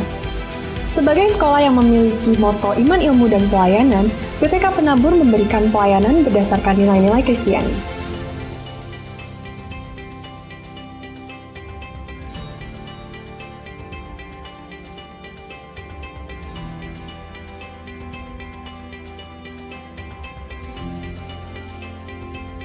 dengan visi menjadi lembaga pendidikan Kristen unggul dalam iman ilmu pelayanan, serta misi mengembangkan potensi peserta didik secara optimal, melalui pendidikan dan pengajaran bermutu berdasarkan nilai-nilai Kristiani.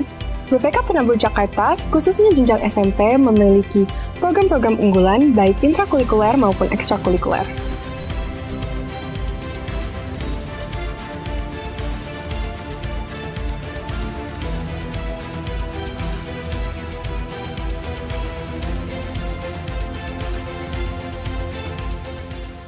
Program-program tersebut bertujuan untuk mengembangkan karakter peserta didik seperti Pumping Up Achievement, Das Character, dan PKBN 2K. Selain itu, ada juga program-program yang bertujuan untuk meningkatkan keterampilan dan kepemimpinan peserta didik dalam rangka menyambut revolusi industri 5.0, seperti program OSIS, MPK, Pramuka, dan juga Ekskul. Serta ada juga program-program yang bertujuan untuk menumbuhkan semangat entrepreneur di era digital seperti Yes Generation.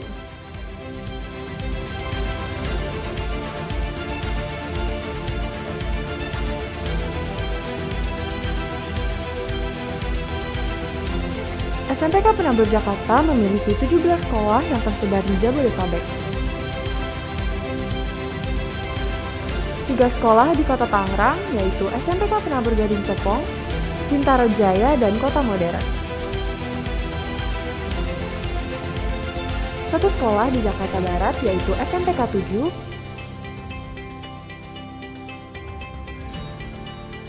2 sekolah di Jakarta Utara, yaitu SMPK 4 dan SMPK 6, 3 sekolah di Jakarta Pusat, yaitu SMPK 1, SMPK 2, dan SMPK 3.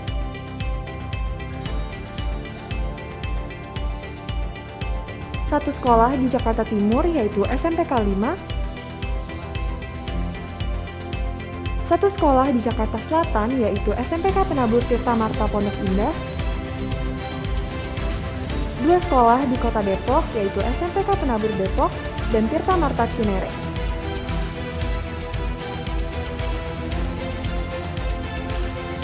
3 sekolah di Bekasi, yaitu SMPK Penabur Harapan Indah, Jababeka, dan Sumarekon Bekasi.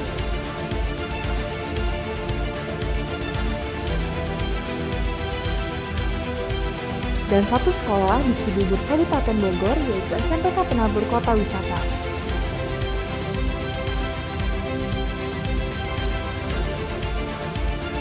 Informasi lebih lengkap mengenai SMPK Penabur Jakarta dapat diakses melalui tautan atau QR Code berikut.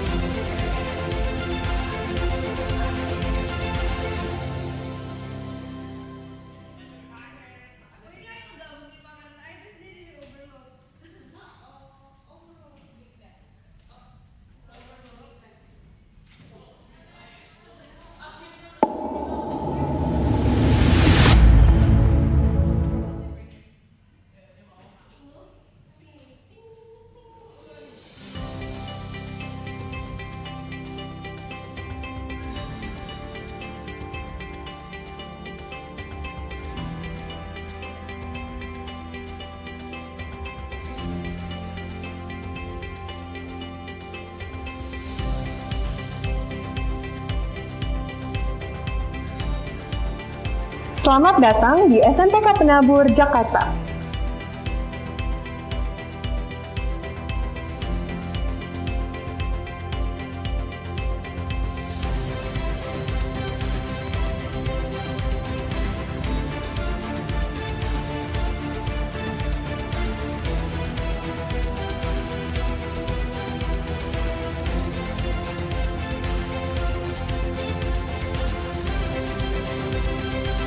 BPK Penabur merupakan lembaga pendidikan Kristen yang berada di bawah naungan Gereja Kristen Indonesia, yaitu GKI.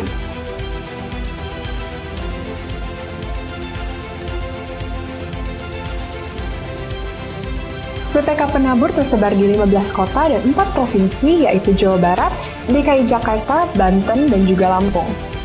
Sebagai sekolah yang memiliki moto iman, ilmu, dan pelayanan, BPK Penabur memberikan pelayanan berdasarkan nilai-nilai Kristiani.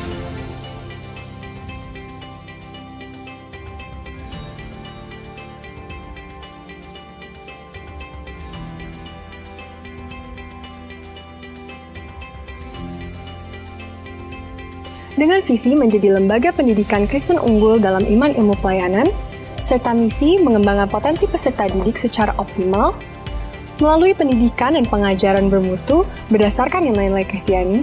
BPK Penabur Jakarta, khususnya jenjang SMP, memiliki program-program unggulan baik intrakurikuler maupun ekstrakurikuler.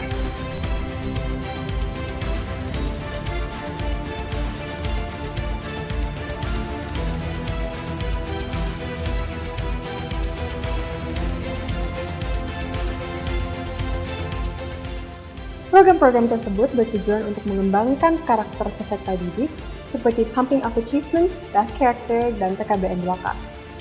Selain itu, ada juga program-program yang bertujuan untuk meningkatkan keterampilan dan kepemimpinan peserta didik dalam rangka menyambut revolusi industri 5.0, seperti program OSIS, MPK, Pramuka, dan juga Ekskul. Serta ada juga program-program yang bertujuan untuk menumbuhkan semangat entrepreneur di era digital seperti Yes Generation.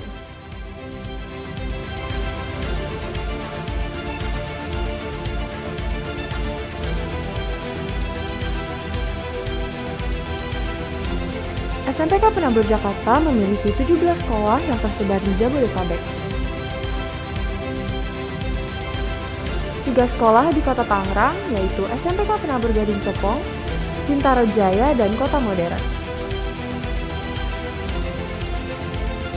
1 sekolah di Jakarta Barat, yaitu SMPK 7,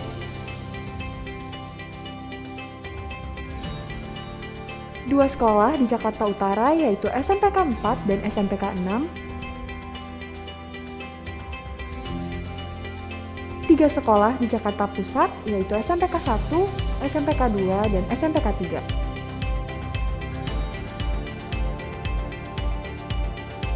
1 sekolah di Jakarta Timur, yaitu SMPK 5, 1 sekolah di Jakarta Selatan, yaitu SMPK Penabur Tirta Marta Pondok Indah,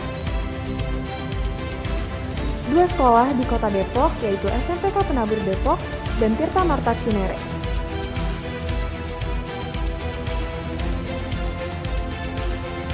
3 sekolah di Bekasi, yaitu SMPK Penabur Harapan Indah, Jababeka, dan Sumarekon Bekasi.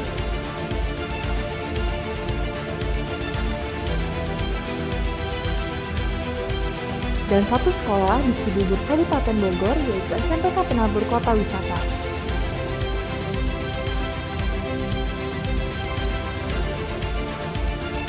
Informasi lebih lengkap mengenai SMPK Penabur Jakarta dapat diakses melalui tautan atau QR Code berikut.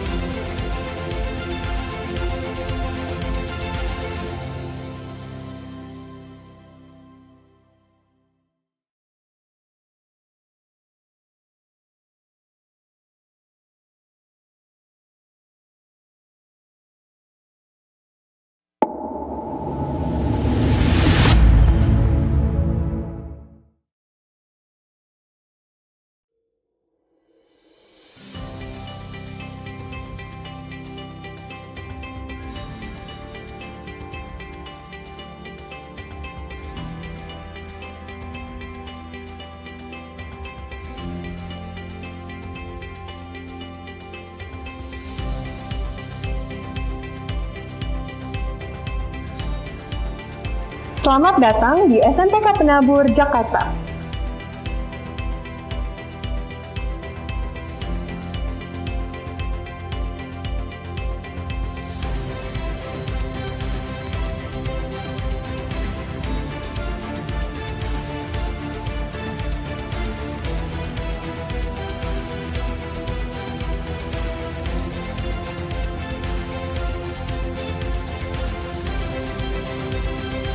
BPK Penabur merupakan lembaga pendidikan Kristen yang berada di bawah naungan Gereja Kristen Indonesia, yaitu GKI.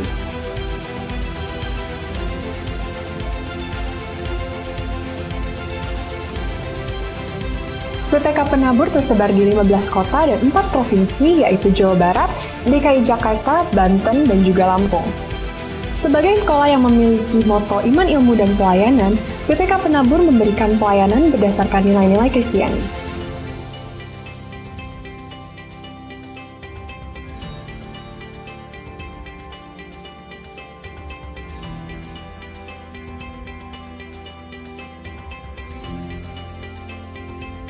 dengan visi menjadi lembaga pendidikan Kristen unggul dalam iman ilmu pelayanan, serta misi mengembangkan potensi peserta didik secara optimal, melalui pendidikan dan pengajaran bermutu berdasarkan nilai-nilai Kristiani.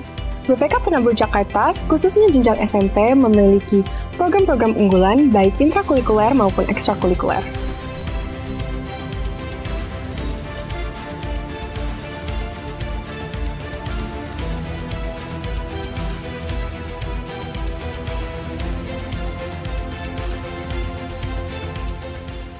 Program-program tersebut bertujuan untuk mengembangkan karakter peserta didik seperti Pumping Up Achievement, Das Character, dan PKBN 2K.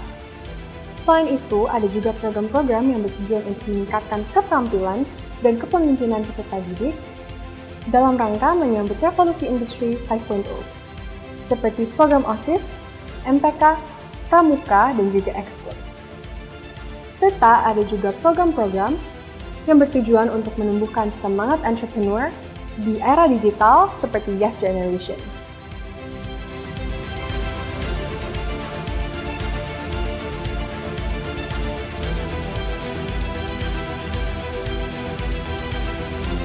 SMPK Penabur Jakarta memiliki 17 sekolah yang tersebar di Jabodetabek. 3 sekolah di Kota Tangerang, yaitu SMPK Penabur Gading Serpong, Bintaro Jaya, dan Kota Modern. 1 sekolah di Jakarta Barat, yaitu SMPK 7,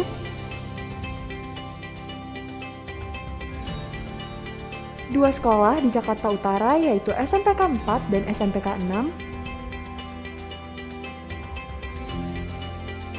3 sekolah di Jakarta Pusat, yaitu SMPK 1, SMPK 2, dan SMPK 3.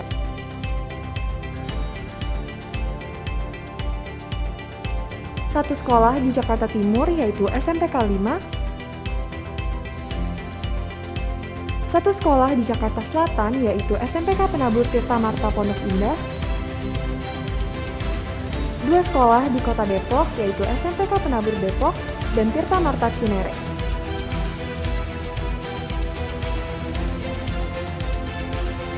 3 sekolah di Bekasi, yaitu SMPK Penabur Harapan Indah, Jababeka, dan Sumarekon Bekasi.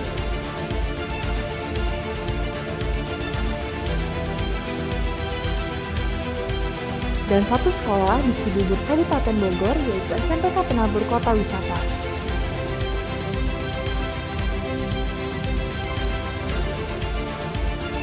Informasi lebih lengkap mengenai SMPK Penabur Jakarta dapat diakses melalui tautan atau QR Code berikut.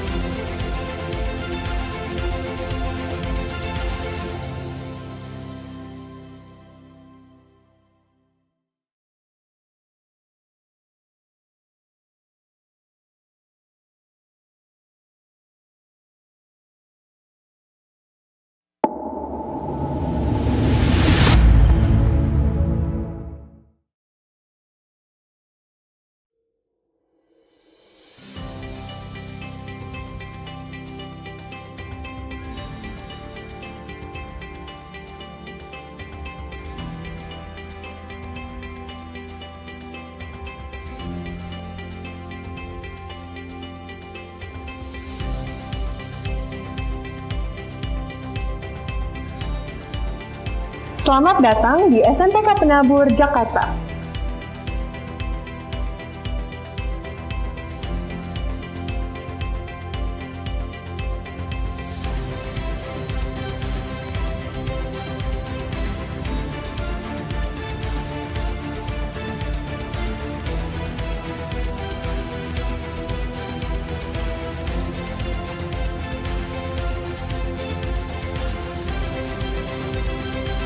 BPK Penabur merupakan lembaga pendidikan Kristen yang berada di bawah naungan Gereja Kristen Indonesia, yaitu GKI.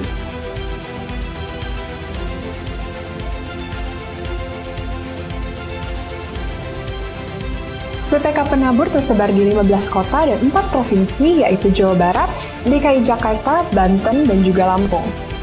Sebagai sekolah yang memiliki moto iman, ilmu, dan pelayanan, BPK Penabur memberikan pelayanan berdasarkan nilai-nilai Kristiani.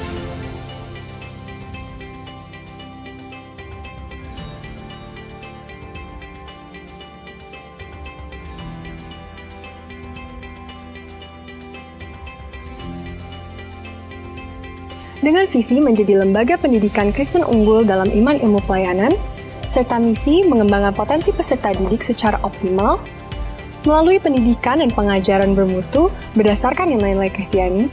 BPK Penabur Jakarta, khususnya jenjang SMP, memiliki program-program unggulan baik intrakurikuler maupun ekstrakurikuler.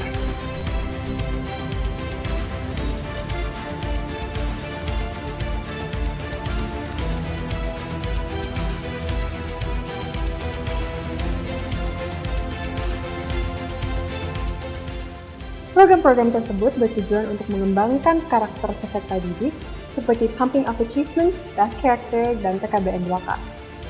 Selain itu, ada juga program-program yang bertujuan untuk meningkatkan keterampilan dan kepemimpinan peserta didik dalam rangka menyambut revolusi industri 5.0, seperti program OSIS, MPK, Pramuka, dan juga Ekskul. Serta ada juga program-program yang bertujuan untuk menumbuhkan semangat entrepreneur di era digital seperti Yes Generation.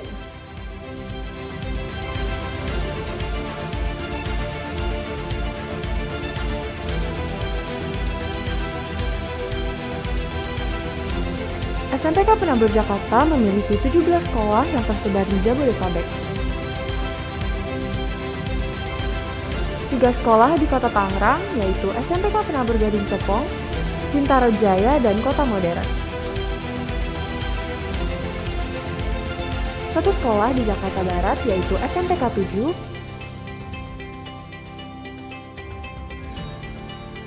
2 sekolah di Jakarta Utara, yaitu SMPK 4 dan SMPK 6,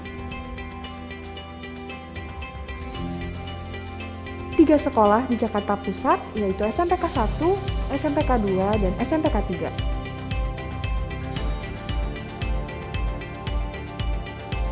1 sekolah di Jakarta Timur, yaitu SMPK 5, 1 sekolah di Jakarta Selatan, yaitu SMPK Penabur Tirta Marta Pondok Indah, 2 sekolah di Kota Depok, yaitu SMPK Penabur Depok dan Tirta Marta Cinere.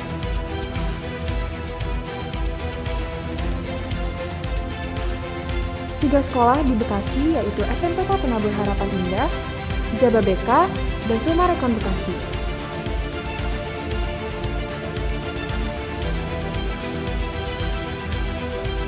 Dan 1 sekolah di Cibubur Kabupaten Bogor, yaitu SMPK Penabur Kota Wisata.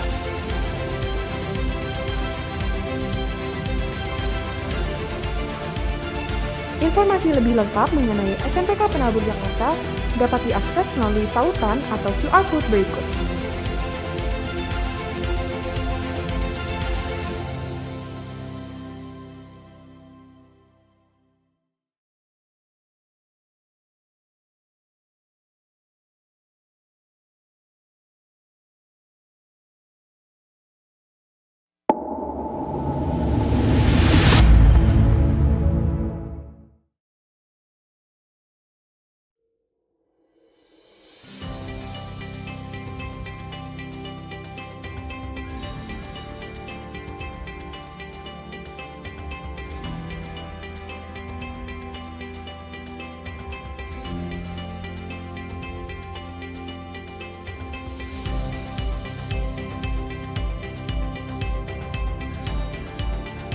Selamat datang di SMPK Penabur Jakarta.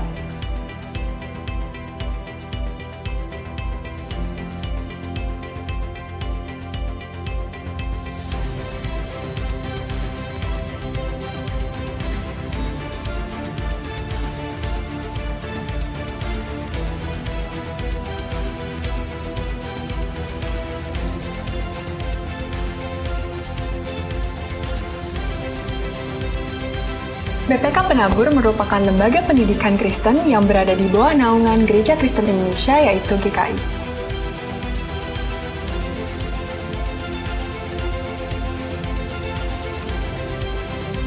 BPK Penabur tersebar di 15 kota dan 4 provinsi, yaitu Jawa Barat, DKI Jakarta, Banten, dan juga Lampung. Sebagai sekolah yang memiliki moto iman, ilmu, dan pelayanan, BPK Penabur memberikan pelayanan berdasarkan nilai-nilai Kristiani.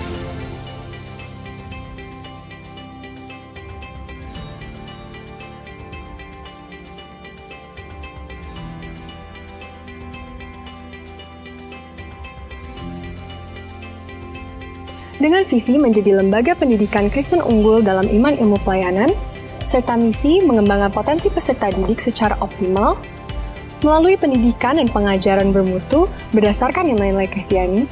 BPK Penabur Jakarta, khususnya jenjang SMP, memiliki program-program unggulan baik intrakurikuler maupun ekstrakurikuler.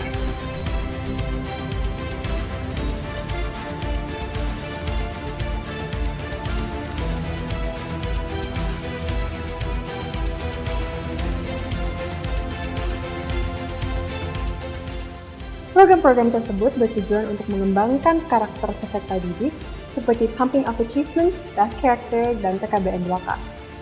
Selain itu, ada juga program-program yang bertujuan untuk meningkatkan keterampilan dan kepemimpinan peserta didik dalam rangka menyambut revolusi industri 5.0, seperti program OSIS, MPK, Pramuka, dan juga Ekskul.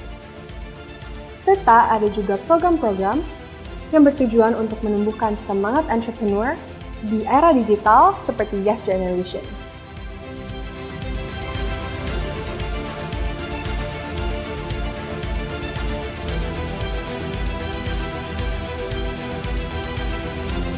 SMPK Penabur Jakarta memiliki 17 sekolah yang tersebar di Jabodetabek.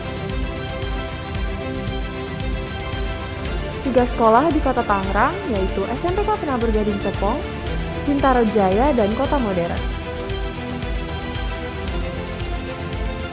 1 sekolah di Jakarta Barat, yaitu SMPK 7,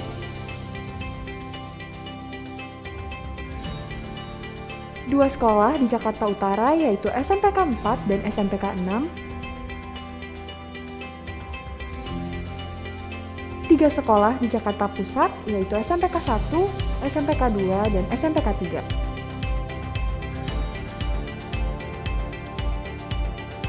1 sekolah di Jakarta Timur, yaitu SMPK 5, 1 sekolah di Jakarta Selatan, yaitu SMPK Penabur Tirta Marta Pondok Indah, 2 sekolah di Kota Depok, yaitu SMPK Penabur Depok dan Tirta Marta Cinere.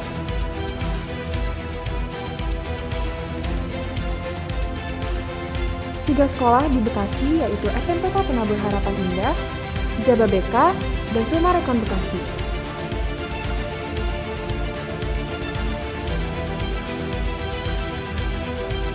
Dan 1 sekolah di Cibubur Kabupaten Bogor, yaitu SMPK Penabur Kota Wisata.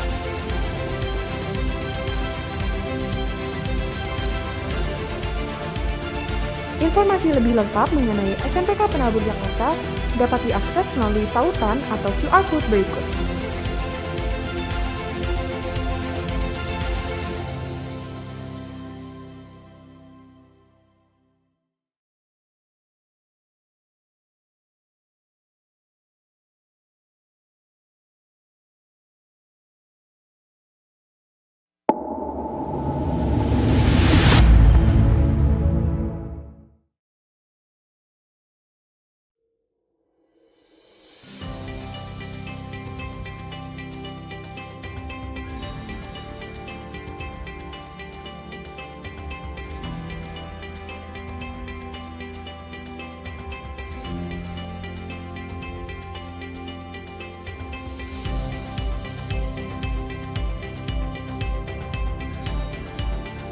Selamat datang di SMPK Penabur Jakarta.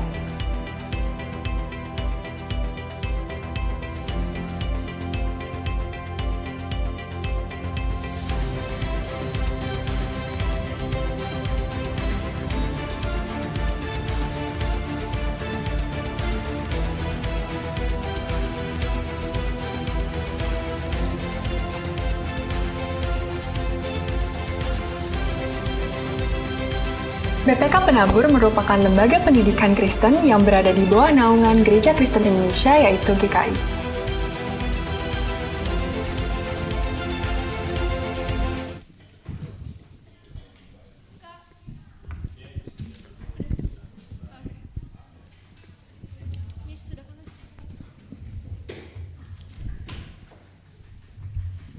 Good morning, judges, participants, as well as teachers. My name is Alessandra, and I'll be your MC for the semi-final round of the Junior High School English Debate Competition here in SMK Penabur.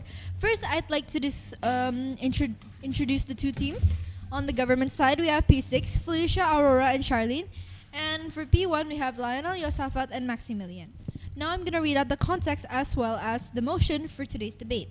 In the past few years, the Pandawara group has gained national attention for cleaning up heavily polluted rivers and beaches across Indonesia. Their work has inspired thousands of people and raised awareness about the country's waste problems. However, many of the areas they cleaned soon became polluted again, mostly because of the people continuing to litter in their own surroundings. This situation has sparked conversations about whether environmental issues can be solved through community efforts alone, or if lasting change requires stronger discipline, education, and government action to change people's habits. Now, the motion for today is this House would prioritize stricter punishment for littering over community cleanup campaigns. Now I'm going to read out a couple of the basic rules for today. Each speaker delivers a maximum of a 3-minute speech. The POI may be given 30 seconds after the speaker starts and may not be given above 2 minutes 30 seconds after the speaker begins talking. Now we have our timekeeper Sammy in the back. When he does 1 ring, it indicates 30 seconds, 2 rings indicates 2 minutes 30 seconds, and 3 rings indicates 3 minutes. The reply speech may only be given by the first or the second speaker of either team. Now, without further ado, we shall start our debate, our first semi-final round today between P6 and P1. Now, just a reminder that both of you should lift up your mics close to your mouths so you can be heard through the streaming. Thank you.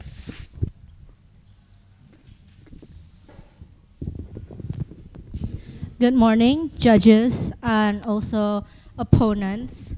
My name is Aurora, and I will be the first speaker of the government team.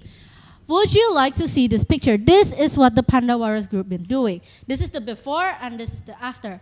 But how long does it take for the after become just as polluted as the before? Even though Pandawara group raised awareness, but most Gen Zs and millennials are very, very ignorant with this. Doesn't take, and they don't take action. So why should we just implement laws? Because laws have actual punishment. Community cleanups rely on their followers and the power to influence many, but it doesn't really give a legally binding solution. Singapore, one of the most cleanest countries in the world, is very clean because that it implemented laws and also fines. But if you're saying that, wouldn't fines be too harsh? Well, it's not, because it's the first step to reach a clean place. Implementing the law, as I said before, is the first step, and over time it will turn into culture and also habit. A social psychological research by Tom R. Tyler finds that people obey laws not just because it has punishment, but it's also because they view legal authorities as legitimate. And it helps people accept that these rules as the right way to behave, and therefore making them to be more obeying the rules. And the evidence of this is that in 2002, Chiyoda Ward in Tokyo introduced Japan's first ordinance banning smoking from the streets. This regulation soon spread nationwide, and it's leading to a sharp decline in both walking smokers and cigarette litter. And this is the exact reason why should we implement laws rather than, yes. Comparing Indonesia to other countries such as Singapore or Japan ignores their strong systems. They have had universal bins, reliable waste collection, and decades of environmental education. As I said before, this is the first step. If we don't take the first step right now, then when are we gonna take it? Therefore, laws are much better because it doesn't rely on empathy, but it relies on the people's ability to follow the rules. Thank you.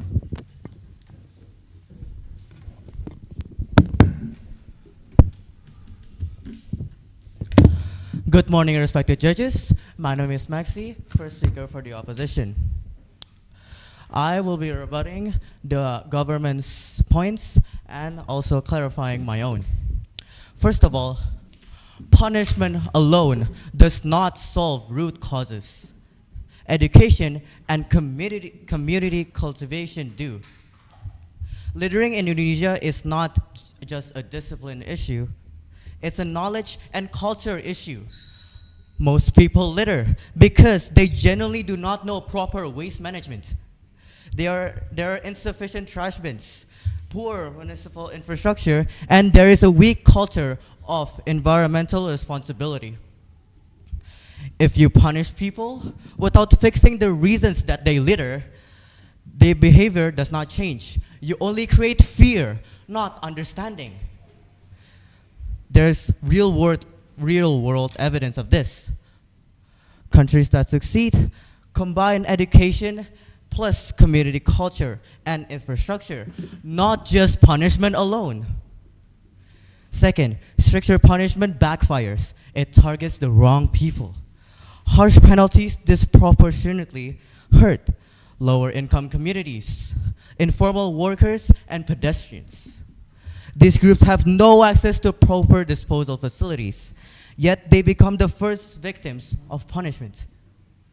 Strict punishments become unfair, class-biased, and ineffective. Instead, community cleanup campaigns include everyone without discrimination. Third, community cleanup creates behavioral changes that scales. Cleanup campaigns build shared responsibility, transform habits through experiences, and not fear. No, thank you. Create positive peer pressure. And fourth of all,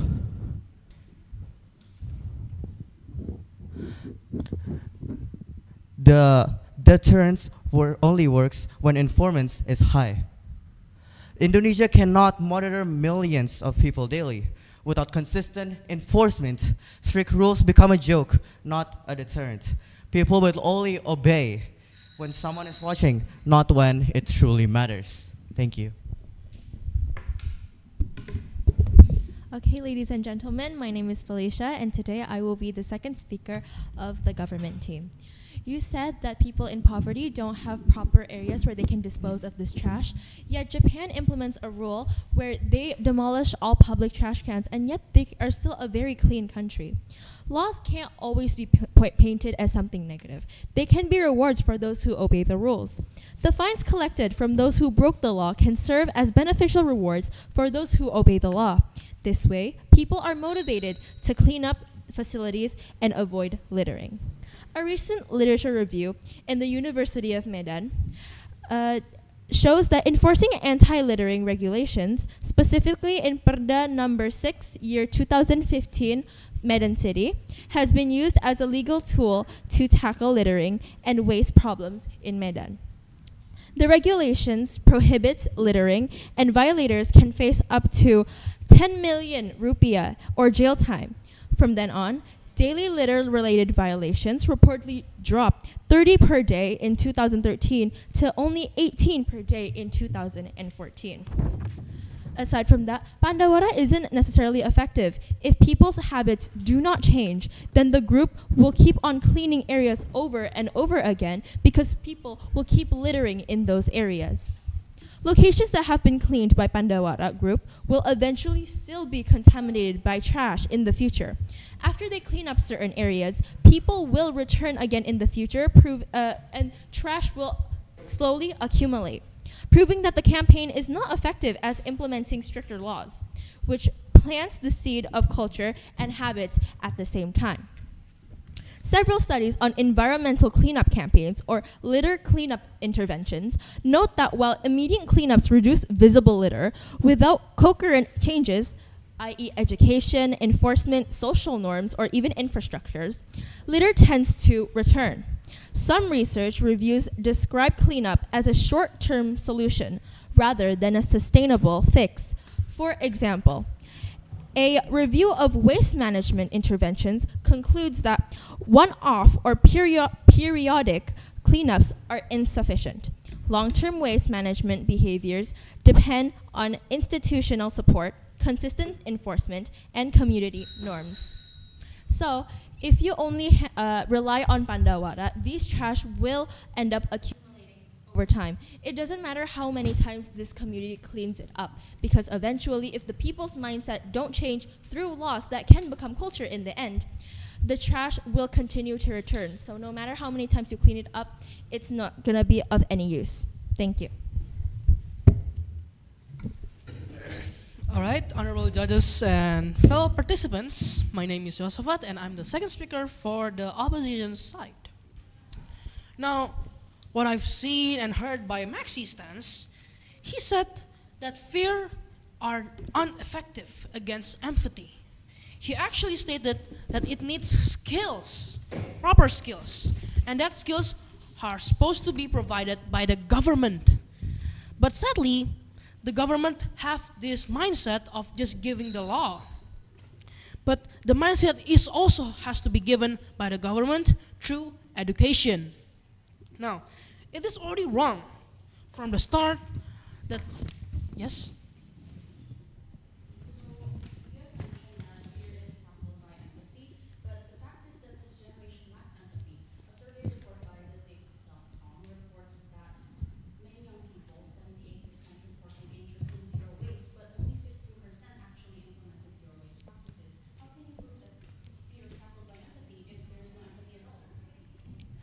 First of all, Pandawara is already a motivational and inspirational group of people. It's also a young people that gives great dominant figure for society.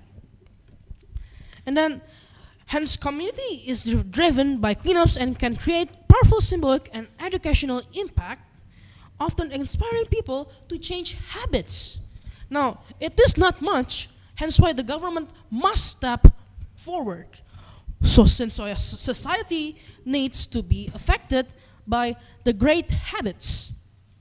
Now, the Pandawara, as I was saying, is an inspirational group of young people.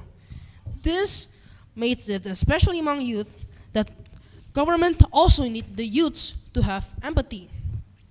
No, thank you. And now, even though low-class people are also motivated to avoid littering, used as a legal tool to tackle littering in Medan. Now, as Maxi said also, Pandawara is not as effective as other things.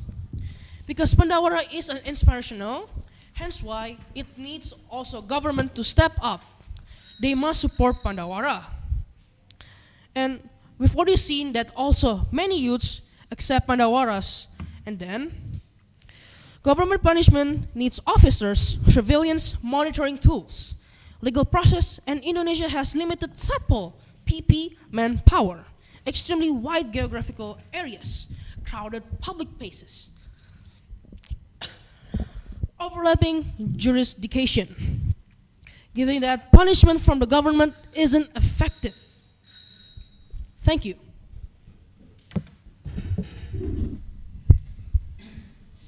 All right, so I would like to first address the second speaker's point, which is something about that Medan has also implemented campaigns, but however, actually in the Medan city, it shows that enforcing anti-littering regulations, it has been used as a legal tool to tackle littering and waste problems in Medan. The impact is that daily litter-related violations reportedly dropped from 30% per day in 2013 to 18% per day in 2014. This is a significant impact. And also, I would like to quote something from the first speaker, which is that you cannot compare Singapore and Indonesia or foreign countries with Indonesia. But we can take an example that if foreign countries can use law to build culture, why can't we implement these too? And also another argument from the second speaker, which is that punishments don't solve root issues, but actually they do. They actually build culture. The difference between campaign cleanups and the law is that the law is legally binding. The law provides real compliance, while campaigns, they cannot guarantee that most people in Indonesia can contribute. We acknowledge that the campaign cleanups and laws, they both build culture, but campaigns have no guarantee. And also, you have also mentioned that there are no proper facilities for these people to throw their trash in, but the government can always accommodate the people's interests, providing them with more facilities and many of the sort. And also, another argument from the second speaker, I believe, that The Pandawara group inspires people, but for this particular campaign to make an impact, a colossal amount of people are required. Although yes, the Pandawara group influences many, isn't enough. Some people don't even care because it doesn't necessarily benefit them, and they believe that someone else will do it for them. This campaign is empathy driven, as my partners have previously mentioned, and the issue at its core is that this generation lacks empathy. So the government will claim punishment is deterrence. And as I rebuke that deterrence works only when enforcement is high. But as I was saying, the enforcements aren't really that high because government punishment needs officers, surveillance and monitoring tools, just what I've referenced before. And Indonesia cannot monitor millions of people daily.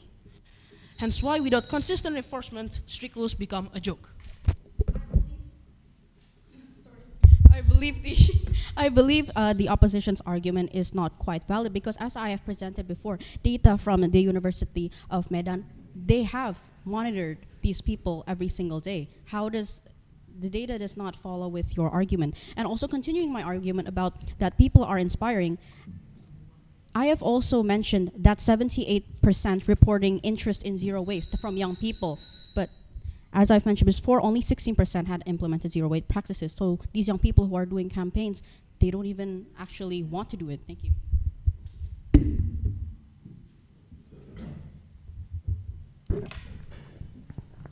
Okay, as the third speaker for the opposition, I would like to summarize our case. Like what Maxi has said, punishment doesn't solve causes, but knowledge and education does. It solves the habit of people littering in nature so we can build a better and cleaner environment.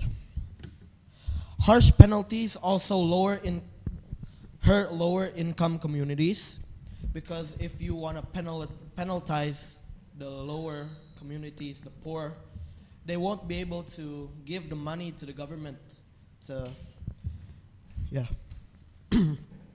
Yos also said the government has to give education so we can change. Not just, yes?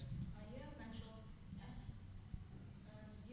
that the penalties discourage, that the penalties are too harsh, correct? But how are the penalties too harsh when they are in place to discourage people from doing these said actions?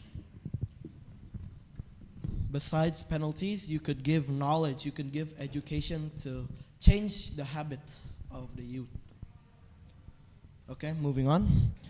Yos said that the government has to give education so we can change our habits, our bad habits, so we can be better humans and better people for the environment. Also, Pandawara is inspirational. He is one in a generation. Without him, or without them, sorry, people won't have the knowledge to stop littering, to stop hurting the environment. Also, the opposition did say that Indonesia can monitor everyone, but that's only in Medan City, not everywhere in Indonesia. So Indonesia actually can't monitor everyone and everywhere, so it needs campaigns to build inspiration among the youth, to clean up our environment and give inspiration to the young people. Thank you.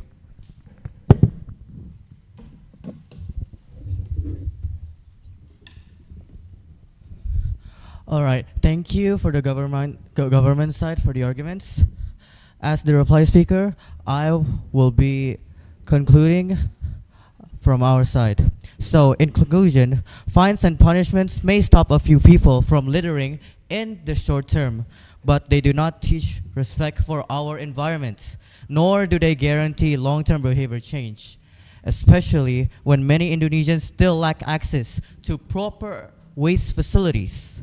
Instead, community-driven cleanup movements like Pandawara and sustained education nurture a shared sense of ownership, responsibility, and pride in our environment. They build solidarity rather than fear. For lasting, meaningful change, we should prioritize community action, education, infrastructure, and civic engagement over punitive measures. For example, The first speaker and third speaker of the government has compared Indonesia to Singapore and Japan for their environmental superiority. However, they ignore their strong systems. They have had decades of environmental education before they enforce harsh fines. Indonesia cannot copy their punishment without copying their foundation. Punishment also risks targeting the poor, not the actual polluters. In Indonesia, enforcement often hits small fish first, street vendors, fishermen, and even informal workers, while community action builds responsibility and punishment builds fear. As a real-world example, Pandawara inspired thousands, changed national conversations, and influenced local governments. This is culture building, which takes longer than fear-based deterrence. Punishment doesn't create environmental responsibility. Communities do. Thank you. Okay, but as we have mentioned, habits are also solved by law, but if for law, it is almost guaranteed. If you want to go by communities, you can't guarantee it will last a long term, especially because this could also be something short and temporary. Law is fixed. Law is gonna be long term. And education, when you claim education is needed, yes, it is needed, but we never said education cannot live alongside of laws. Education can absolutely be further supplemented by law. And you said something about facilities. Facilities can absolutely be provided by the government. And you kept ranting on and on about how the lower class will be targeted. If the lower class are littering, then is that not a feasible punishment? Because they are contributing to the pollution of our country. And you said something about Japan's foundation. But it's because of their foundation or the law that made them clean, not the other way around. These communities, they are effective, but only for a certain period of time. The law itself can enforce these ideas to the public, and it will be much, much more effective than this. Because just because Pandawara inspired others does not mean that said others will do what the Pandawara desires. Because a lot of people have interest in this topic, but not everyone. Actually, most people do not take action. So the question is really inspiring these people better than instructing law-binding elements here? Because law-binding, it will give you punishment at the end, and punishment will deter people from doing said actions. Thank you.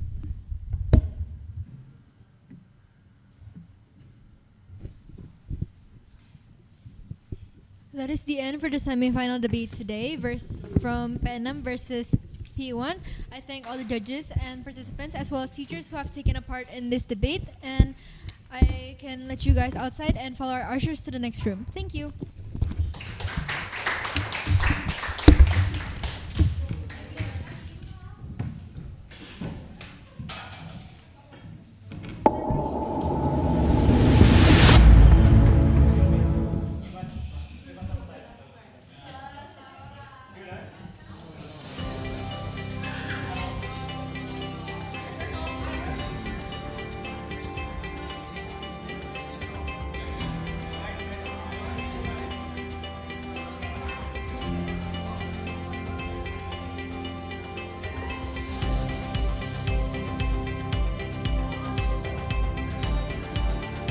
Selamat datang di SMPK Penabur, Jakarta.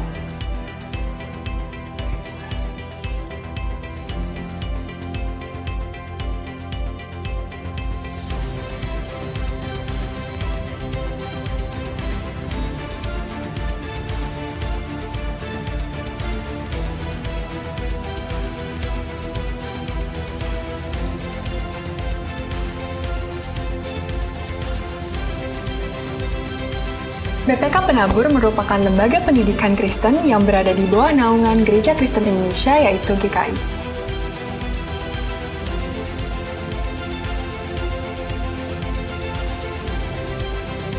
BPK Penabur tersebar di 15 kota dan 4 provinsi, yaitu Jawa Barat, DKI Jakarta, Banten, dan juga Lampung. Sebagai sekolah yang memiliki moto iman, ilmu, dan pelayanan, BPK Penabur memberikan pelayanan berdasarkan nilai-nilai Kristiani.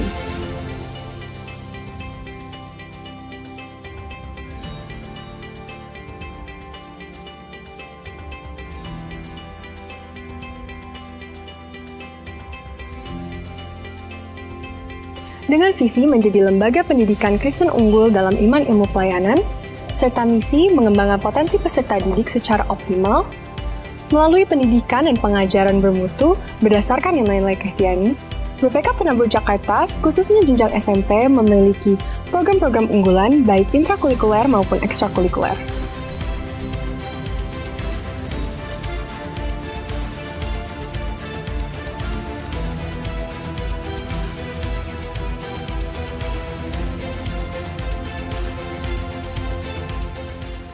Program-program tersebut bertujuan untuk mengembangkan karakter peserta didik seperti Pumping Up Achievement, Das Character, dan PKBN 2K. Selain itu, ada juga program-program yang bertujuan untuk meningkatkan keterampilan dan kepemimpinan peserta didik dalam rangka menyambut revolusi industri 5.0, seperti program OSIS, MPK, Pramuka, dan juga Ekskul. Serta ada juga program-program yang bertujuan untuk menumbuhkan semangat entrepreneur di era digital seperti Yes Generation.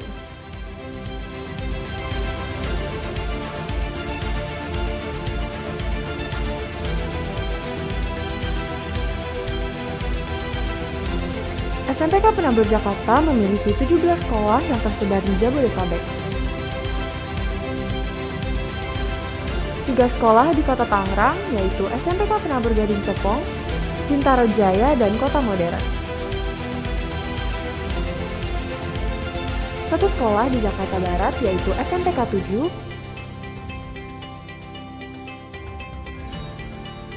2 sekolah di Jakarta Utara, yaitu SMPK 4 dan SMPK 6, 3 sekolah di Jakarta Pusat, yaitu SMPK 1, SMPK 2, dan SMPK 3.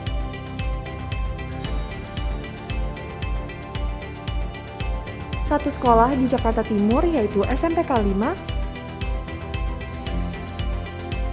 1 sekolah di Jakarta Selatan, yaitu SMPK Penabur Tirta Marta Pondok Indah,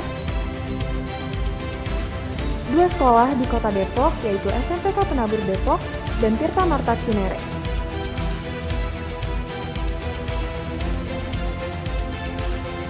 3 sekolah di Bekasi, yaitu SMPK Penabur Harapan Indah, Jababeka, dan Sumarekon Bekasi.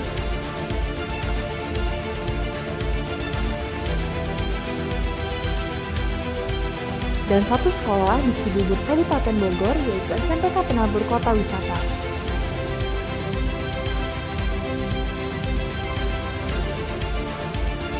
Informasi lebih lengkap mengenai SMPK Penabur Jakarta dapat diakses melalui tautan atau QR Code berikut.